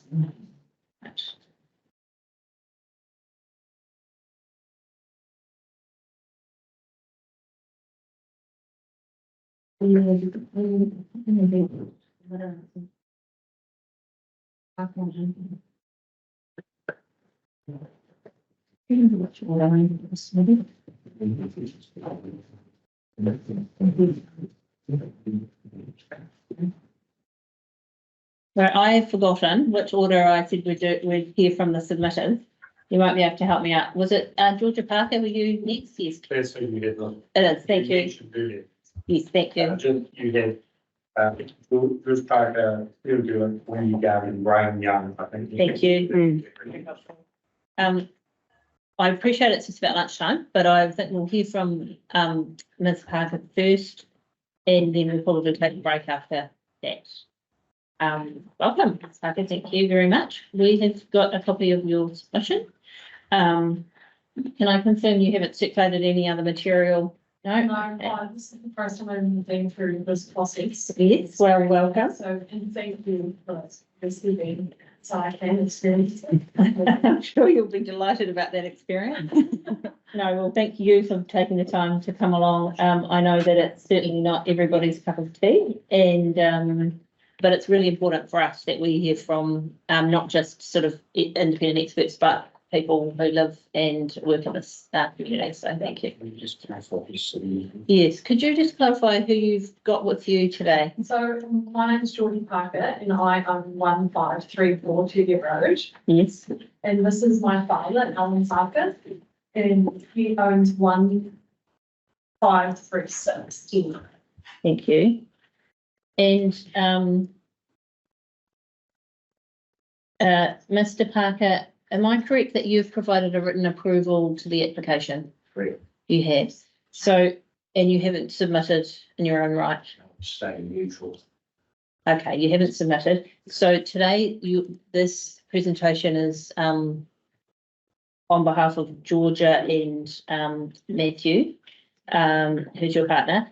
And so just to let you know, Mr. Parker, that's all you're able to talk to is effects on your daughter's property rather than anything broader, particularly in terms of effects on your own property, because we're not able to consider effects on your property because you have provided an effective party approval. Does that make sense? Okay, yeah, right, thank you. Oh, excuse me, part of my property is the Timberburn Creek. Okay. We're very interested to hear about that.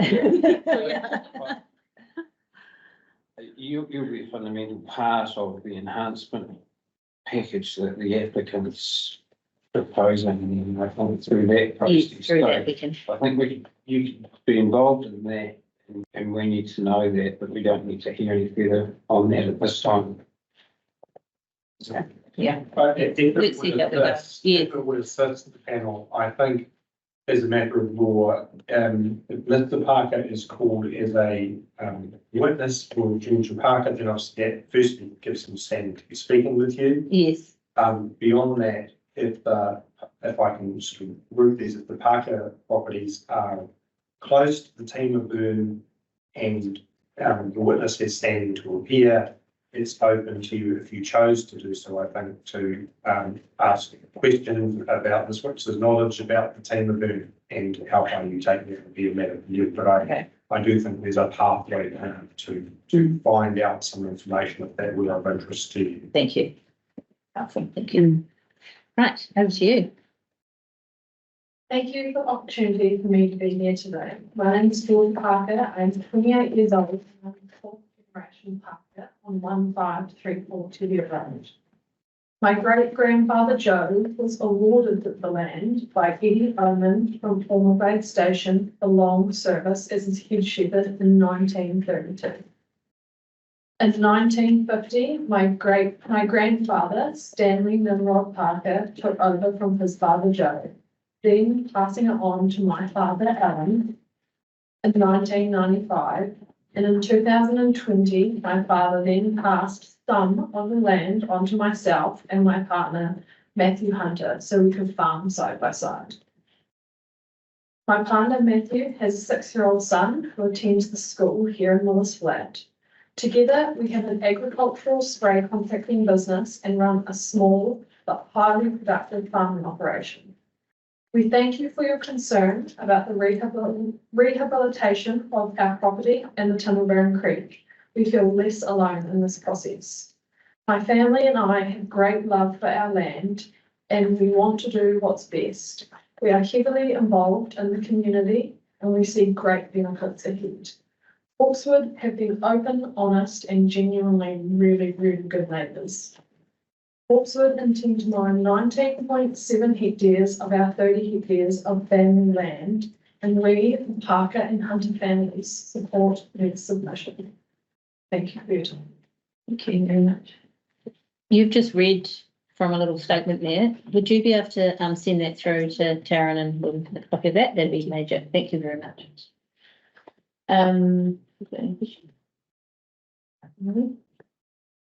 I think the main question one has been covered through the fact that you're going to be involved in discussions with the applicant about enhancement options. So Is there anything else you want to tell us about that in terms of rehabilitation? Is that something that?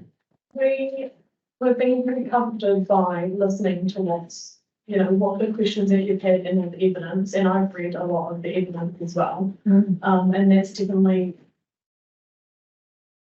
stopped any of our concerns really. Like we feel very much like we're going to be looked after. There's nothing, I suppose my biggest concern at the start was the Timber Creek. And that's been a hot topic over the last 2 days, and that just gives me reassurance that you care and the panel, everyone cares about the creek as much as we do. Because at the end of the day, it's our home. And I'm going to raise my children. Sure. Thank you, Ms. Parker. Can I just finalise my Yep, sure. my question on that? We weren't able to view the team of Burn on Monday because we don't like going on people's properties without permission. Wondering if we might be able to access through your property to see the team of Burn in different locations down the stream rather than just looking from the road bridge, because if there's an enhancement of package put forward, it'd be a good opportunity for us to see the site. I'd happily take you for a walk through. We could do it in a company, would probably be better, as long as there's no rock wheelers or anything that.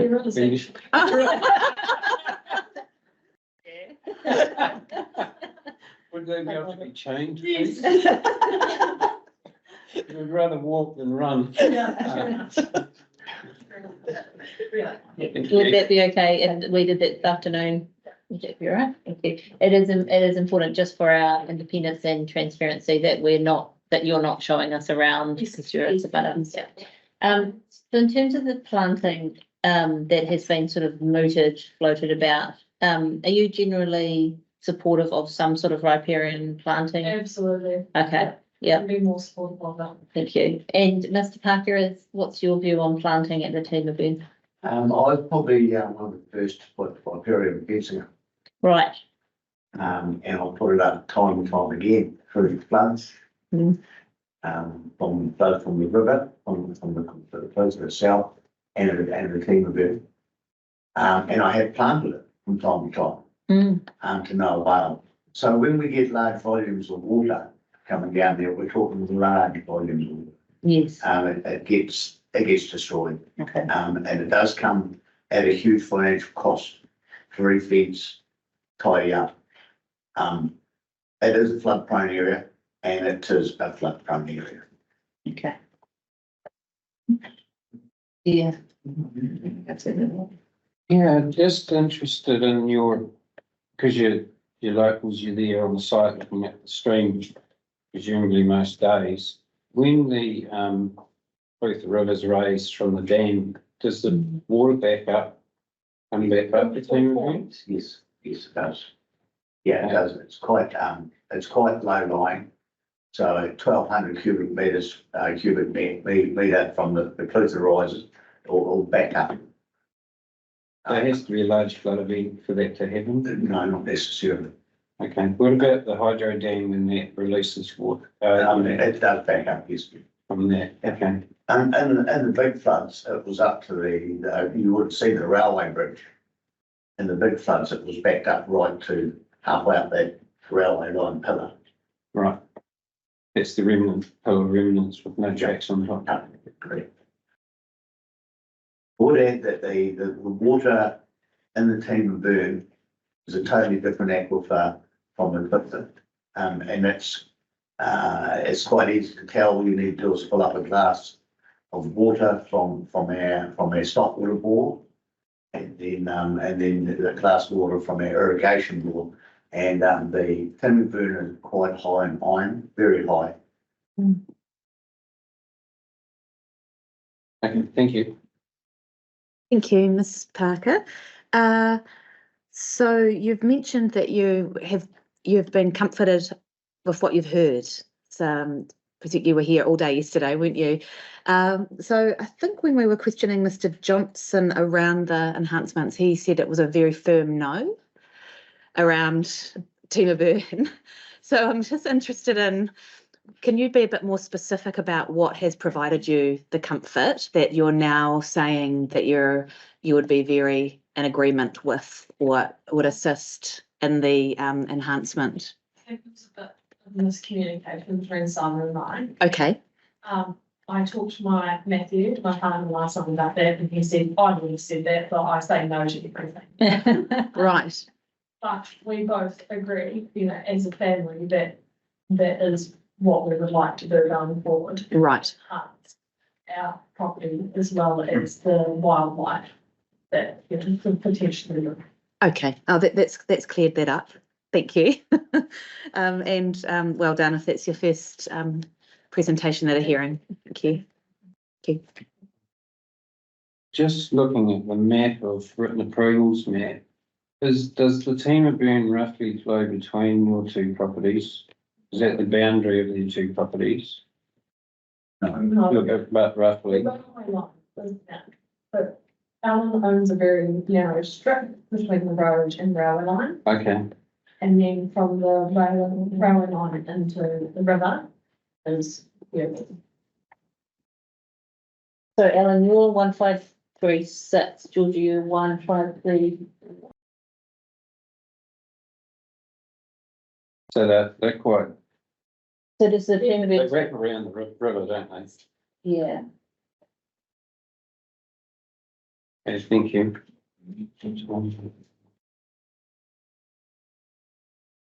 Gonna try and give you a time. We're gonna break for lunch now. We've got 3 more submitters to hear from, and then we've got some questions for the council officers and their witnesses.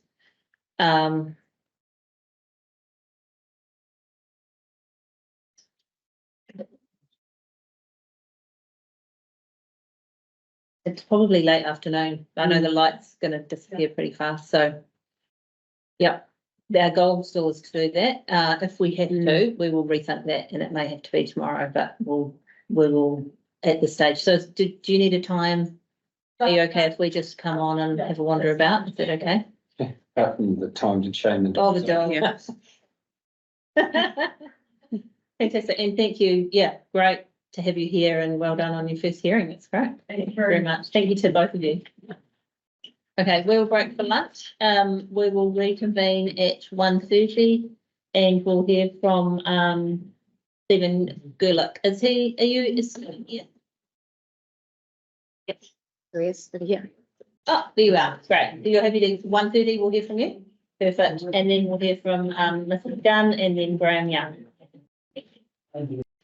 Welcome. Come on up. Thank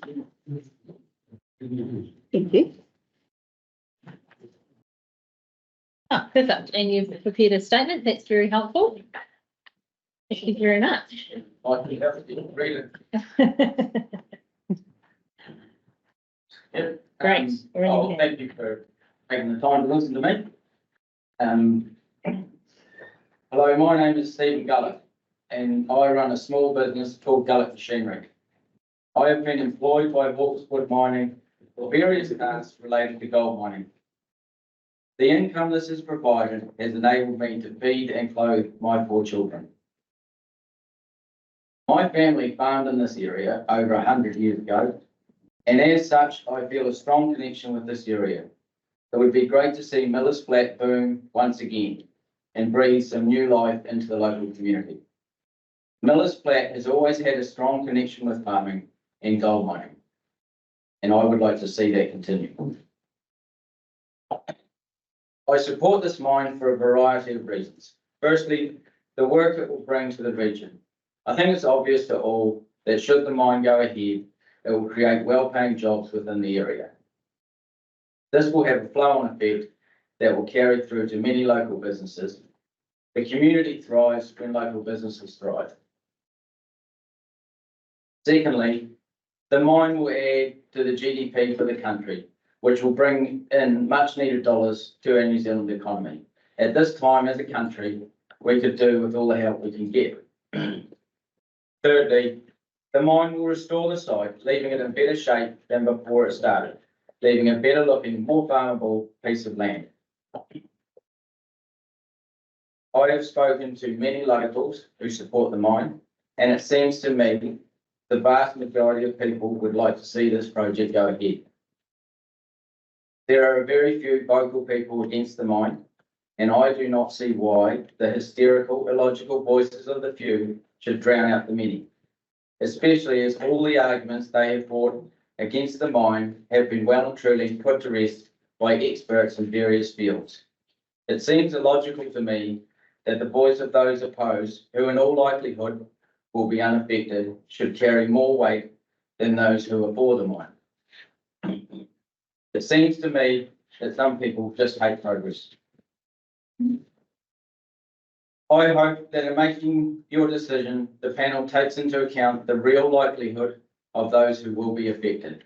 To me, it is obvious the mine should be granted consent, given all the potential it has for the area.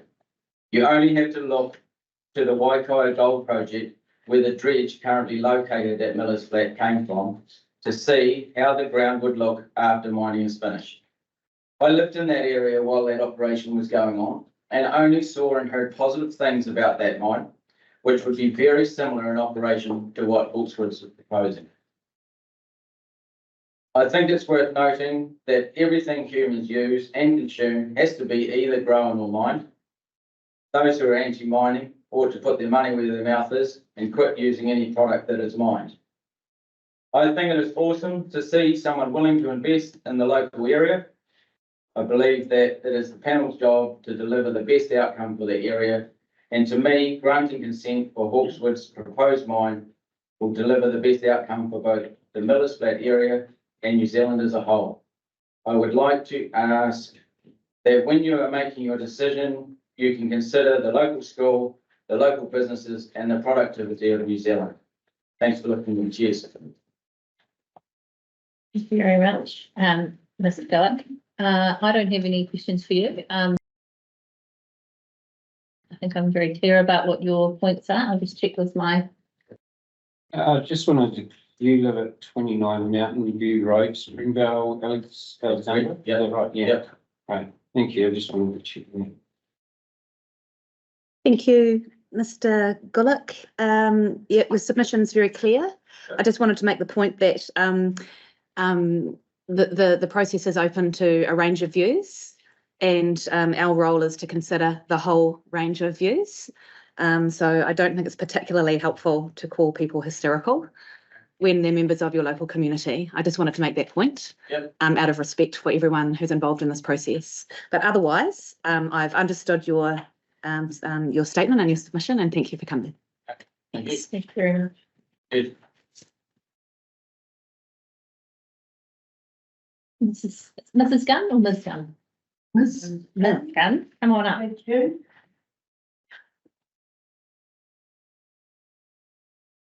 Now, you have provided a statement here for us. Yes. Yeah. You're planning to read that out? Is that your intention? Yes, I am, and add a few bits of context to it as well. Can I ask before we start at page 8, maybe please be kept out of the public arena, because it's, we consider it a bit commercially sensitive. It's possible. Has this been tabled to the rest of the hearing? Hello? Have you tabled this with the rest of the hearing or just with the panel at the moment? I don't know how many. And I spoke to her, it's gone to the applicant as well. I wasn't aware there was anything sensitive within it. Okay. Is there a problem that it's gone to the applicant? No, not at all. No. So when you say public, you mean The rest who? of the, So applicant's fine, we're fine. yeah. Has it gone anywhere? It's not on the website. No. Council 32 staff. council staff. You got it? I'm completely open to public with that. It's green and the homework. Yeah. So the next, so this person here also has a copy of it. So, okay, so we will need you, sorry, we'll need you to give that back, please. Okay. Are you, so you're happy for her to have everything other than pages? So we'll need to recall that. Thank you. If it's commercially sensitive. That if something's commercially sensitive, the way we normally work is only those who need to see that information will see it. Just, I know you might not need to do this again, but, and if it comes up again, then you really needed to let the staff know well before it was handed over, because it becomes public information before as it's given to council, and if there's something that's not able to be public, then we need to be very clear on that. So can I just clarify, it's gone to the council staff. Is it something that they need to see? Because I just wonder if we just withdraw it from their versions as well.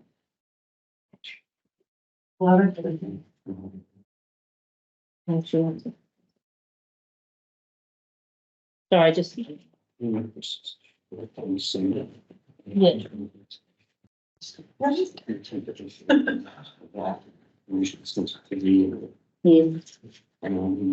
That we could just.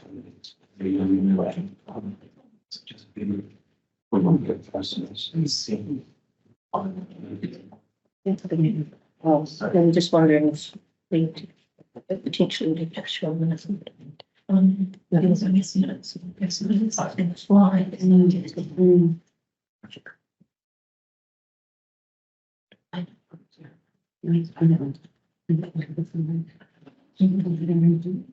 yeah.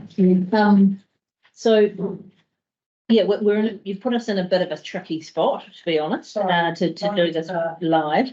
I'm sure that wasn't your intention. So I guess the question for you is, if you've got negotiations with Hawkeswood or anybody else as a side agreement, it's probably not something that we can or should consider anyway.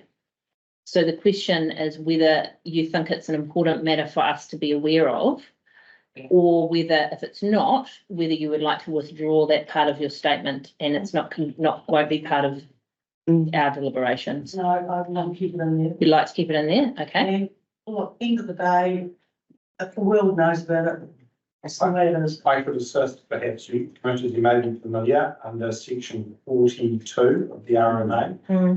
You have the power to protect sensitive information. That information, I just had a look to remind myself of the detail, includes an order made to avoid the disclosure of information which might cause unreasonable prejudice in the commercial position of the person who's provided it. So that probably would be the best fit. Yes. If submitter's concerned, you can make that order either under your own volition, or it can be in the context of a request by the person involved, and it doesn't matter either way. There's other detail there under section 42, but if you were to consider that, that's your partial. Thank you. So we would need to issue a minute in relation to that. Correct. Yes. Correct. And my recollection. Sorry, Mr. I was going to say, my recollection, I haven't used this for a while, but my recollection is that you can circumscribe the way that it applies. So, for example, I believe you need to have a look, and perhaps you may end up being to get some advice. Yeah. But that the order could be to the effect that the material was available to council staff and the applicant, but is prohibited from being placed on the council website, for example. So there's a way through likely. I've got some memos on that nature that I did for King's Salmon hearings, so I think we can use that as a template in this case. Thank you. Okay, thank you.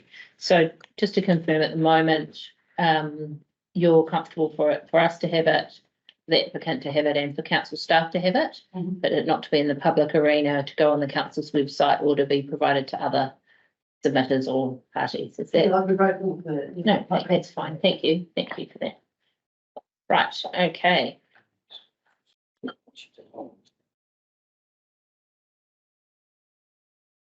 Yes, so just to be clear then, when you're talking to us, if you talk about it here, everyone in the room will hear what you're saying. So you're comfortable not to talk to it and just leave us to read it? Thank you.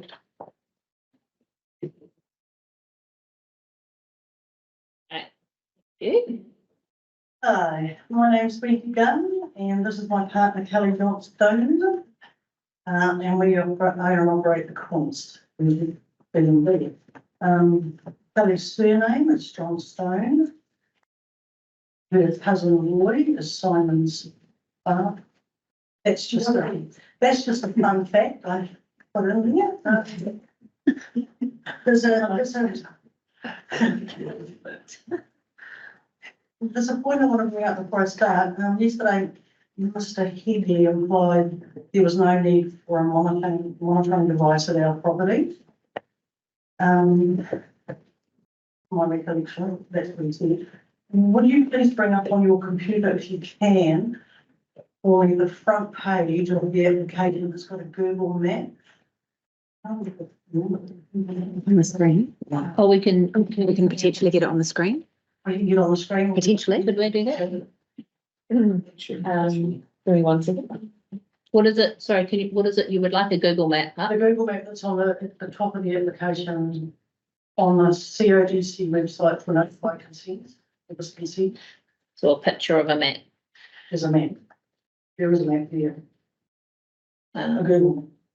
If we just put up a normal map, would that be all you need? Well, that's one that I can interpret, because what I'm doing is finding it very challenging to interpret any of the site plan maps. Maps that have been provided in the application. And what's the purpose? You wanting to look at the map so you can show us? I want to talk about proximity. Where you are in relation to the site. So this is the map she's speaking about. Do you want? Yes.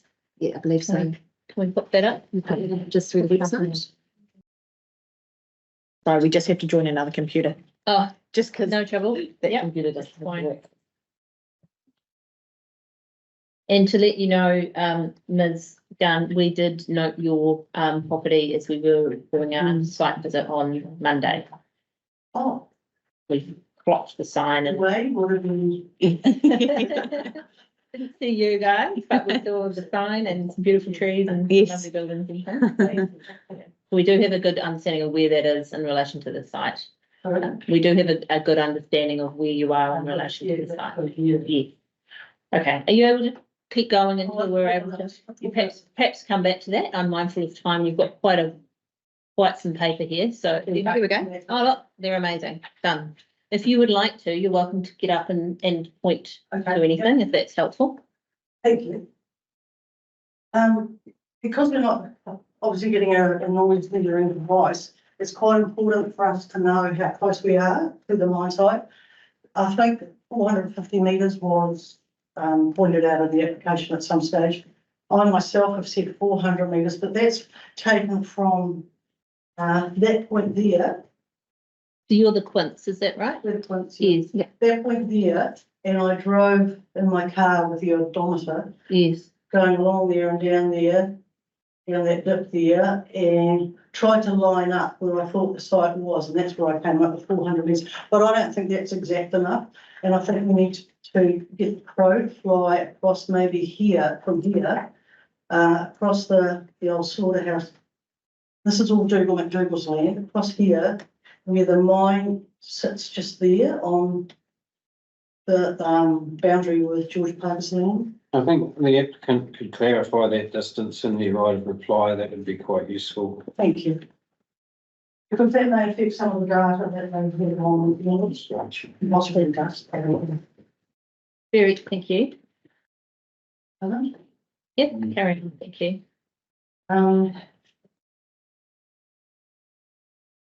I think proximity is everything, in this day and age when a gold mine was going to be possibly about 375 metres from an established sustainable luxury boutique business.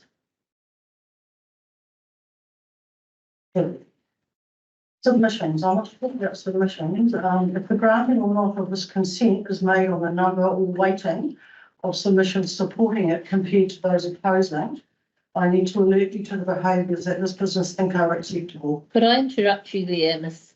Gunn, and perhaps reassure you that our job is not to consider the numbers for and the numbers against and then make a decision on that. Yeah. Yeah.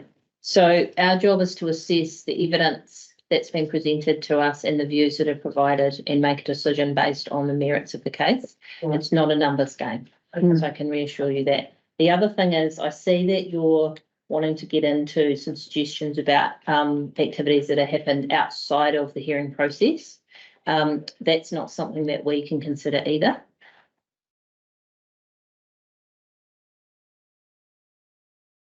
Can't go home, can we? Cynthia.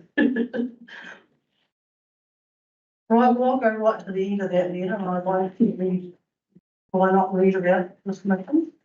You're very welcome to talk to us about your submission and any concerns you have about the impact that the proposal will have on you and your property.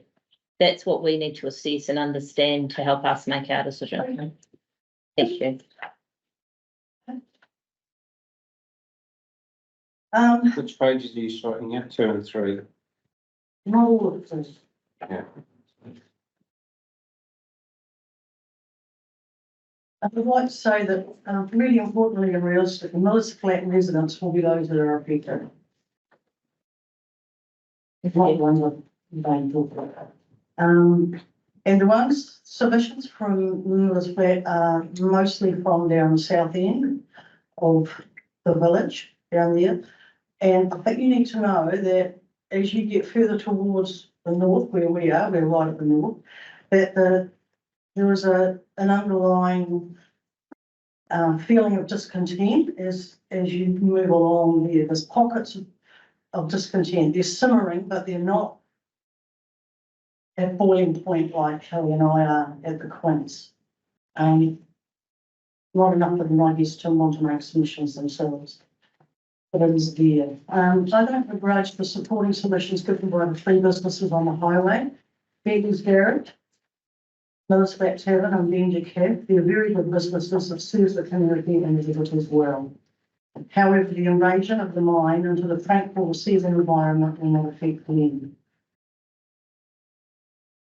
I will talk about social licence. And it's measured on the level of trust that anyone who is impacted by the business has in you. We're the only business negatively impacted by the mining business. And I will say that neither Kelly or I would award Simon social licence. Kelly would award Andrew social licence for whatever reason, and I'm going to reserve my judgment. That's right. Can I confirm? Can you use last names, please? Simon Johnston and Andrew Johnston. Hawkeswood. Thank you.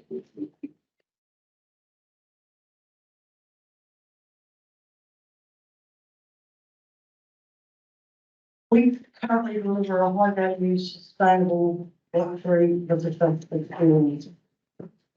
Tourism Central, part of the CODC, have offered us one-on-one support sessions in relation to the tourism sustainability commitment. It's focused on actions that can be taken to future-proof your business. We're unable to future-proof or continue our business in its current model unless consumers decline. We have declined the offer of the support seeking. We too have medium to low nutrient value in our soil. This is just in relation to what I heard yesterday. We experience the same unproductive. So you're just adding to your statement here, are you? You're adding to your statement. This isn't part of. This is a little bit of. Okay, thank you. Am I allowed to do that? Yes, you are. We just need to know where you are. Just let us know. Just let us know when you're adding to your statement. I'm just adding to my statement. Thank you. Great. We experience the same unproductive land. You can see we have brought it up to a value able to support hundreds of trees with differing needs and an extensive posture, meaning it is only a few metres from garden to plate. What sort of things do you grow on site? Fennel. Or any vegetable that you could probably name. We've got we're behind our house. Behind the house, yeah. We've got 2 dairy cages, got fruit trees. Okay, thank you.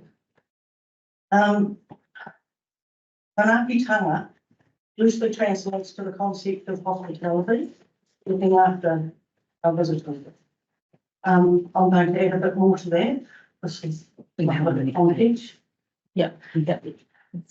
So our clients, are mainly cyclists, And they've done, the day before they arrive at our place, they've done Hawkeswood trail.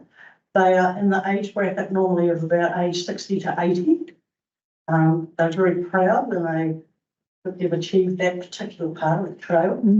They'll either stay in Roxburgh Lodge at the dam, or they'll stay at the motel somewhere in Roxburgh.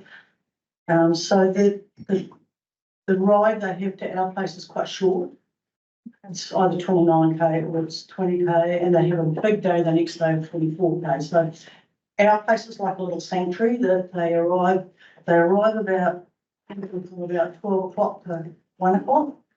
And we don't say to them, go away and come back at 4 o'clock. We're there, we welcome them on site into our business. They spend most of the day relaxing. So they'll be out on the lounges, various around the place. Their bike chargers on the charging machines, and they're recharging themselves. They read books, they sleep, they lie out in the paddock, and then they come over to the house for dinner at night normally. So we're working from 6:30 in the morning till 9 o'clock at night. They share their stories with us, and we share ours with them. A lot of them know a bit about the valley, and so they want a bit of history. So we might bring up Peter McDougall or John Rowley or the Bakehouse ladies, and we'll arrange for them to go to the places that are significant for them, and we'll take them there. And I think also, like, we're always on site. The other accommodation providers in this village is apart from the motor camp where they're on site. On Glade, the owners are in Rotorua. The church, the owners are at Rays Junction, and Awanui, which is the only other one, the owner is in Auckland. So that's what makes us a wee bit more special in the eyes of the bike companies. They appreciate the fact that we are there to cater to their whims, basically. So you're hosting 24/7? 24/7 hosting, basically, yeah.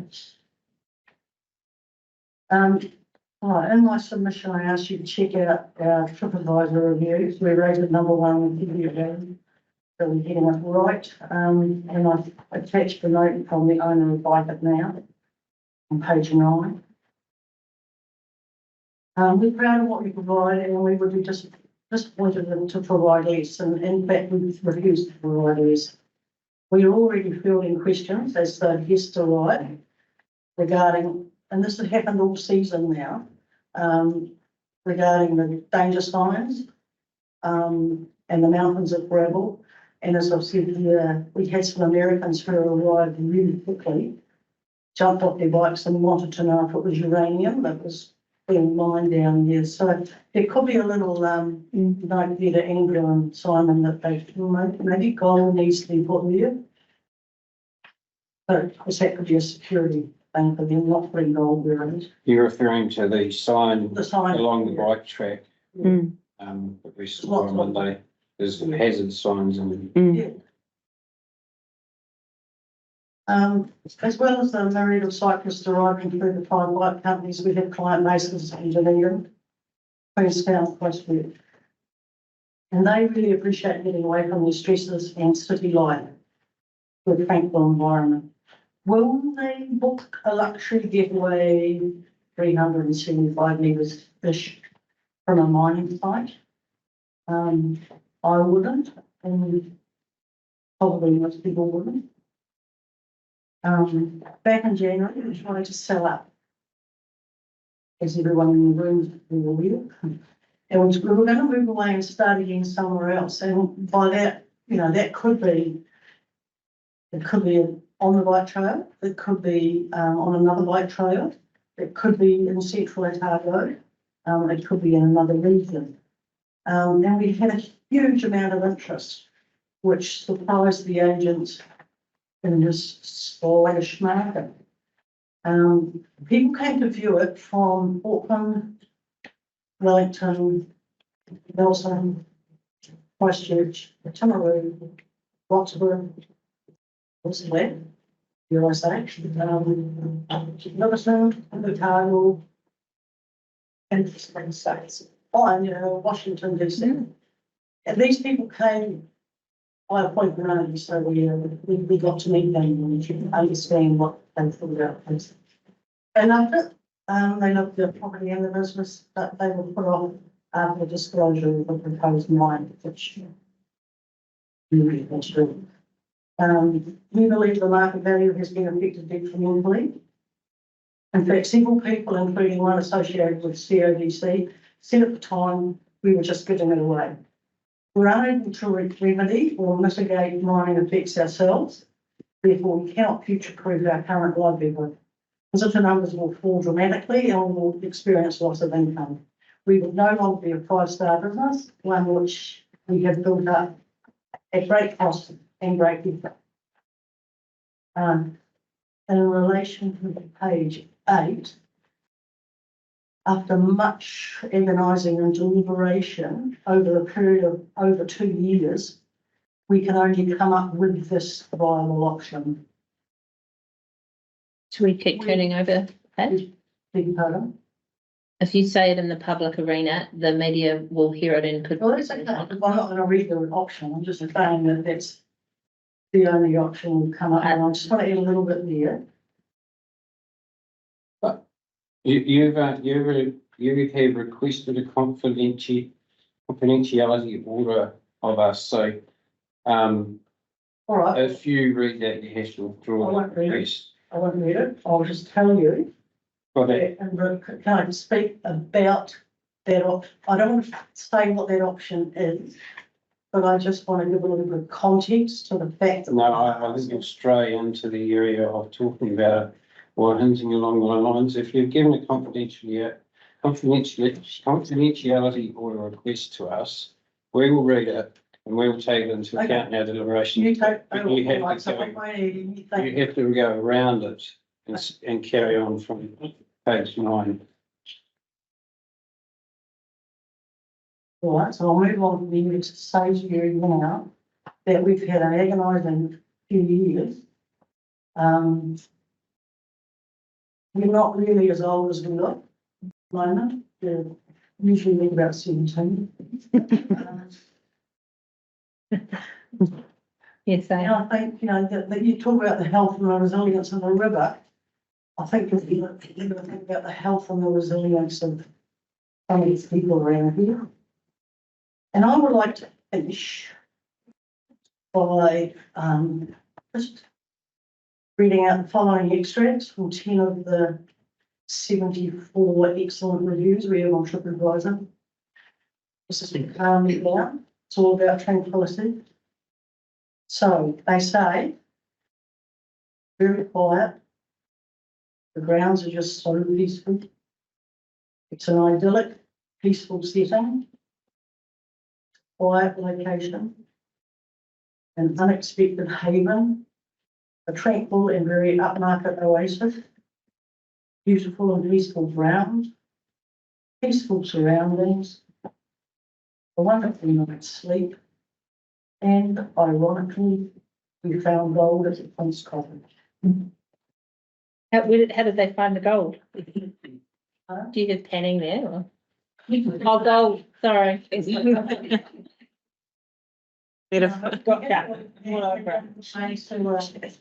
I've had a busy few days. Great, love it. Thank you. Thank you. Hold on. Would you like to proceed? Yes, thank you very much for talking us through all of that. Appreciate everything that you've written and taking the time to record that, and can see that this has been difficult for you. So just like to acknowledge that. In terms of you were sitting through most of yesterday, were you? I think you arrived late afternoon, right? Was there anything in what you heard in the evidence in relation to your key concerns that gave you any comfort at all? Or was there anything additional that you hadn't been aware of? Or do you remain of the view that all of the impacts cannot be mitigated to your satisfaction? Probably the noise impact was the biggest thing for us. Yes. That's why talked about this, the proximity. Yes. Because, I'm not convinced that it won't impact on noise. Yes, and you and that's on the basis that you heard some of the evidence yesterday that to suggest that monitoring at your boundary, that's what you were seeking? Yes, because. Yes. Well, the chap here said that he didn't see a need for us to have a monitoring device there, and that. But that would give you some comfort if that was if technically that was a viable option, that would give you some comfort. Is that what you're saying? Yes. Yeah. So after we've heard from you and Mr. Young, we have the council officers, including the council noise expert, to talk to. So we can ask them their views on that as well. I mean, if I'm comforted by the fact that I've got a noise monitor, it still doesn't mean that we're going to be a luxury B&B. Right. So you're resigned to the fact that. Right. So one of your biggest concerns, I think I've taken from here, is the perception that that creates for potential Yes. patrons. Yes. Right. Yes. Okay. Thank you. No more questions, Commissioner. I just have one question. So it's you've acknowledged that the applicant has undertaken some exploration, at least on the site, already. Have you found that those activities have impacted your business at all in terms of numbers? Or In terms of numbers of patrons or interest in the B&B? Have you noticed any differences? I appreciate it's a different scale and there's a whole lot of differences, but I'm just interested. It's like locking the door up, locking the stable door up the horse and bolt really, because by the time they've booked, especially the cyclists, they've booked years in advance. Yes. And so. But you mentioned your very glowing reviews, they're amazing. Were they any of those there over the time that the mine works were happening? No, I think so. I don't know. Okay. There isn't anything. Okay, I was just moving that. No. Thank you. No, I don't think anything else. I just wanted to be doubly sure on the extent of your confidentiality order request.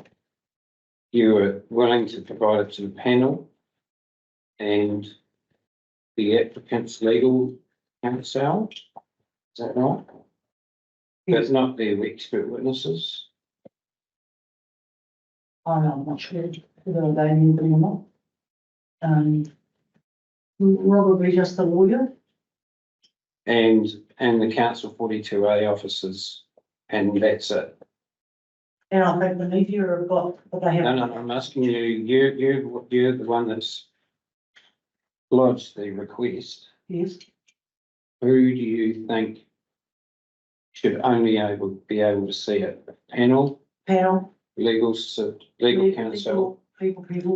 for the applicant and the council 42A officers? Yes.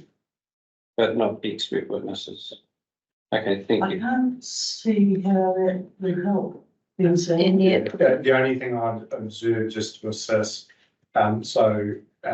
Colleen to my left, who is the applicant's for the land use, has seen it because she saw it before this issue arose, but I don't believe any of the other witnesses have seen it. So it's really the people around this table.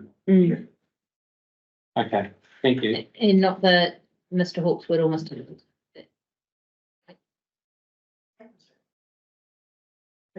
Through legal counsel. Through the lawyer maybe. That's a whole one of it.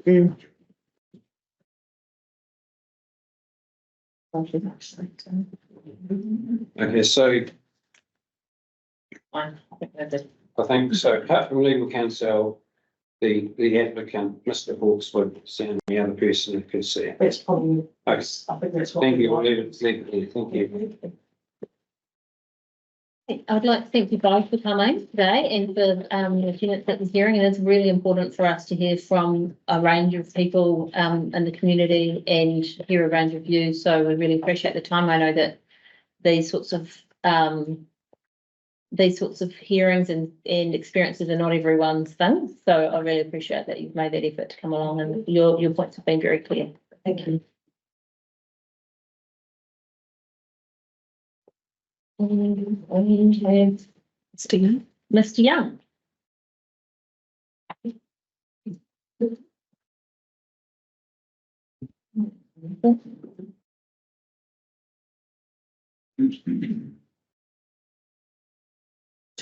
One's to CODC, Ah. one's for LSE. Thank you, Mr. Young, and you've got someone with you today. Christine, welcome. Thank you for letting us speak here today. This process is the first time I and my wife have been involved in something like this, and I have to say it's pretty challenging and intimidating, and I think the process puts a lot of people making this decision. However, I shall get started. Well, thank you for making the effort to come, because we do appreciate that. Thank you. I didn't realise that you perhaps wanted my comments to be in the sequence that included on the submissions. No, that doesn't need to be. So you've sent in just recently 2 papers, is that right? We've got those. One relates to the district council, one relates to the regional council consents, is that right? Is your intention to read through that today? I just, as you said before. Yeah, no, that's no trouble. Thank you. So I can begin by saying that we've moved into the valley. We live at 1266 Heavy Road. And been here for 5.5 years. And I'm very conscious of the fact that being comparative newcomers, our opinions might not carry the weight that some folk who've been here for generations might think should have. And I get that. I get that newcomers are not regarded by some as having the weight of opinion that people have been here for generations. But my argument might be that this community needs newcomers. And so what attracted us to this community is important for this community to grow. So we were attracted to the valley because of the peace and quiet and tranquil setting. I'm a fisherman, and having river access from our property was a huge plus. The other thing that really appealed was the property was connected to the Miller's Flat water scheme. Having spent a lot of time in Canterbury, the water quality is very good. The benefit of that, yes. And I can say, having lived in 10 communities, that the Miller's Flat Water Company water is pristine, really. It's just really, really high quality water. And that's a huge amenity for our community. I think had we known that there was going to be a gold mine, we probably wouldn't have moved here, because our environment is important to us. I work from home, so it's not just where I sleep, it's where I work. And we need that tranquility to help us heal. We've both got some health issues. We don't enjoy going down the trail towards the mine because it's just not the kind of environment we came here to be a part of. And I think the mine, or the perception of the mine, is going to prevent some people from choosing to come in. So often perception is more important than reality. And we've talked to people who, as soon as you say the mine, they go, yeah. And I don't know if it's in your remit, but I'm concerned about our property value. It's fair to say, I think, that the property market in Miller's Flat's dead. As you've heard, people have tried to sell and can't. And when you get older, the, on that, I'm not as old, I look true. That shouldn't make you feel better. You might feel it today. You know, a lot of people in our community are going to have to sell their properties and go in some kind of care. And so being able to sell your property at market value is really, really. And if you can't do that, it's a significant crisis. And I hear about all the mitigation for things like timber burn. What about the mitigation for people that would like to move on but can't? So I'll just go through some points that I mentioned in my written submissions. And we've heard the noise from the mine at our place, and the mine, as it progresses, will get a lot closer to us. And one of the questions I've asked is, how can a 4 metre high bund stop the noise from building or deconstructing a 7 metre high stockpile? If we hear the bulldozer, if it's above the bund, I mean, hear it.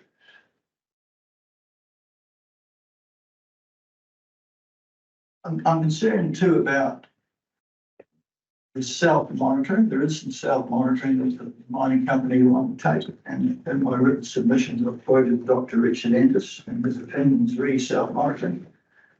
I think that could be a problem because he believes that it's not always effective.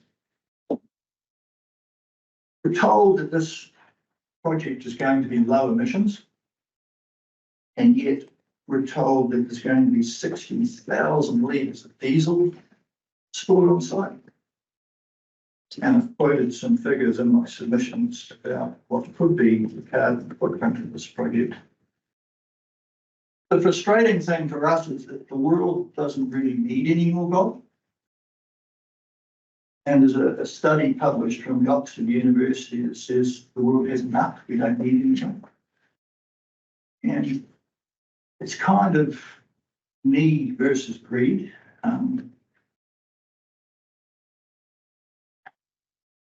I talked about Pandora and Apple in my submissions. So those are two huge companies. I'm sure the ladies will know who Pandora is, and the guys will know who Apple is. And they're declaring their move away from new gold towards recycled gold.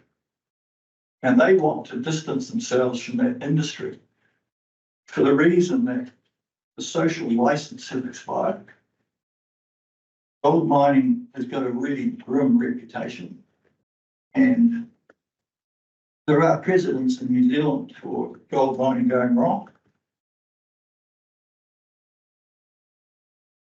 The applicant makes quite a lot of the history of gold mining here and how that kind of gives them legitimacy to continue. And I would suggest, well, does the history of the early timber industry give us the license to keep felling native trees now?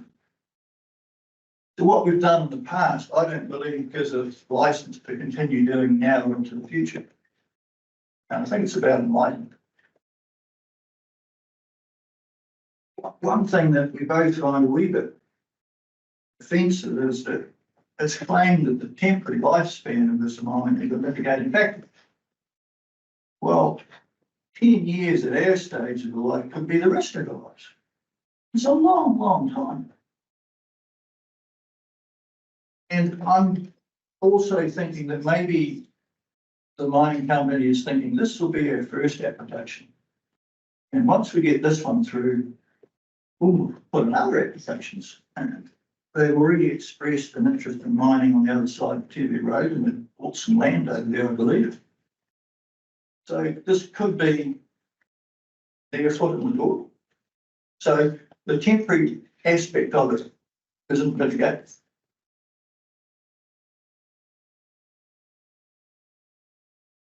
The big worry for me is their water quality, and I've served on the Hawkeswood Water Company board. I resigned in January.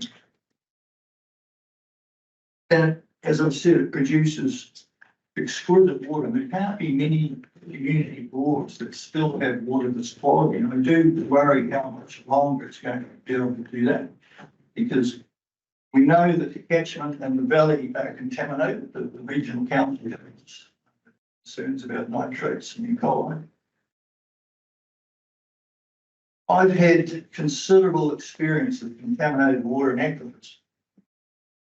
Experiences that were devastating, actually, because if you can imagine the sole water source that you have gets destroyed, what do? You can't share, you can't make a cup of tea, you can't flush the toilet, you can't do anything. That's happened to me. And I was told by not this regional council, but another regional council, that it wasn't their problem, even though it was caused by their consented activity. So I'm aware, because of my experiences, that the system that we're a part of today isn't perfect. And sometimes consenting authorities get it wrong. And the consequences can be huge, because that property only had one source of water. And when that was lost, I couldn't live there. I had to sell the place. And I had to sell it at a huge discount. And that financially was a significant burden for some years. And this time around, I don't have those years. And that's happened to me twice, once in South Canterbury, I talk about that in my submission, and once in Mid Canterbury. Both times, consented activities destroyed my water source.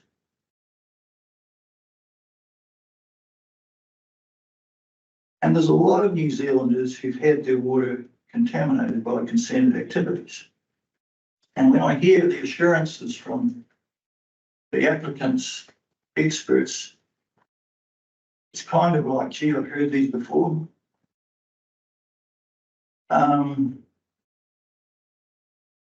You just look at some of the stats, like 2/3 of the rivers aren't safe to bathe in. We have a dog, in the summertime, there's nowhere we can take them that's safe from the swim. This is New Zealand, this is Bangladesh we're talking. 85% of New Zealanders get the water from council water schemes, and 20% of those don't meet national water standards. We have a real crisis here about water.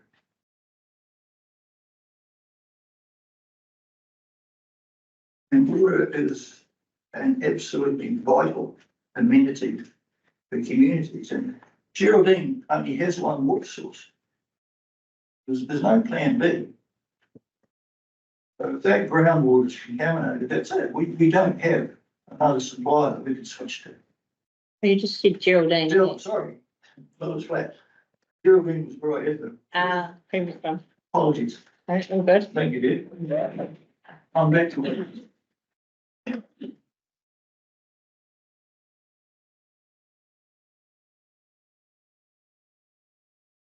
We have a creek running through our property, and it's an unnamed creek. Its discharges into Clutha above the mine site, and its origin is like Onslow, so part of an irrigation. It doesn't grow out in the summer, as somebody's suggested it might. And that creek some days has quite a bad smell. People want the skeleton sometimes, which gets a bit. I talk about E. coli test I did, and that was about 3 times the levels that would be considered safe. Mr. Young, I'm so sorry to interrupt you. We've just got a technical. Really sorry. I just need one moment just to make sure the Teams call stays online. We can just very hold. sorry to interrupt you. I'm We so just want to sorry. make sure that those online are continuing to be able to hear you. And I've just got an issue with that they just need to check. So my apologies. Well, if you just hold for a moment and we'll come back to you in a moment.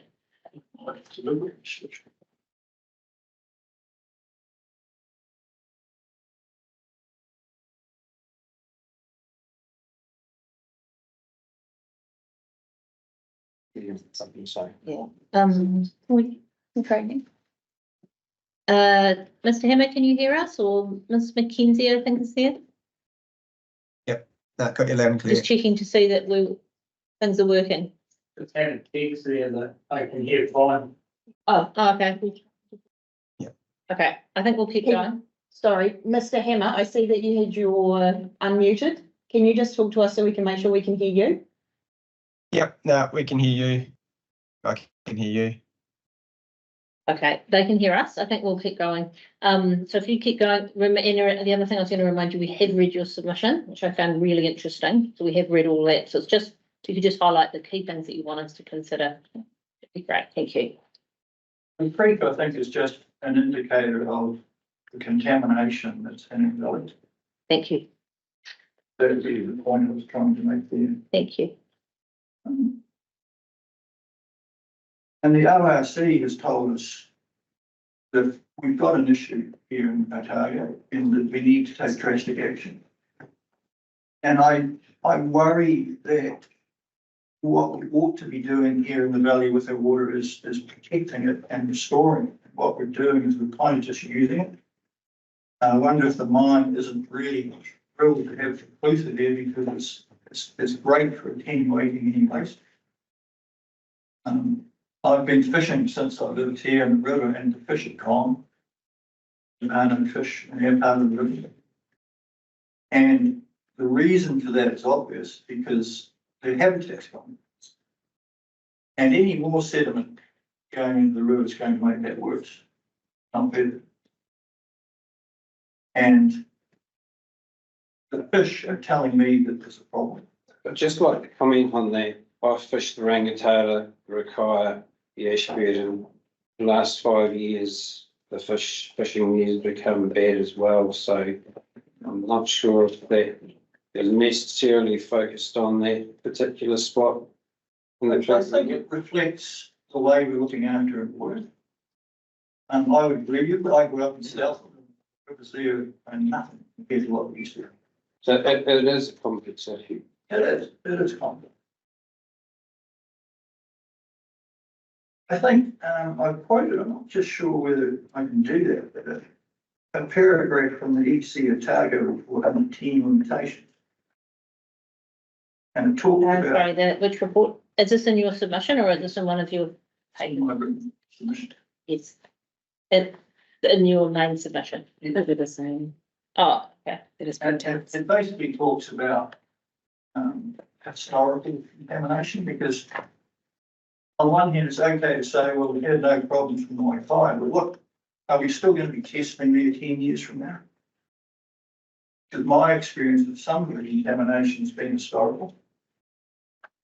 So what we're doing now, and if we test now, it's okay, that might be fine, but what about 10 years from now? So how long are we going to test around this mine site once the mine is finished? I mean, how can we be sure that once the mining is finished, the contamination is controlled?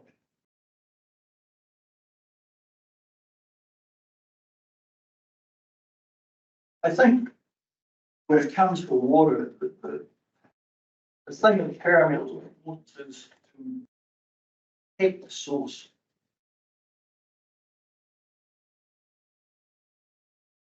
Aquifer is about 23 kilometres long and it provides water to most of the folk who live in village flats, and for my water comes from them. We need to protect that source. And putting an open cast mine in that aquifer, to me, is taking risks that we don't need to take. Because I think that water is more valuable than gold. We can all live without gold. Well, most of us. None of us can live without clean water. And I know that because I've had my water source taken from me.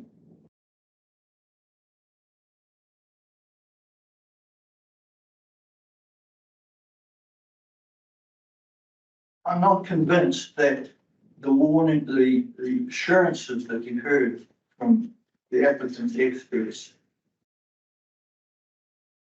my mind scientists, so I can't argue from scientific point of view. I can only speak of my experience. And in my experience, sometimes the experts get it wrong.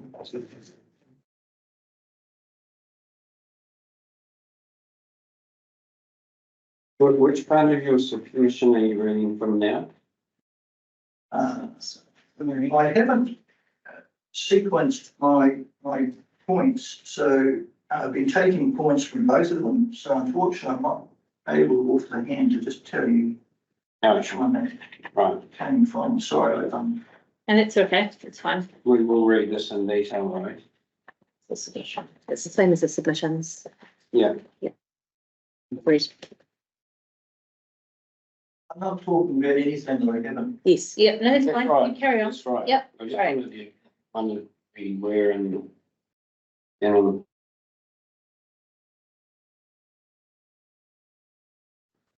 What I'm trying to say, we need change. We can't keep doing the things that we've done in the past, and climate change doesn't give us the option of regression. The problems that we're facing now and in the future, the answers can't come from the past. Because these problems we never had them. And when I see how much our water is deteriorated in the river and our creek in the 5 years, I mean, if that continues like that for another serious trouble. And my background, I worked within the tourism industry, I've done that for 32 years. 4 years, probably too long. COVID taught us how vitally important tourism is to our economy. And the tourists now, and they want to have the experience they expect to have, not the experience we want to give them. So I think diverting the cycle trail is going to be a negative experience for them. We're taking going to go alongside or through the mines site, and then we're going to ask them to pedal another 400 metres or so down the main road. I mentioned in my submission that I'm connected with a booking agency in Queenstown, and they've told me they won't book cyclists on the tour of our trail because of the mine. And I asked why, and the manager said to me, we want our customers to have a positive experience. So yes, the mine might produce some jobs short term, but from my tourism perspective,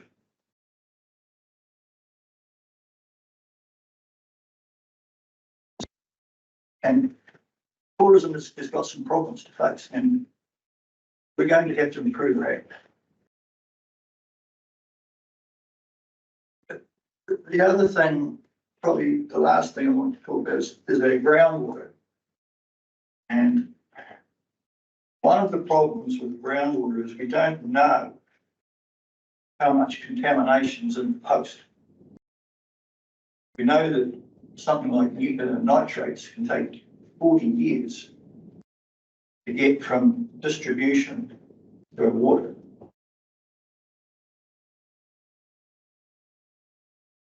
The river and the groundwater are going to have to deal with in the near future.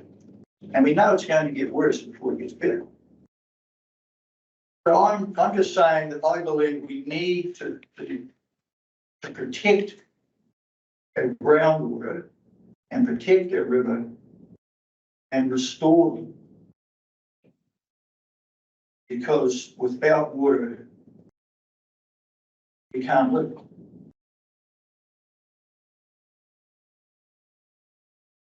I think that's just about it. So we're asking that you decline the applications from Hawkeswood Mining. Thank you very much. Thank you.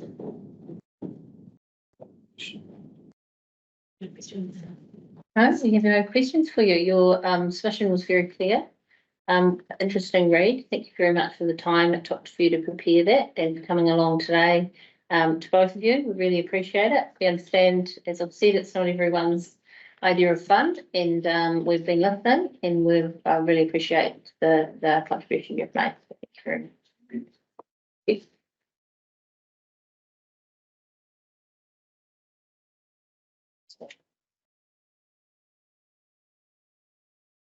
Sorry, Mr. Young, could we just confirm your wife's name was Christine or Christina? Christine with a C. Yes, thank you. Great, so that takes us to the end of our submitters. Am I right? Haven't missed anybody? No, excellent. We don't have time to speak through. We might just take a 5-minute break and then we'll talk to the council witnesses. Back at 2:30.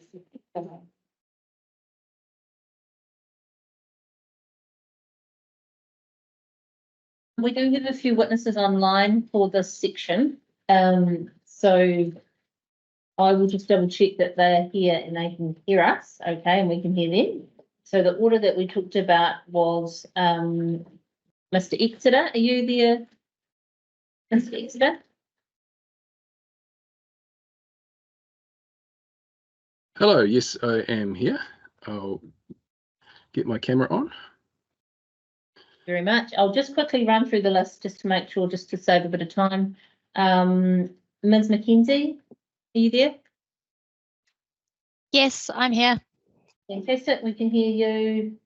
And then we decided, what should we do after that? Then we'll go to you, Ms. Sterling, after that.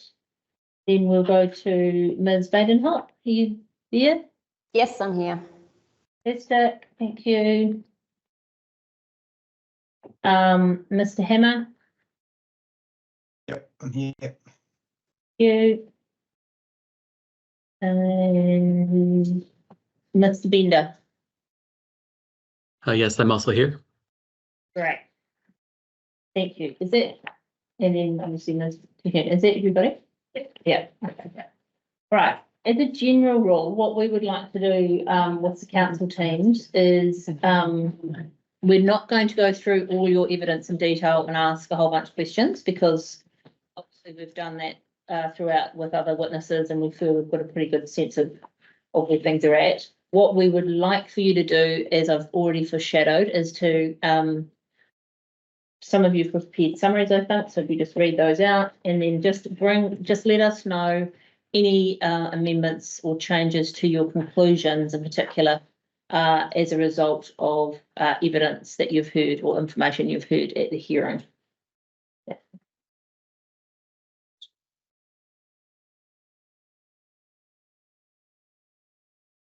Yes, and the 42A reports, we won't go through those with you in detail. As I foreshadowed, we'll look for something in writing from you, but certainly be useful to hear verbally what any thoughts you've got or things you want to raise with us. Great, let's see how we go. So, Mr. Exeter, if you could start, please.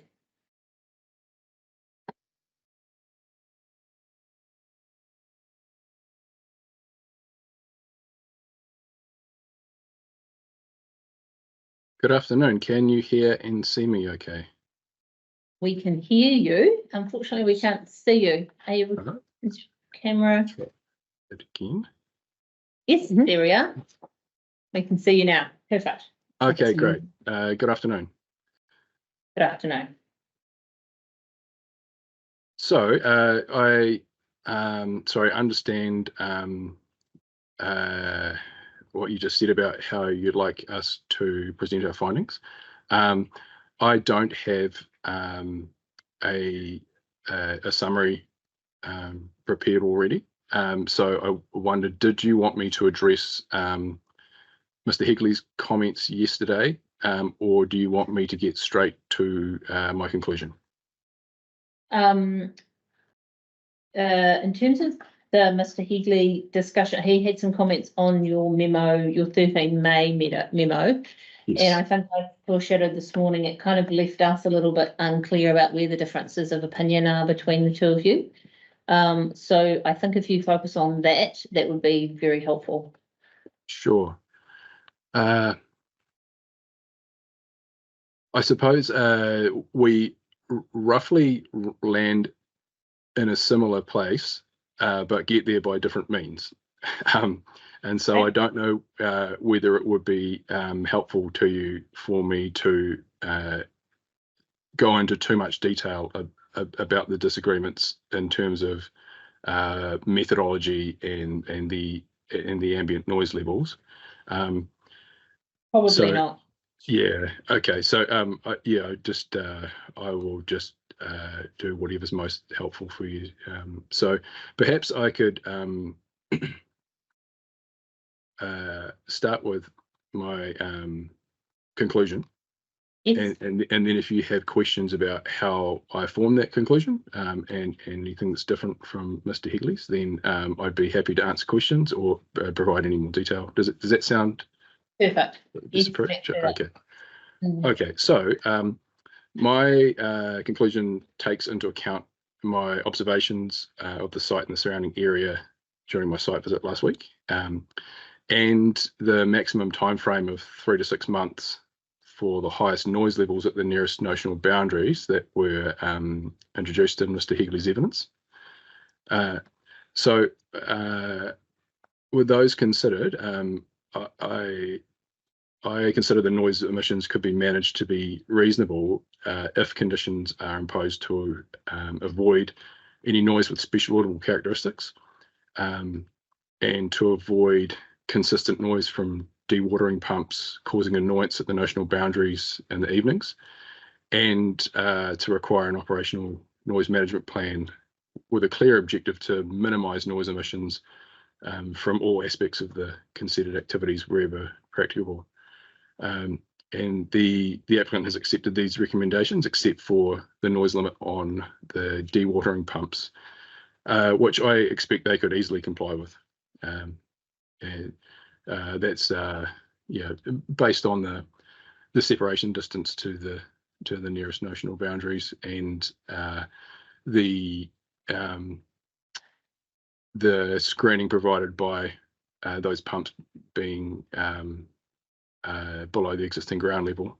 And if there was further mitigation required to comply with that limit, it would be minimal. So my only concern really is about the certainty of the 3 to 6 month time frame for the highest noise levels, because I think that would be difficult to condition and to monitor. Perhaps there could be a section in the operational noise management plan to address this. So that's the meat of my conclusion.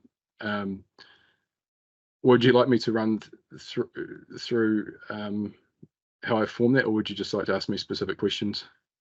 No, I think that's very helpful. Thank you. So two things from me. One is, and when you say the applicants accepted those recommendations, do you mean in the set of conditions that were attached to the applicant's planner, Ms. Colley's evidence, or is that through subsequent conversations you've been having with them? No, that's through Ms. Colley's conditions, and also it's noted in Mr. Hegley's evidence that the conditions are accepted. Okay, yes, so you're comfortable with that, and you'll be looking for an additional condition which relates to a noise limit on the dewatering pump. That's right, yeah. Okay, thank you. Yeah. And then lastly from me, were you here, did you listen to Ms. Gunn's evidence or submission earlier this afternoon? I did, yes. Yes, thank you. Yeah. And in her submission, she's raised concerns about the noise from the mine and the impact that might have on her and her partner's accommodation facility. She, in answer to a question, she said that would give her some comfort if there was a noise monitor at her property. Do you see any value in doing that? Yes, I do. Yes,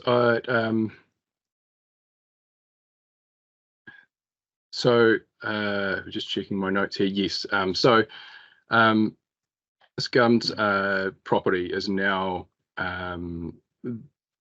one of the nearest to the site in the southern area.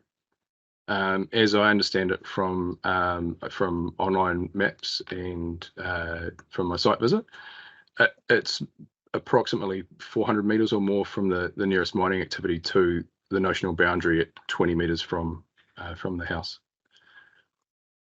So I would consider it appropriate and support noise monitoring from their property. That would be best undertaken when the mining stages are nearest to them, or perhaps to address those concerns when the mining, when the stages are approaching them, and so that it can be sure that there won't be any infringements. I just have something else I'd like to add to that, please, which I think might be helpful for the submitter and yourselves. Yes, thank you. And I guess I'm killing two birds with one stone here, because this is also something that Mr. Hegley questioned yesterday. So yeah, so the assessment of the noise should be based on the level of effect that the conditions enable, if it's possible to generate noise levels up to the limit. So my point in the paragraph that Mr. Hegley was questioning was that generating noise levels up to the permitted noise limit would not actually be possible for a lot of the receivers to the south, including at the Quince, because there's even though written approval has been provided for properties that are nearer to the mine, there's no application to exceed the permitted noise limits at those properties. So they would still have to comply with 55 at that point. And so in this case, the predicted levels actually reflect the highest level of noise that could be generated at those properties, because at the nearest site, the predicted noise level is 55. So there's no headroom. So does that make sense? So are you saying that, because that was going to be my next question, is if you had a noise monitor at Ms. Gunn's property, what limit would you be wanting to put on that? Is that the 55 dBA because that's the district plan noise limit, or is that actually kind of a bit of a nonsense? Because if it was 55 there, presumably it'd be a lot higher on properties closer to the mine, and as you say, there's no consent sought to breach the noise standard. So yes, yeah. So it would be, I think the highest predicted noise level at the Quince is 49, and all of those properties in the southern area, the predicted levels are below 50. So yeah, by way of having to comply with 55 at the nearest properties, it's essentially regulated to be no higher than 49 at the Quince. So you're suggesting perhaps a condition might be appropriate that requires a noise monitor to be at and would it be at the notional boundary of the Quince dwelling, or would ideally number of, I think I'm right, is there a number of buildings? There are a number of buildings. Yeah. And our guests go out into the paddock, so the whole property needs to be peaceful. Which is the closest building. So whether there would be an ability to put a monitor at the property boundary, and if so, what would be the limit that you would put on that we'd be working to? Or do you need to think about? No, I'm just thinking about how to answer. My opinion is clear. I'm just thinking about how to answer it. So the noise level at the notional boundary should be no more than 49. If it is, then the noise is potentially not complying at other properties. So, the notional boundary is at 20 meters from any building that has residential activity in it. Yeah, noise sensitive activity. Yeah, that's right. So so the units would 20 meters from the units would count. The compliance point is not at the property boundary. If you measured from the property boundary, you may have to make some adjustment to understand what the noise would be at the compliance point. In terms of recommending a noise limit that is lower than 55, I wouldn't feel notwithstanding that they need to comply at a nearer point, it's difficult to recommend an appropriate noise limit at that notional boundary because I don't have any reliable ambient noise data. And so if I'm recommending specifically applying a noise limit at that property, it should really take into account what the ambient noise is at that notional boundary. But we're kind of getting there another way that by nature of the noise having to comply at an earlier point, it won't be more than 49 if the modelling is accurate. So wouldn't the limit be 49 then? Well, essentially, yes. Okay, I think we'll leave it there. I mean, the applicant needs to go away and have a think about conditions, and I've heard what you've said, and I think they can come back to us on that. I don't have any other questions for you. No. I'm struggling with why you recommend 49 instead of the district plan limits, given that the number of written approvals around the site that we can't take into account. Yeah, so I'm not recommending a noise limit of 49. What I'm saying is that because the noise must comply with 55 at nearer properties, it would not be able to be any higher than 49 without infringing elsewhere.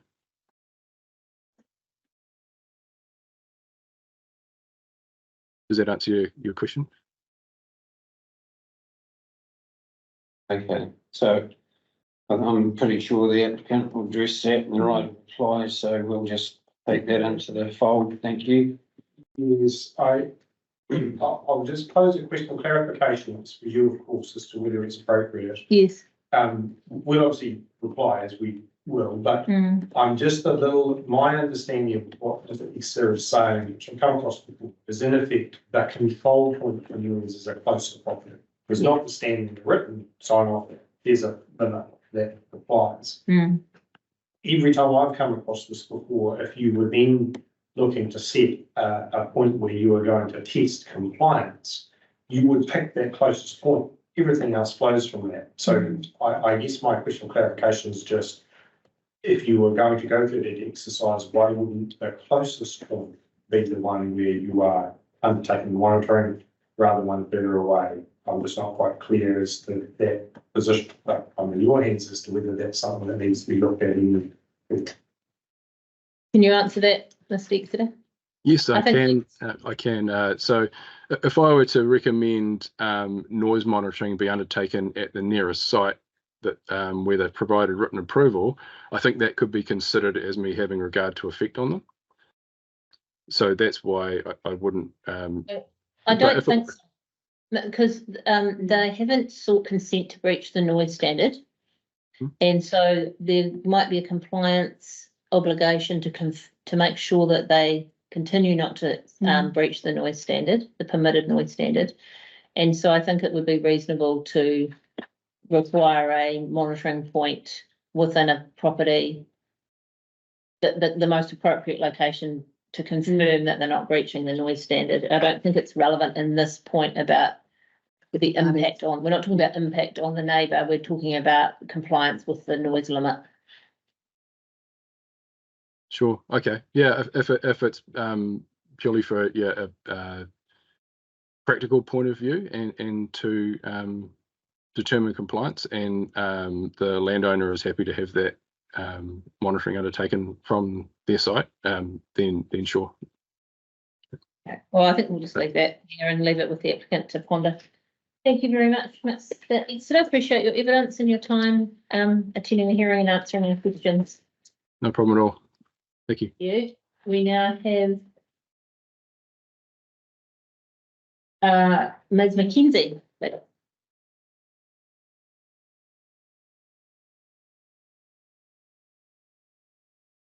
Hello. Good afternoon. Good We can afternoon. see you, we can hear you. Can you hear us okay? I can. Excellent, great. So you have provided a memo to us dated 13 May. That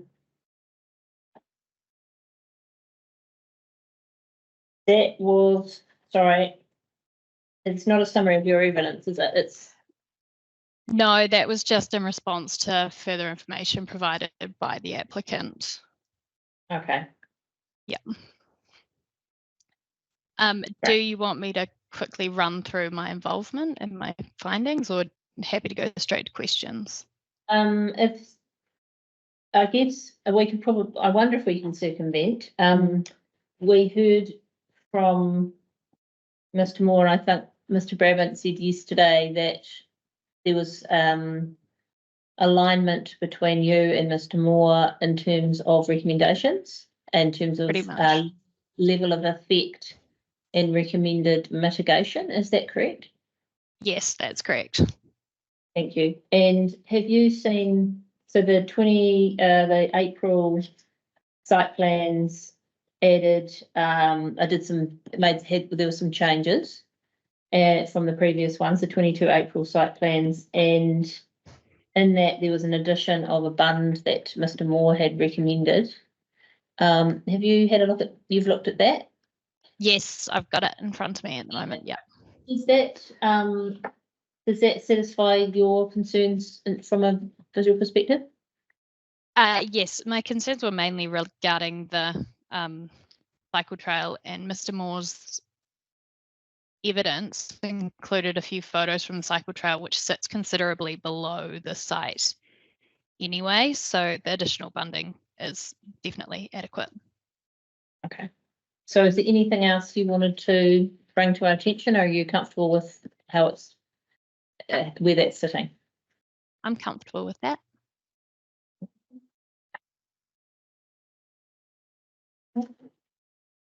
No, that was the only question I had, things around the plans. Just one moment, we're just checking if we have a question.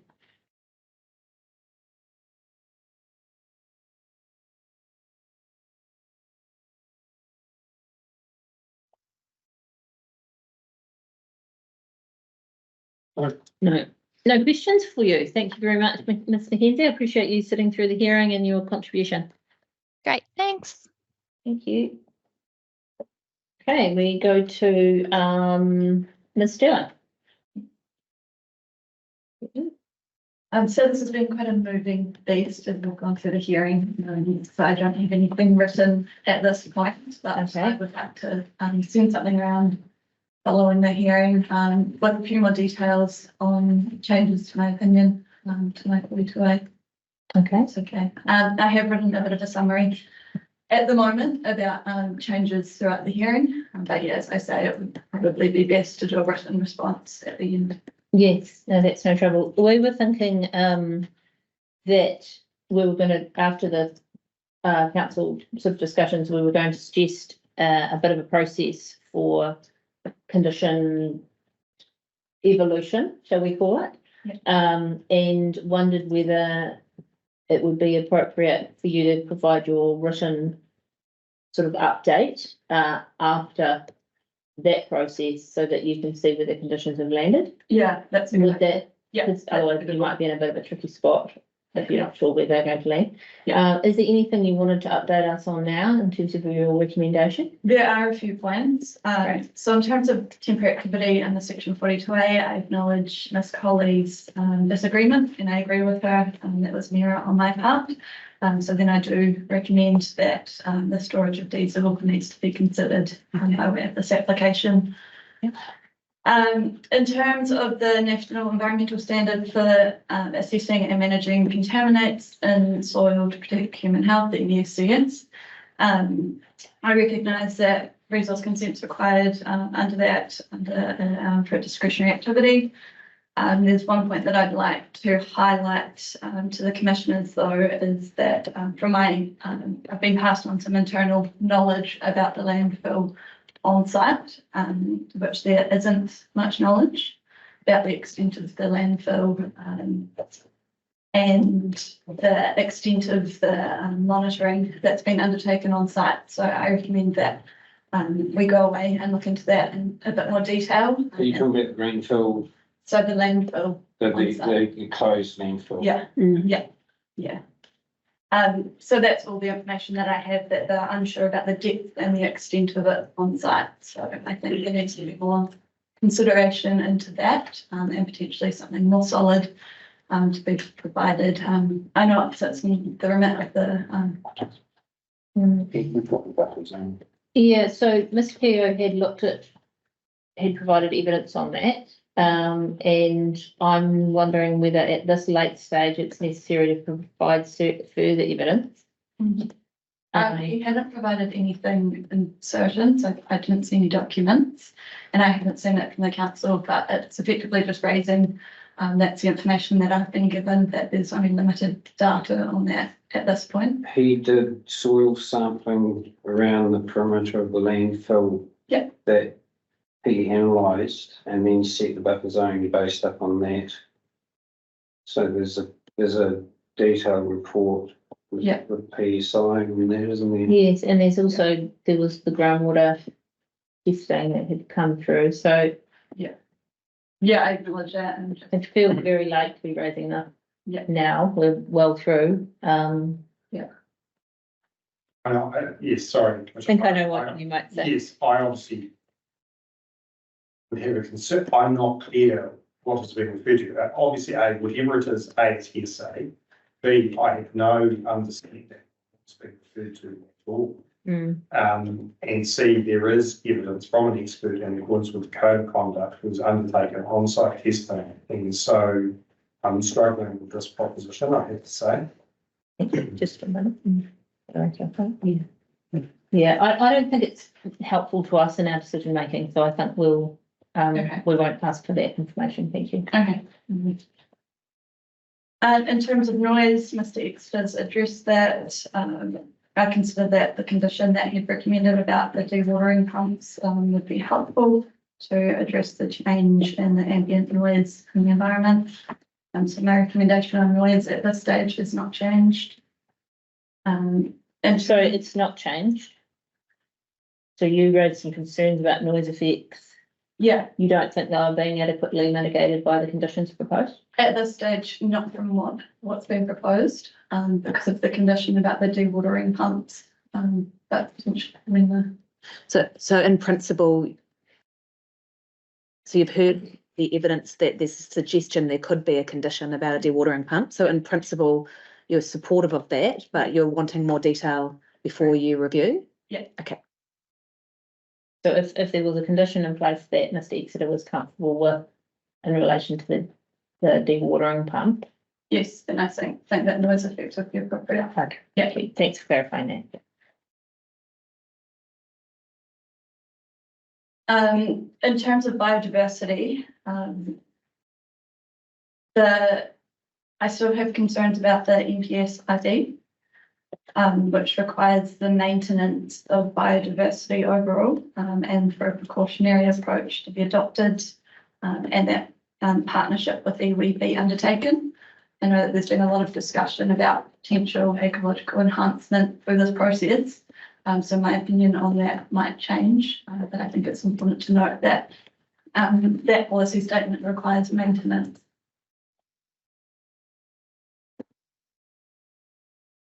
And can I just clarify which biodiversity values you're focusing on there? So there's the lizard, so there's two aspects to that. So there's a lizard side of it, which from the evidence that's been provided shows that there are lizards present on site, that the effects of them are potentially low, but I don't think that the evidence has gone so far in addressing if it's going to maintain the overall biodiversity in terms of the fauna. So on that, we're in a position, we've got expert evidence on that. Council hasn't pulled any evidence on that. No. Yeah, but ecological assessment that was provided was quite late in the piece, so we haven't had an opportunity to get that peer reviewed. Yes. But quite right. I do acknowledge that the report does say that there's low effects. I'm just raising from a policy statement perspective, Yeah, which requires the maintenance of biodiversity on so site. you're accepting of the expert findings. Yes. But you're concerned in terms of consistency with the NPSID. Yeah. Provision. Correct. Okay, thank you.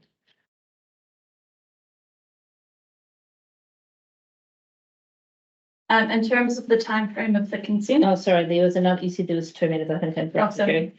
So the lizard issue, and then what was the other one? And then the other one's the flora on site, which there's been a lot of conversation about throughout this hearing. So if there's opportunities for enhancement, then obviously that would address the maintenance of Indigenous biodiversity in terms of flora. But yeah, at this stage, it's the same as the lizard perspective, that there is the ecological assessment relying on the experts has said that there's low effects on site. So yeah, it's probably that my concerns lie more with the lizard side of things than it does with the flora.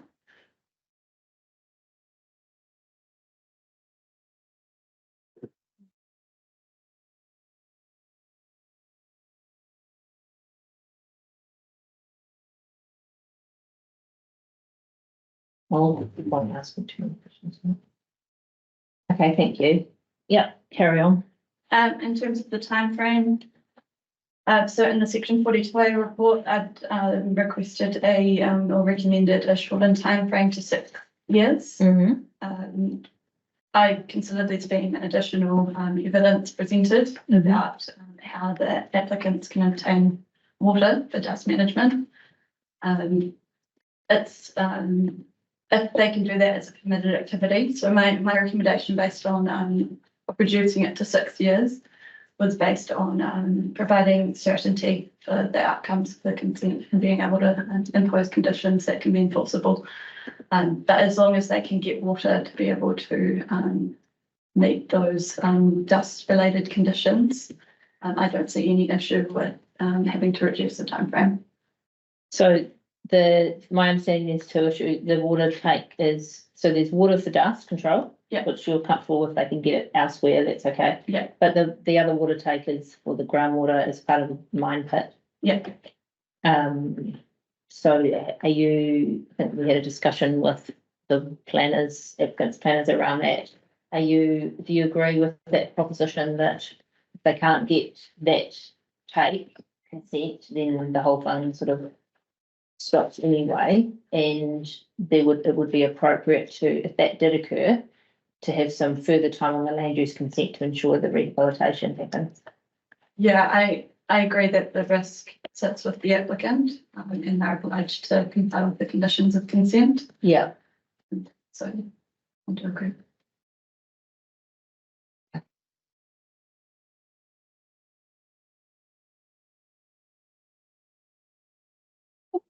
In terms of the archaeological sites, I appreciate the evidence that's been provided. It's provided a lot more clarity on the effect on the archaeological sites on site.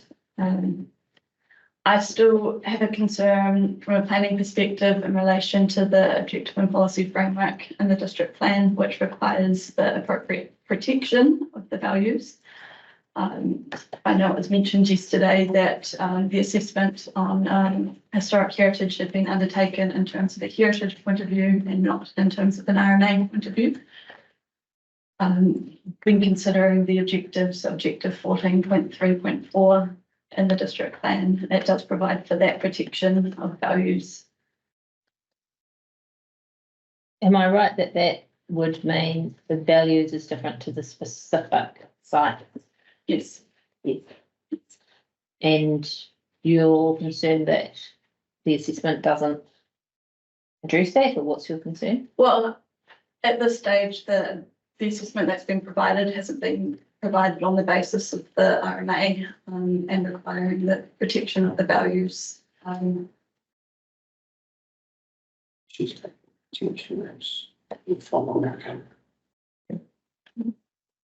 Okay, thank you. That's with respect to the objectives and policies in the district plan. Objectives and policies in the district, and yeah, at this stage is Thank you. sufficient information.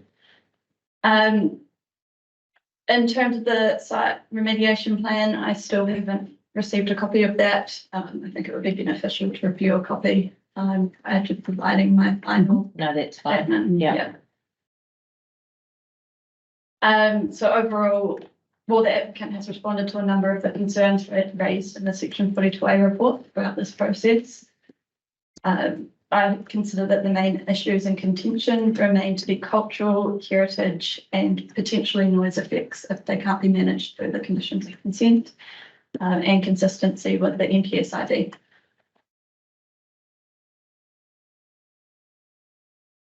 Okay, I think I might leave it there. Yeah, it's fine. Yeah, thanks very much for that. Sure. Okay, we will hear from Ms. Badenhoff, please. And we have a summary paper. Yes. Hi. Good afternoon. You can see and hear me? We hear you, but we can't see you. Hopefully it'll catch up in a minute. Oh, there you go. There we go. Excellent. Just one moment, we'll just doing a quick.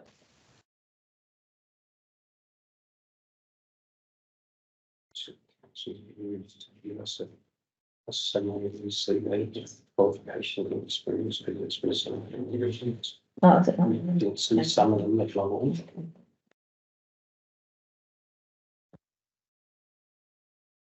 Ms. Badenhoff, thank you. We've got your summary. That's very helpful. I don't think we need you to read that. If you could just summarize your sorry, I'm just reminding myself where we're at. If you could just summarize if there's any changes to your assessment as a result of the evidence or information that you've heard in the last couple of days, please. No, certainly there aren't any changes as such to my evidence. I would still clearly state that there is considerable uncertainty in the groundwater conceptual model in terms of the available information and how it's been used.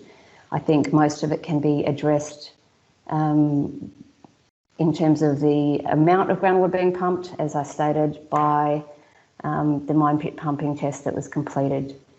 Because of the uncertainty of the drawdown, I do think that monitoring along the site boundaries is very important, both of continuous water level monitoring and from surveyed groundwater points, so that that data can be accurately measured in terms of elevations. And groundwater quality monitoring is required to give certainty to the to all of the groundwater users down gradient. In terms of the, I just want to clarify a couple of things, if that's all right, just from some of the other evidence that was stated. Sure. I wouldn't consider the information given regarding water quality beneath the landfill being good to be adequate information for me to assess. I don't know what parameters were tested. In fact, because there's only one monitoring bore there, we don't actually know if that is down gradient of the landfill and how the groundwater fluctuates in that area. The Waikaya information also similarly, it's unclear whether or not the upstream monitoring point is actually upstream, because I don't have any information regarding the groundwater flow directions. It does seem unusual that the turbidity at the upstream point is massively higher than the downstream point. So again, I probably wouldn't take that as a great piece of evidence. I would also just clarify, although there is a good thickness of vadose zone beneath the discharge points, it's probably not actually 10 metres when you take into account the depth of the pond itself. Having stood on site, I would say it was a good 4 metres deep or so. It's very hard to judge elevations on site, but it's probably not 10 metres that you're going to have between the groundwater and the base of the retention ponds. I also would like to clarify connectivity of groundwater. Because it doesn't mean, even if a creek, if the Timber Burn dries out, that doesn't mean that it's a disconnected stream. It's very important to understand that groundwater losses can be induced, obviously not when it's dry, but groundwater losses can be induced if there is still saturation beneath the stream and a gradient towards the groundwater, and that hasn't been investigated at all, the depth to groundwater adjacent to the Timber Burn, which is why monitoring continues to be important. And seasonal fluctuations will change that stream from being connected to disconnected, possibly at times, or losing or gaining, depending on the seasons.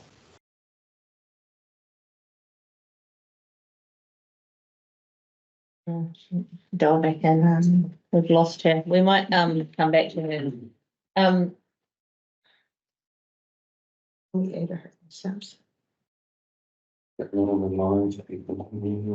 No, so we might come back to her. Mr. Bell, I just wanted to highlight that it appears that she's giving us quite a lot of new information on new assessment that doesn't appear to have been covered in her summary. So that is a bit tricky for us, and we might need her to provide that. And we may have questions for her, and potentially the applicant's witness on those points that she's raised, because she's made some fairly serious concerns about the applicant's evidence.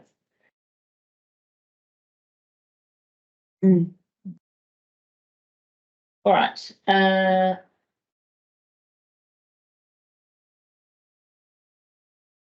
Mr. Hammer, is Mr. Hammer there?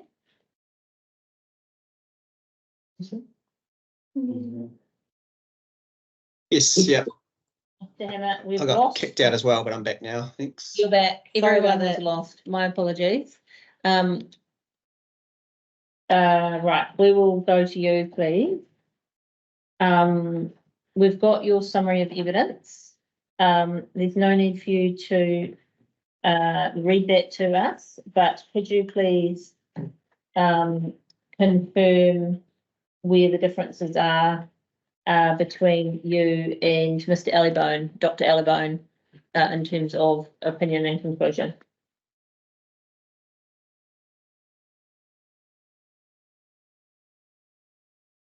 That's cool.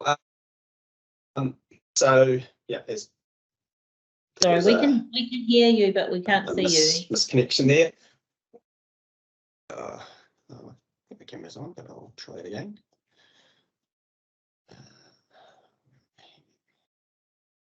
Turn it off. Try it back on again. Any joy there now? No, but we can hear you, so why don't you go ahead? Sorry about that. I'll just try and change that. Okay. Yes, sorry. So the main difference is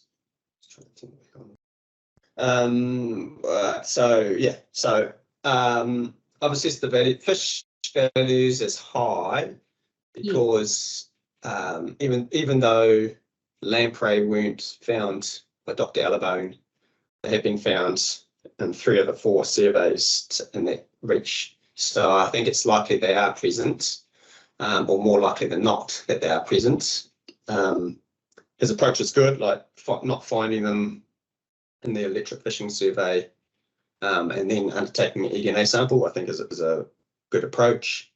But yeah, with eDNA, NE was recently come out with some guidance and suggested that for benthic fish, that they only pick them up really close to the source. So if the lamprey were a few hundred meters upstream, because they live in the sediments, the juveniles, during the day, and they come out at night to filter feed, it's likely they haven't picked them up.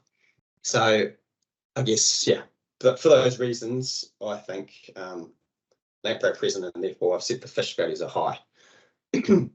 So that's where the difference is.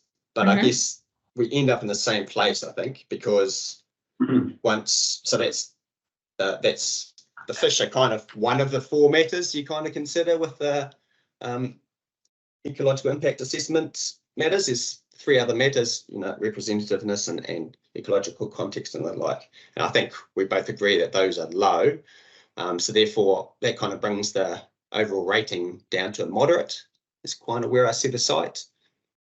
And then if you put a suitable or flow augmentation in relation to, you know, depending on Alexandra Banhock's evidence around the flow needed to sustain that creek, then that might well bring the residual impact down to low, and probably in my opinion. So you said might well probably. Can you give us a little bit? Sorry, no, I would assess that as low overall if after mitigation, if the mitigation's suitable, as long as that management action of the flow augmentation is suitable. Yeah. Okay, so the mitigation you're relying on for that is the flow augmentation if needed in Timberburn. Yes, correct. Okay, great, thank you. Just one question. Are you going to have input into any revised conditions relevant to your area of expertise through the council planning process that we outlined? The conditions, we're proposing that the conditions set be looked at by the planners. I think it would be quite useful if the OSC water experts had input into those areas that they've got expertise in, just to help with the process. And that I can see the council, for the applicant sitting there, would it be helpful to have input from your opposing experts on those conditions, or?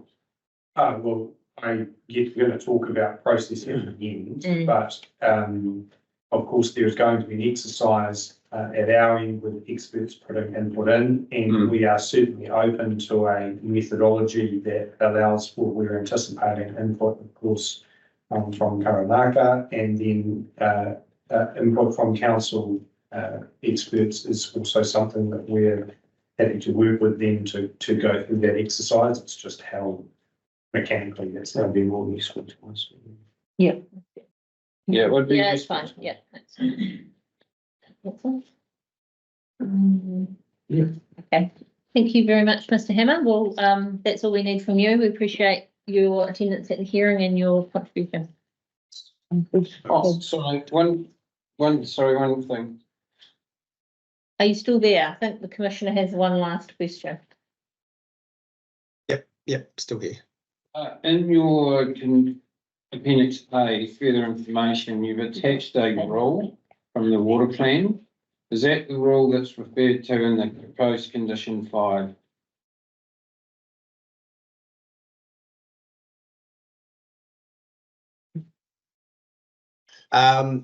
Possibly not. When I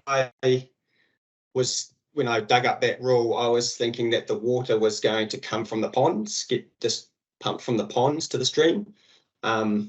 So now here yesterday it's groundwater, so I'd say it's likely to be not that rule. Okay, thank you. So that might involve any reference to the regional council, regional plan water for Otago embedded in the condition that might evolve.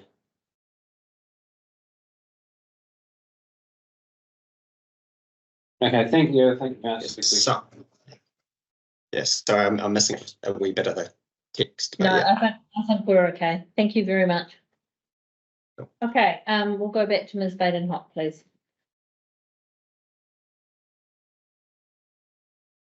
Good afternoon. Sorry about that. When I got kicked off, it has crashed my computer as well. So I'm now on my phone and I'm trying to open everything. So I'll do the best that I can, but apologies. No, that's probably right.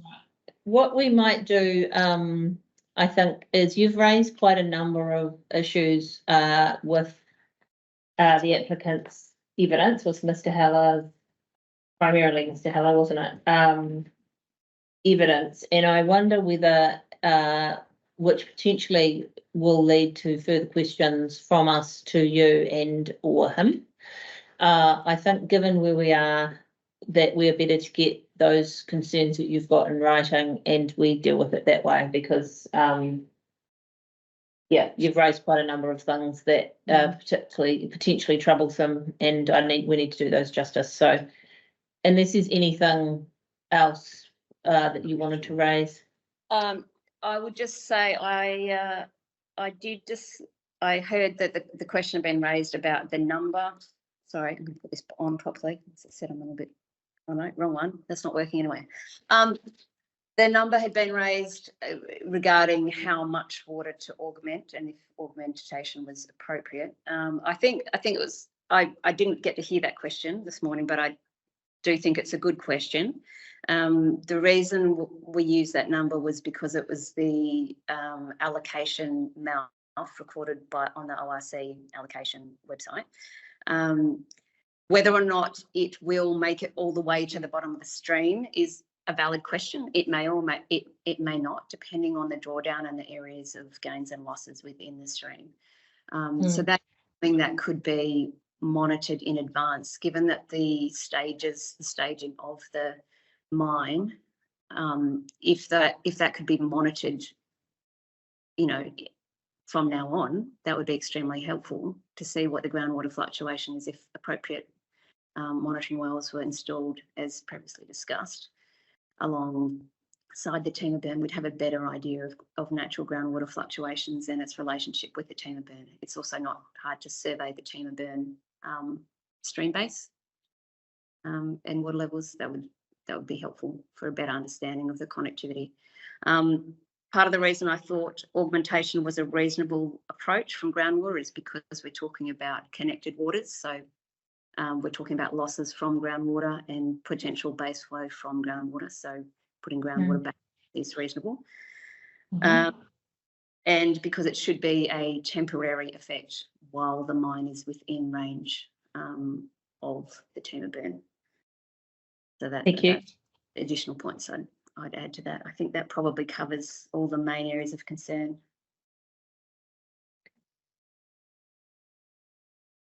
Yeah. Yes, you provided us with an addendum yesterday. No, summary. A summary, although that was on Monday, yes. Yep.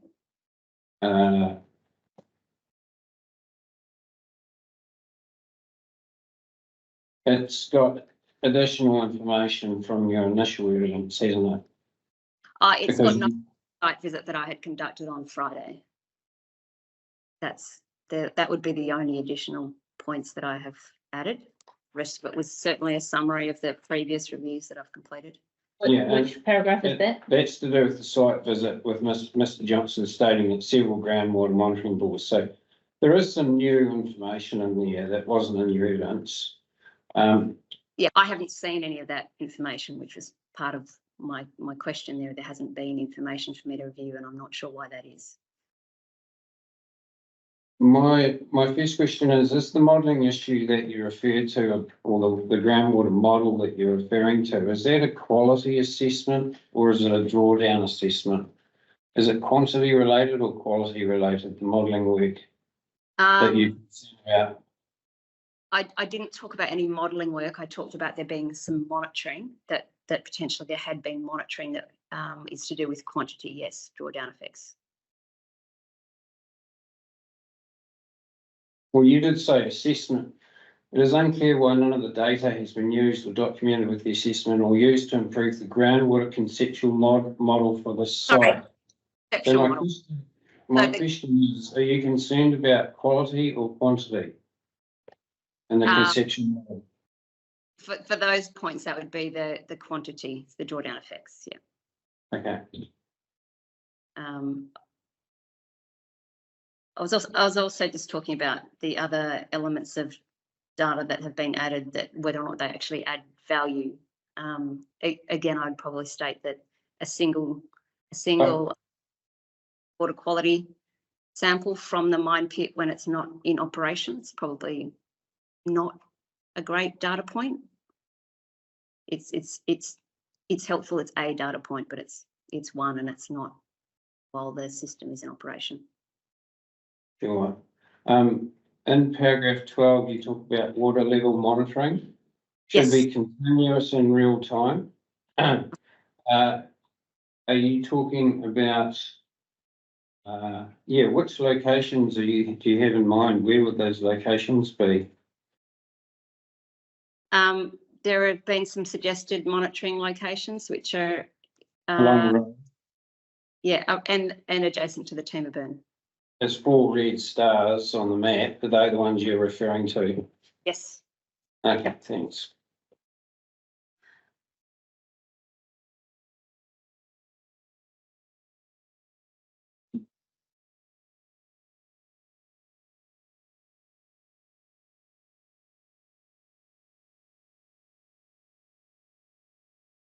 Now, you're talking about monitoring of the Clutha River. That was offered by the applicant. Yeah, I understand that. I'm just framing a question. And you're saying should not be upstream or downstream of the work site, rather than it should be further upstream and downstream of the infiltration pit. You're talking about monitoring of the Clutha River. Yeah. And my question is, that's a quality monitoring you're talking about. Yes. How would you take into account natural perturbations in that monitoring? I mean, what use would it be? Would it actually, what's it trying to achieve? That's a valid question. It's for the offer, I believe, from the applicant was to be measuring the effects of the additional turbidity from the discharge. My note in there was to say that you have to make sure that it is actually upstream of the effects from the site. Otherwise, you could have an upstream site that was more turbid because it's actually getting erosion and sediment control runoff issues from the site as opposed to anything else. And then you might show that you're getting water quality improvement downstream of the discharge area, but it's actually not representative of what's occurring. So, I'm not a big fan of putting conditions on a consent just for the sake of it. This is a discharge permit condition. yes. The discharge is to land inside abundant mine site through a treatment process. Yes. I'm just looking for your professional opinion on whether or not it's redundant monitoring and just a waste of time and money. Yeah, I would agree that it's probably rare that you're actually going to see any effects in a water body the size of the Clutha. I think measuring the actual discharge itself, discharge pit, is going to have some value. You could possibly put in a groundwater monitoring point between the pit, an additional point between the pit and the Clutha, if you want to obtain that kind of information. Yeah, would probably have more value. That's a valid concern. Okay. Yep. I'll just leave that hanging in the air and we'll see what happens with the condition set when it comes back. Thank you. Pleasure. Any other questions? That's all our questions. Thank you very much. Thank you.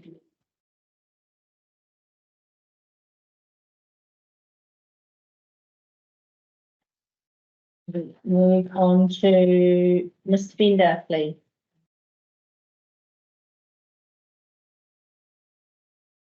Hi, everybody. Can you hear and see me all right? Yes, we can. Brilliant. Thank you. And we have a summary of your evidence. Thank you very much. We don't need you to read your summary to us. We would really appreciate if you could highlight outstanding matters between you and applicant's witness, Mr. Goodhue, if you're able to do that. I don't have any outstanding matters. I'm satisfied with the assessment and volunteer conditions and management plan. Okay, so your you're in agreement with his conclusions and, yeah, there's no matters of contention between the two of you. That's correct. Great, thank you. The only thing will be conditions. Yeah. Have you had a chance to look at the conditions that have been recommended? Yes, I did. We at PDP worked with Otago Regional Council to develop those conditions, so we're happy with them. Okay. All right. No, that's all we've got for you. Thank you very much for your contribution. Thank you. All right, Mr. King, I think that's where we got to. We land. Lucky land. Well done. We've made it.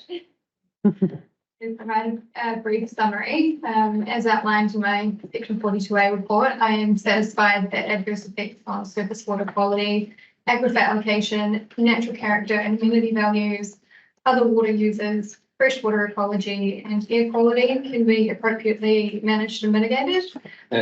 Just wonder if you provide that to us in writing as well. Oh, yes, yeah. Because my pen's done. Yeah, sure. There is still a level of uncertainty in respect of effects on groundwater quality. I note that I had turned my mind. Effects on groundwater quality? Yeah, well, is that the concern? From this okay. Yeah. And sorry, Karen. I note that I had turned my mind to adverse effects on historic heritage values in my report, given that the exercise of the land use consent being the progression of the mine pit pond would impact those values. However, I acknowledge that the archaeological sites are within the jurisdiction of CODC, and I therefore refer to Ms. Sterling's assessment in that regard. The effects on culture values still remain unresolved. Given the position of Karunaka, there is still information to be worked through to understand effects on those values. Given Mr. Vile's evidence and the remaining information gaps that we've identified, I consider that there is currently still insufficient information to fully assess consistency of the proposal with the relevant statutory documents from a cultural perspective. In particular, the National Policy Statement for Freshwater Management, the operative and proposed regional policy statements and regional water plan. So on that basis, at this stage, my recommendation to decline the application remains unchanged. However, I am happy to provide comment on and work through the conditions with all parties. Thank you.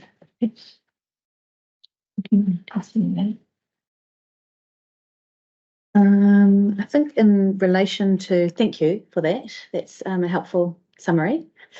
In terms of the effects on Karunaka, and given that you had the benefit of hearing evidence from Mr. Vile today,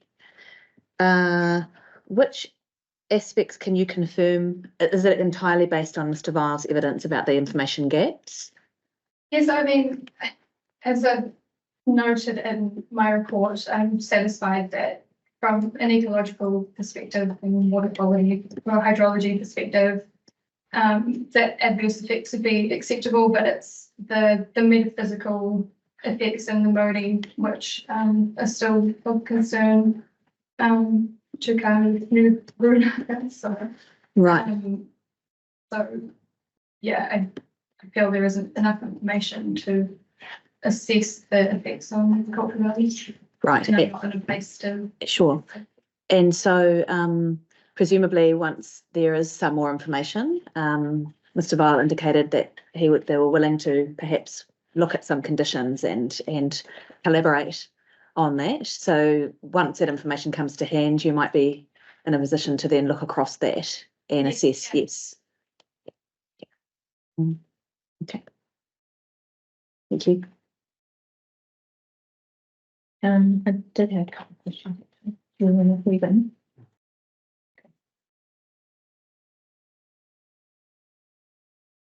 Apologies, I just there was something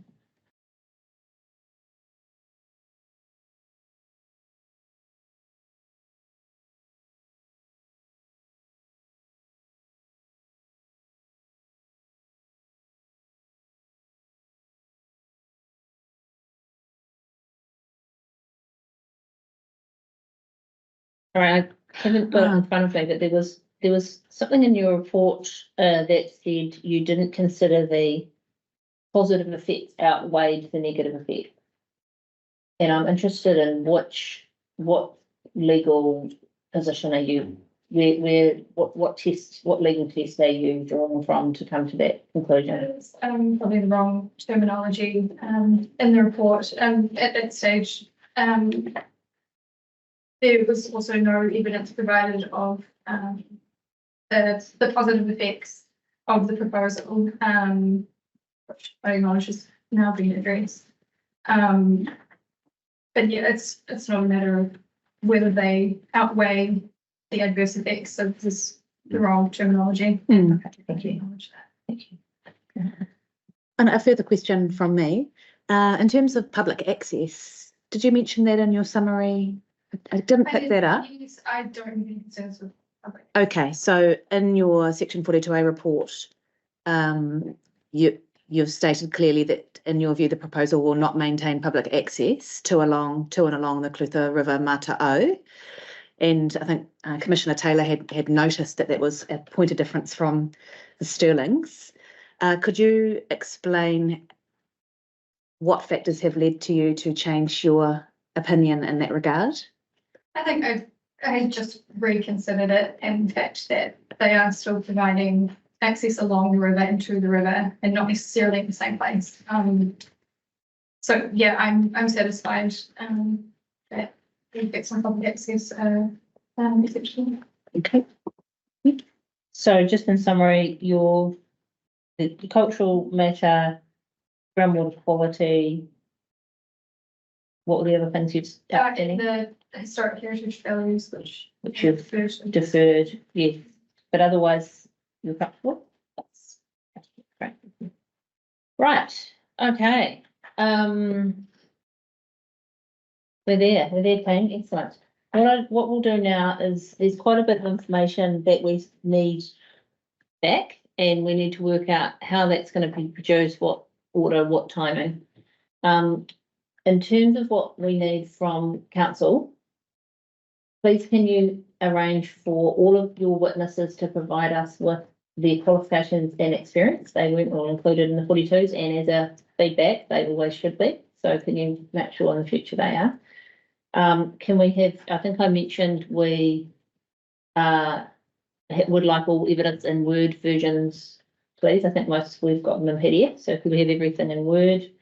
Can we please have any changes to recommendations in writing through from you all? And as I said, I think we're happy to have that after the condition circulation process. And the reasons why, a clear articulation of the reasons why those recommendations have changed. Yes, please.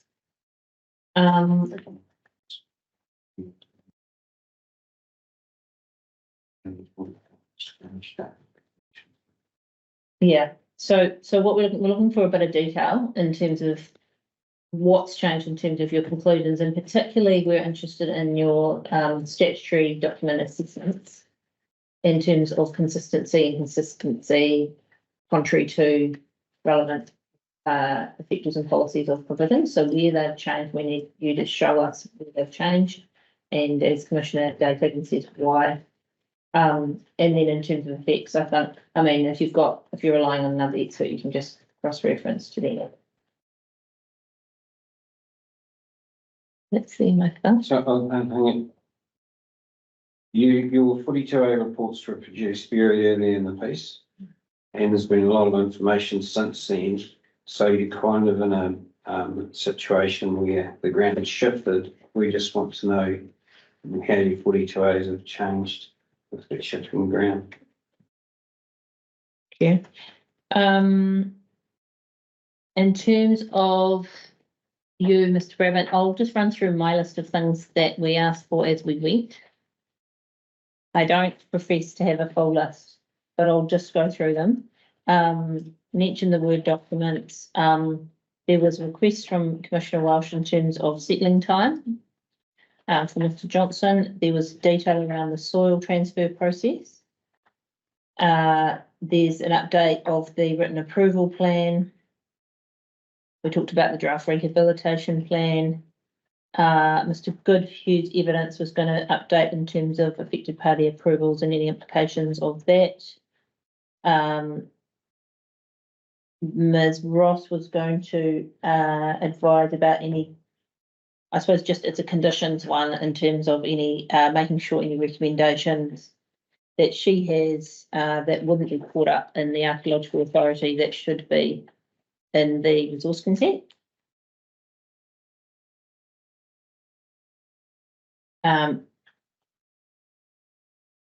Mr. McDermott, Commissioner Welsh raised a question around whether the power lines, the location of the power lines, affect that evidence. And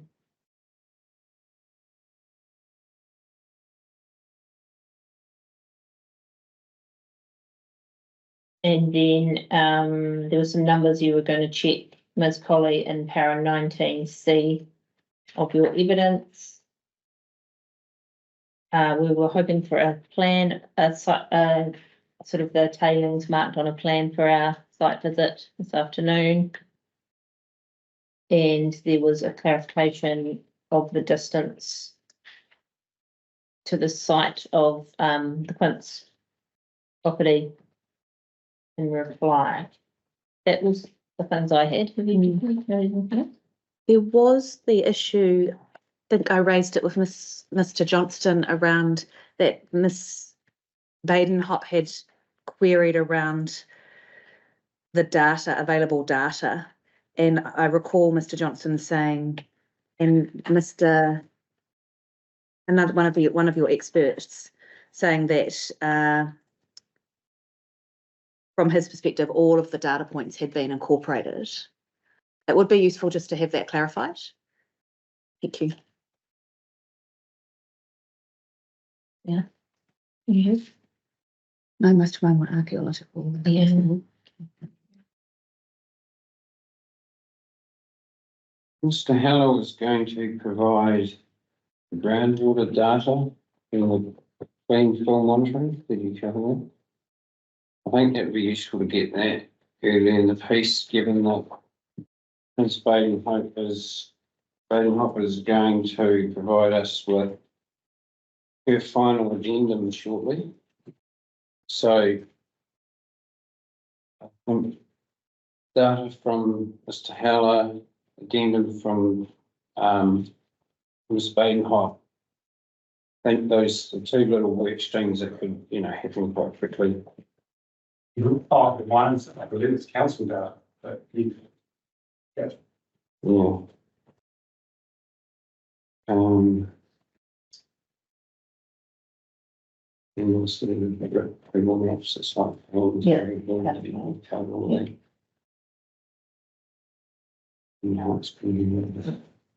So in terms of some process, you might have had some thoughts about that. What we were thinking, but I'm really open to council and to have a conversation, is that you'll go away and do some work on the conditions on the management plans. It's my expectation, as you've said, that you involve your experts in that, and that they're going to confirm they've done that and they're comfortable with where you land in terms of that. And the site plans was the other thing to be updated. My feeling is they're pretty light. The site plans are pretty light. If they're the only plans, if we did grant this, that would be attached to the consent, it's a pretty thin plan set. So if you could have a think about how to provide a little bit more detail on those plans. And then there are a number of things around sediment ponds and things that have been mentioned. So my thinking is you do that first, and then what my preference actually would be is once you've done that is you then collaborate with Mr. Vile and probably in parallel the council experts. There's various ways we can do this. You could do a linear process, but in my experience, what actually works better is a little bit more of a collaborative one. But I'm sort of open to you about how you're happy to manage that or not. So one option is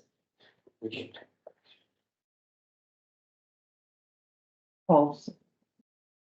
You could go to Mr. Vile and get feedback and then go to council officers and then provide it to us. So I'm actually quite open about how you do that. But our expectation is when the conditions come back, you've had input from Mr. Vile, council experts and planners, and it's recorded where the differences of opinion are in that as it comes back to us. Is that in line with what you were thinking? So the normal scenario would be, and we're going to amend this, but I'm just talking through this partly because it's going to unfold live as we discuss it. Yes. Normally I would be saying that I'd like to see the current position of the council officers. We'll go away, we'll work on a position. Sometimes that involves collaboration, in this case it's going to someone might not, and then I would prepare a reply and then that would come in. Yes. We're talking about a slightly more collaborative exercise, and I don't have an issue with that. It's really more just working through how that unfolds. So the starting point that makes sense certainly is that we have got a chunk of work to do, and I've got 35 pages of notes to work through, and that's fine. So sensibly we're going to do a chunk of stuff to advance, and then that goes into a collaboration exercise with council officers and with Paranaga Mr. Vile. So that's great. But was just in terms of the way you're talking about it, are we progressing that through to the extent we can in advance of receiving the written positions of council officers of the bank today? Or are we going to get those reflecting what they've said today, and then some of that might be relevant to what we're going to go do? Yeah. I'm not quite clear how that bit interfaces.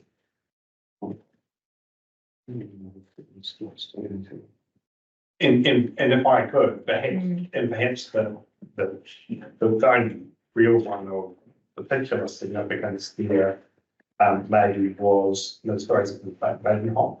The others were all fairly close, to be honest, and I don't think there's much in it. No. But and there may not ultimately be much in where Ms. Badenhoff is at, in the sense that various things were raised, but she was obviously talking about the monitoring and various other things, and I wasn't entirely clear what the end decision was. We can just go start work. Yeah. I think that's fair. I think that most of the other witnesses are pretty comfortable and subject to condition drafting. So my feeling is that if we can have Ms. Badenhoff at least provide in writing the points she raised today, so that you can see that, we can all see that, in parallel with you getting off and working on your conditions, and then you go from there. And those matters very much in place with what Mr. Vile has had to say.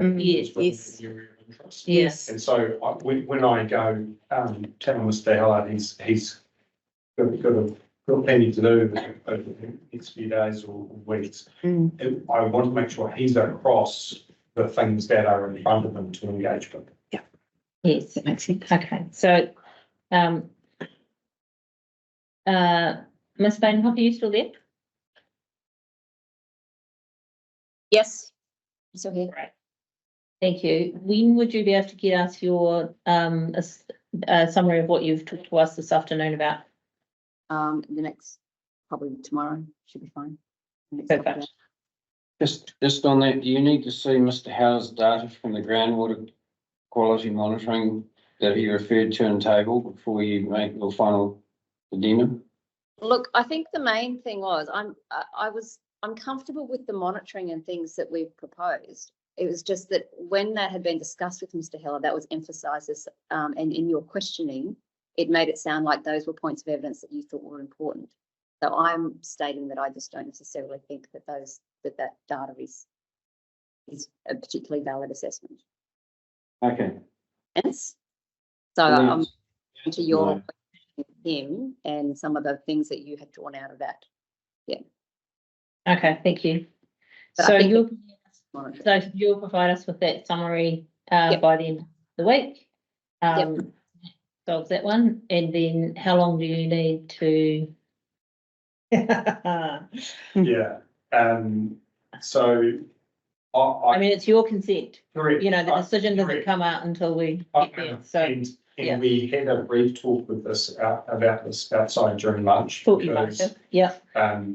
You know, normally, both generally and because the applicant, whether you can see one of great one to try and limit how long, but I'm very wary about being unrealistic because the matters you've raised, and rightfully so, a lot of them go to some really detailed work, making sure that all of these plans and conditions are fit for purpose and properly interface with each other. And as I'm sure you will all appreciate in your past or potentially still semi-current lives as consultants, all that detail work takes a lot of time.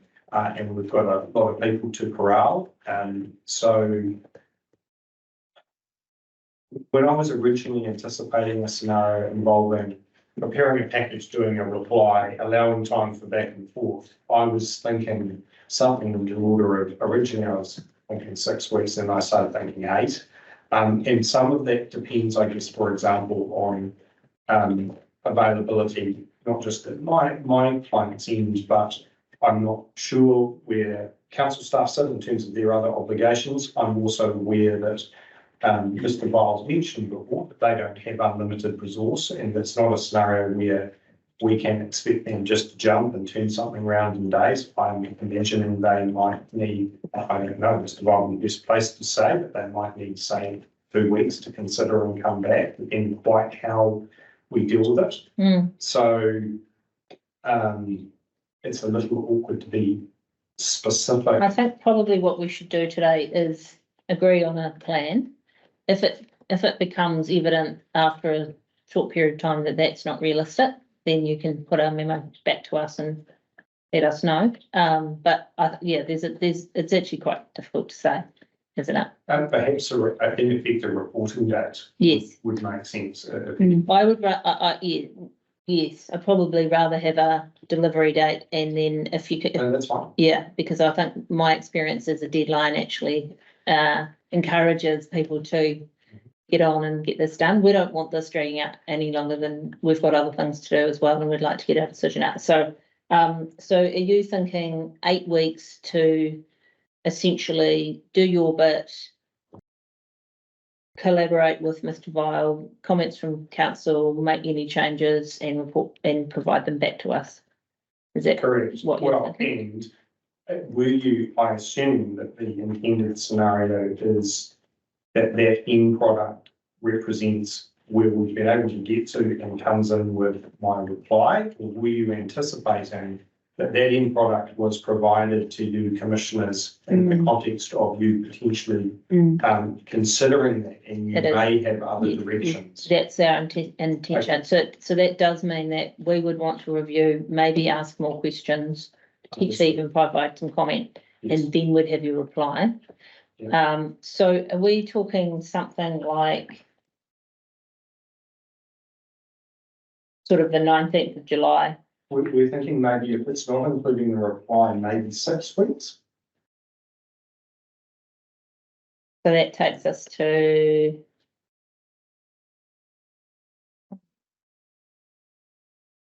and I guess I'd choose the start point for that effectively Monday, if you like, if we're going to get that written material. So that's 1st of July. 1st of July? Yeah. My colleagues both have a commitment that makes that unlikely they can review things on that date, just coincidentally that week. So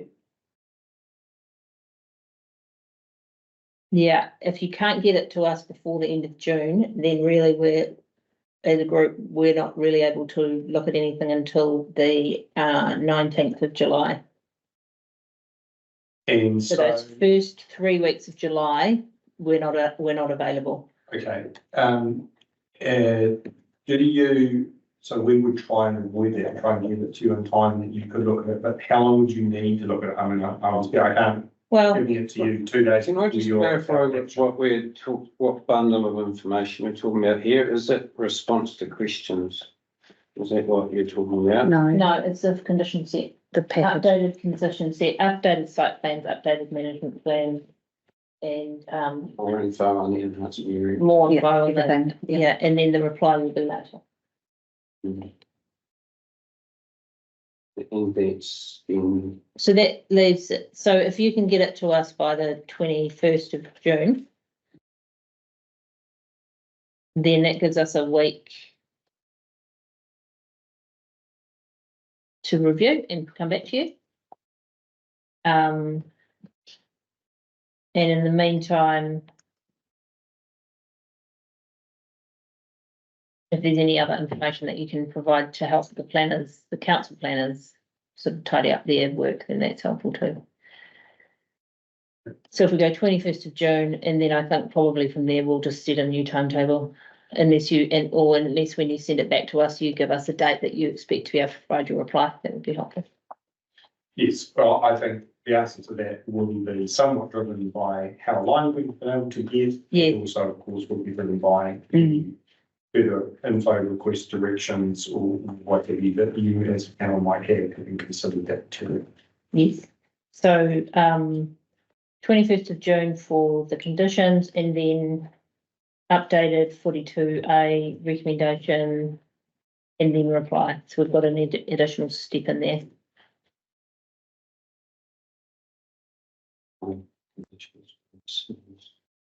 Well, I think that's to happen. So just to be clear, in terms of circulation of condition, within that 6-week period before the 21st of June, I would have thought there would be appropriate to circulate those to perhaps some, but not all submitters. I don't think it's worthwhile sending that out to all 400 or whatever submitters we've got. I think they'll just go, what is this? But there may be some submitters, particularly those in the room, who may well be interested in reviewing some drafts. And I'm thinking Ms. Gunn and Mr. Young. Would you be interested in providing the opportunity to comment on any conditions? You wouldn't have to do it. It would just be provided to you. There would be a fairly short period where you have an opportunity to provide a comment back. Was that something you'd be interested in doing? Yes. Okay, great. And Mills Flat Water Company would be the other one, just to check, but we've already asked him to do that, so. Parker. Please, Parker. Parker, Georgia. Oh, yes, the Ms. Parker. There was if there ends up being conditions relating to timber burn. So yes. Then circulate it to those.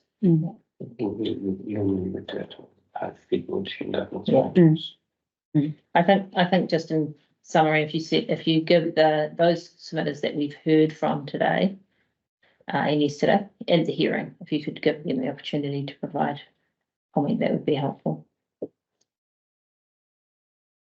And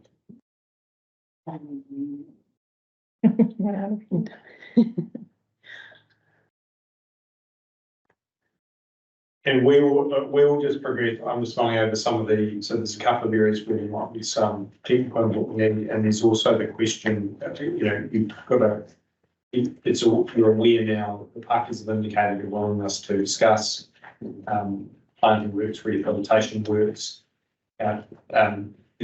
I don't know how long it's going to take we're going to progress those discussions as quickly as we can, but that may have some implications too. So ideally, we will circulate conditions just as one big beautiful set. But it is possible that if there is a couple of areas where work is progressing, we may do it in not singular conditions, but some logical blocks, because there may be some aspects that could be considered by people in advance of others, as long as one doesn't affect the other. That'll be a problem for us. Yeah, leave that with you. Yeah. And then note that we will be looking for the updated 42A recommendations before your reply. Just work that into some time. Great. Okay. Anything else? Karen, is there anything else? Anything else? No, I don't think I have anything. Yes. Thank you. Thank you. I'll just, yeah. Only other matter I mentioned on the assumption you're about to race to the site before it gets dark. Looking at the light, That's yeah. what you're going to, but whenever you go. Yes. I've spoken to Mr. Johnston and he has arranged, his, one of the, one of the company's employees here to, see you around, so. Thank you very much. That's been arranged and we just, obviously just need to know, I don't, sorry, we can provide you with your contact details and make sure you can send a text saying you're on your way or make arrangements for, up to you, we can. I think we will. Speak with the secretary. Well, I think probably we will actually look to do that now. We'll obviously get changed and so on and then head over there. So, if that, is that suitable? That's fine. I mentioned I can't see him, but Mr. Johnston behind me can no doubt let Steph know if it's about. Please come up. Yeah, so we'll have a look at Timber Burn on the way and then we'll go on to site. Commissioner's, Steph's actually in room. Oh. She? Good, Steph, excellent. We'll see you. Is that all right? Well, we don't want to turn up in our, I'll ruin my shoes if I go. No, I repeat that. Yeah, we've got boots, don't panic. Okay, thank you. That's fantastic. We'll see you in half an hour or so. And then was the plan about the tailing. It's being prepared. It's being prepared, isn't it? Right. All right. I would like to thank everyone very, very much for your attendance, for your careful thought. This is a complex case. There's quite a bit in this, and rest assured, our decision making weighs heavy on us. We know that there's a lot riding on our decision, and we take those responsibilities very seriously. Thank you all for your manner throughout the hearing. We've found it, a positive, enjoyable experience. So thank you to everyone for your hard work prior to and during the hearing, and really encourage some positive collaboration going forward in terms of conditions, because we all know that if there's good condition, if it is granted, if there's good conditions and they're implemented well, then that's the way to get a good project. So thank you very much. Thank you to those online who've stuck with us. I know that can be quite dreary actually. So well done to everyone there. I would really like to thank Taryn specifically and Rachel, thank you very much for all your work running around. There's been a lot to do, so thank you very much for that. Thank you. We'll close with our karakia. Kia whakaerea te tapu, kia wātia ai te ara, kia tūruku whakatahi ai, kia tūruku whakataha ai, homie, huie, taihi. Kia ora. We'll